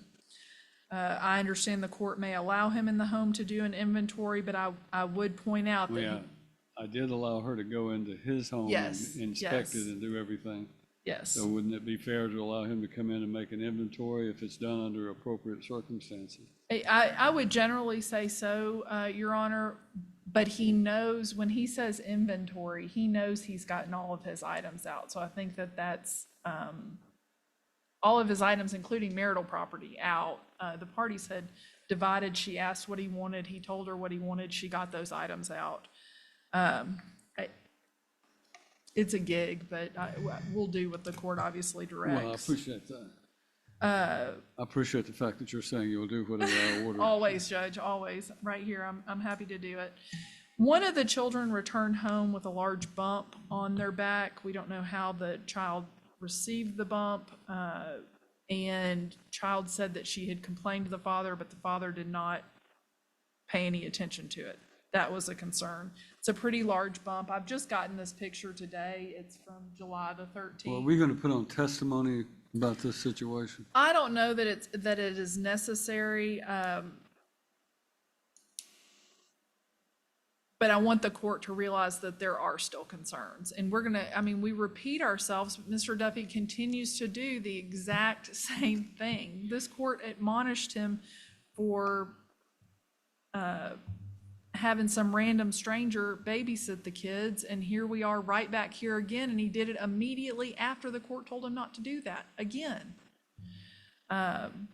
So those are our major concerns. I would ask that if you're Honor is inclined to grant some visitation schedule that's unsupervised overnight, that the court consider that if Mr. Duffy is not available for that visitation, that Ms. Duffy be given the right of first refusal.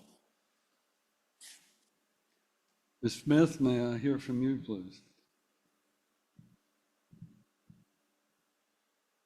Go to the house and appear to be in order. Today, I do think that Mr. Duffy shouldn't drive the limo when the small children are there. I mean, if it's gonna be every other weekend, he cannot drive a limo on those weekends. That's the only thing I've heard today that's concerning. I don't know anything about the bump. I have had children. I know that happens. But anyway, that would be my recommendation, that he not be ordered to not drive the limo when the little kids were there. I know he has 3 older that are there. That's a different county, but in this situation, I do think that. Ms. Marsh, you wish to address any of that? To having an order state that he will not drive the limo with the younger children. The ex-wife and him had an agreement on that, separate and apart. It should probably be memorialized in a court order that she was okay with him driving. You might want to get that fixed with a court order rather than risk being held in contempt. I agree. I agree with Your Honor, but we have absolutely no problems with that. In terms of the babysitter, he's understood this court's instructions. He has looked for babysitters online for his older children, but he fully intends to have background checks done to make sure that any babysitter that he uses is acceptable. Why does he need a babysitter with these younger children? He actually does not. Why would he need a babysitter at all? To be clear, Your Honor, he does not, and we would be happy to have it at the order that he's not to leave them with any other third party, except if there could be a carve out just for Miss Connie Russell, and even at that, we would be, I believe that was a part of the last order as well, and there was also a right of first refusal for mom, and we're happy to have those orders remain in effect. The babysitter that he was looking for was really for the older children because he has a 50-50 schedule with them over the summer. In terms of the bump on the child's back, I mean, things happen. My understanding is that the child was stung by a bee with mom. These things happen. In terms of the inventory, it is true that we had done an agreed order, but that was a preliminary order at the very beginning of this case just to get things that he needed out of the home. It was not supposed to address the final distribution of all marital property. That's all. Right. Well, I want to give everybody an opportunity to be heard, even with the lateness of the hour. Does anybody have any proof, any testimony you want to offer on this issue? You what? All right. Right. Ms. Morris, make sure I'm understanding. You said that he has his older children on the last full weekend of each month? But the last one. These kinds of cases are somewhat difficult for me. I mean, my interest is protecting the minor children. This case started a long time ago with an incident with a video at the bowling alley, and we've gone round and round with this.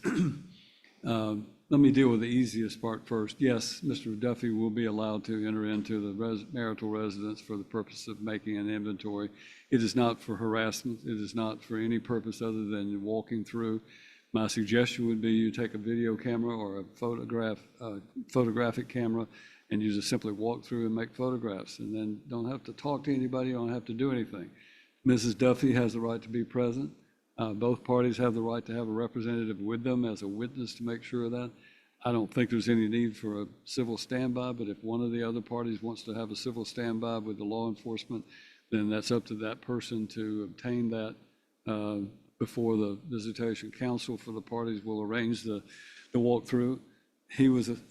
I allowed her to come into your home and to inspect it along with the guardian ad litem, and so as a result of that, I think quid pro quo, as they say, is to allow you to go into the home to make this, not for any reason other than to make this inventory that you're talking about. It's been indicated that you've removed most of the things that are yours, but you've got to make a list of what you claim is still there that's marital property, so I'm going to allow it.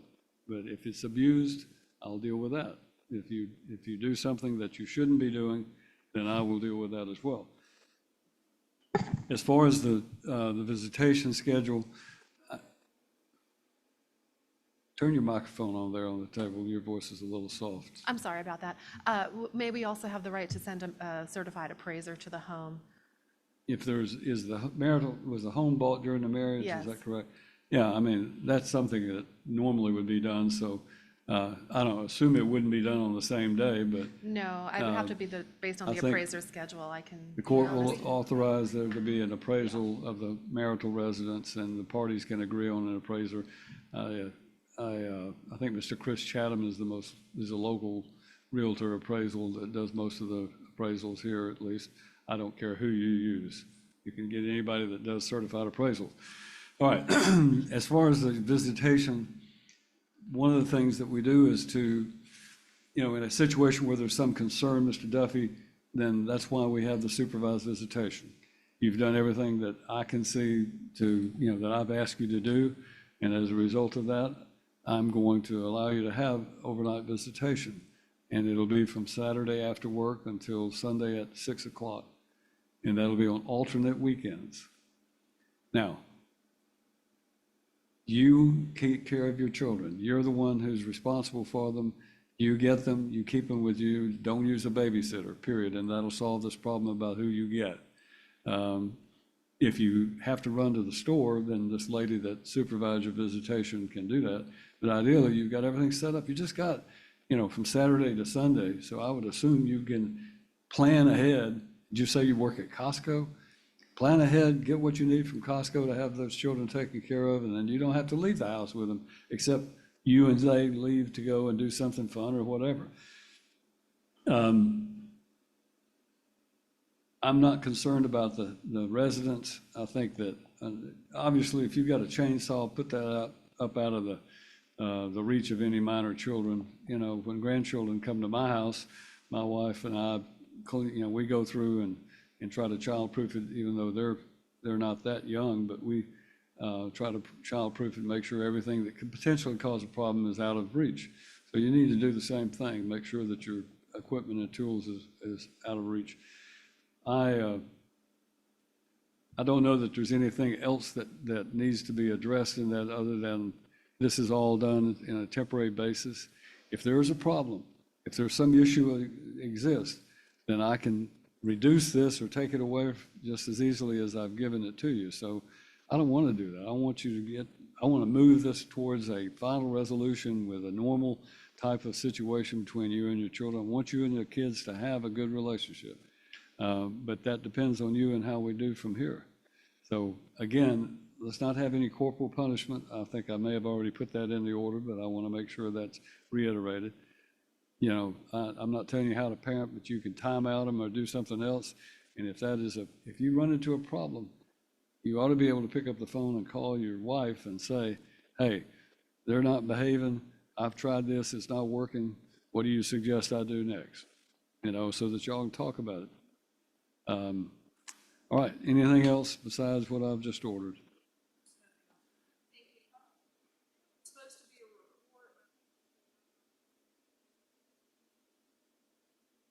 Yeah, well, I mean, I think if he's got them for, Saturday evening, put them to bed, get a good night's sleep, spend the day with him on Sunday, just try to make sure you don't drink enough coffee or whatever you need to do to stay awake when the kids are with you.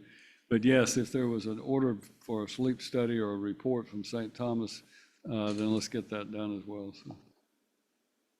All right. Ms. Morris, are you going to draw the order for me?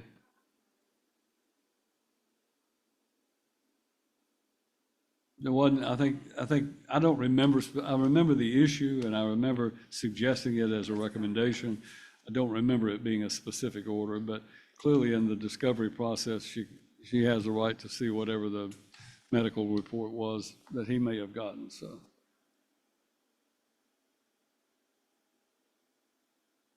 I'm sorry, they're what? The children at the Is your police department. microphone- It was. They've been doing the exchange at the Dixon Police Department, so they can continue to do that, or can the order say that they may agree on something different, just whatever they agreed to? Continuing that? All right. Okay, so, I hope you'll move away from that. I don't think children ought to have to be exchanged in the police department or the sheriff's department or whatever, but I understand that with the issues that have taken place, that's probably, for right now, that's probably the safest thing to do. then he can just text her when he's leaving work with an ETA on that. All right. Thank you. Ms. Marsh, you'll draw the order for me, please? Yes, Your Honor, thank you. That will then conclude our business for today, so we stand adjourned.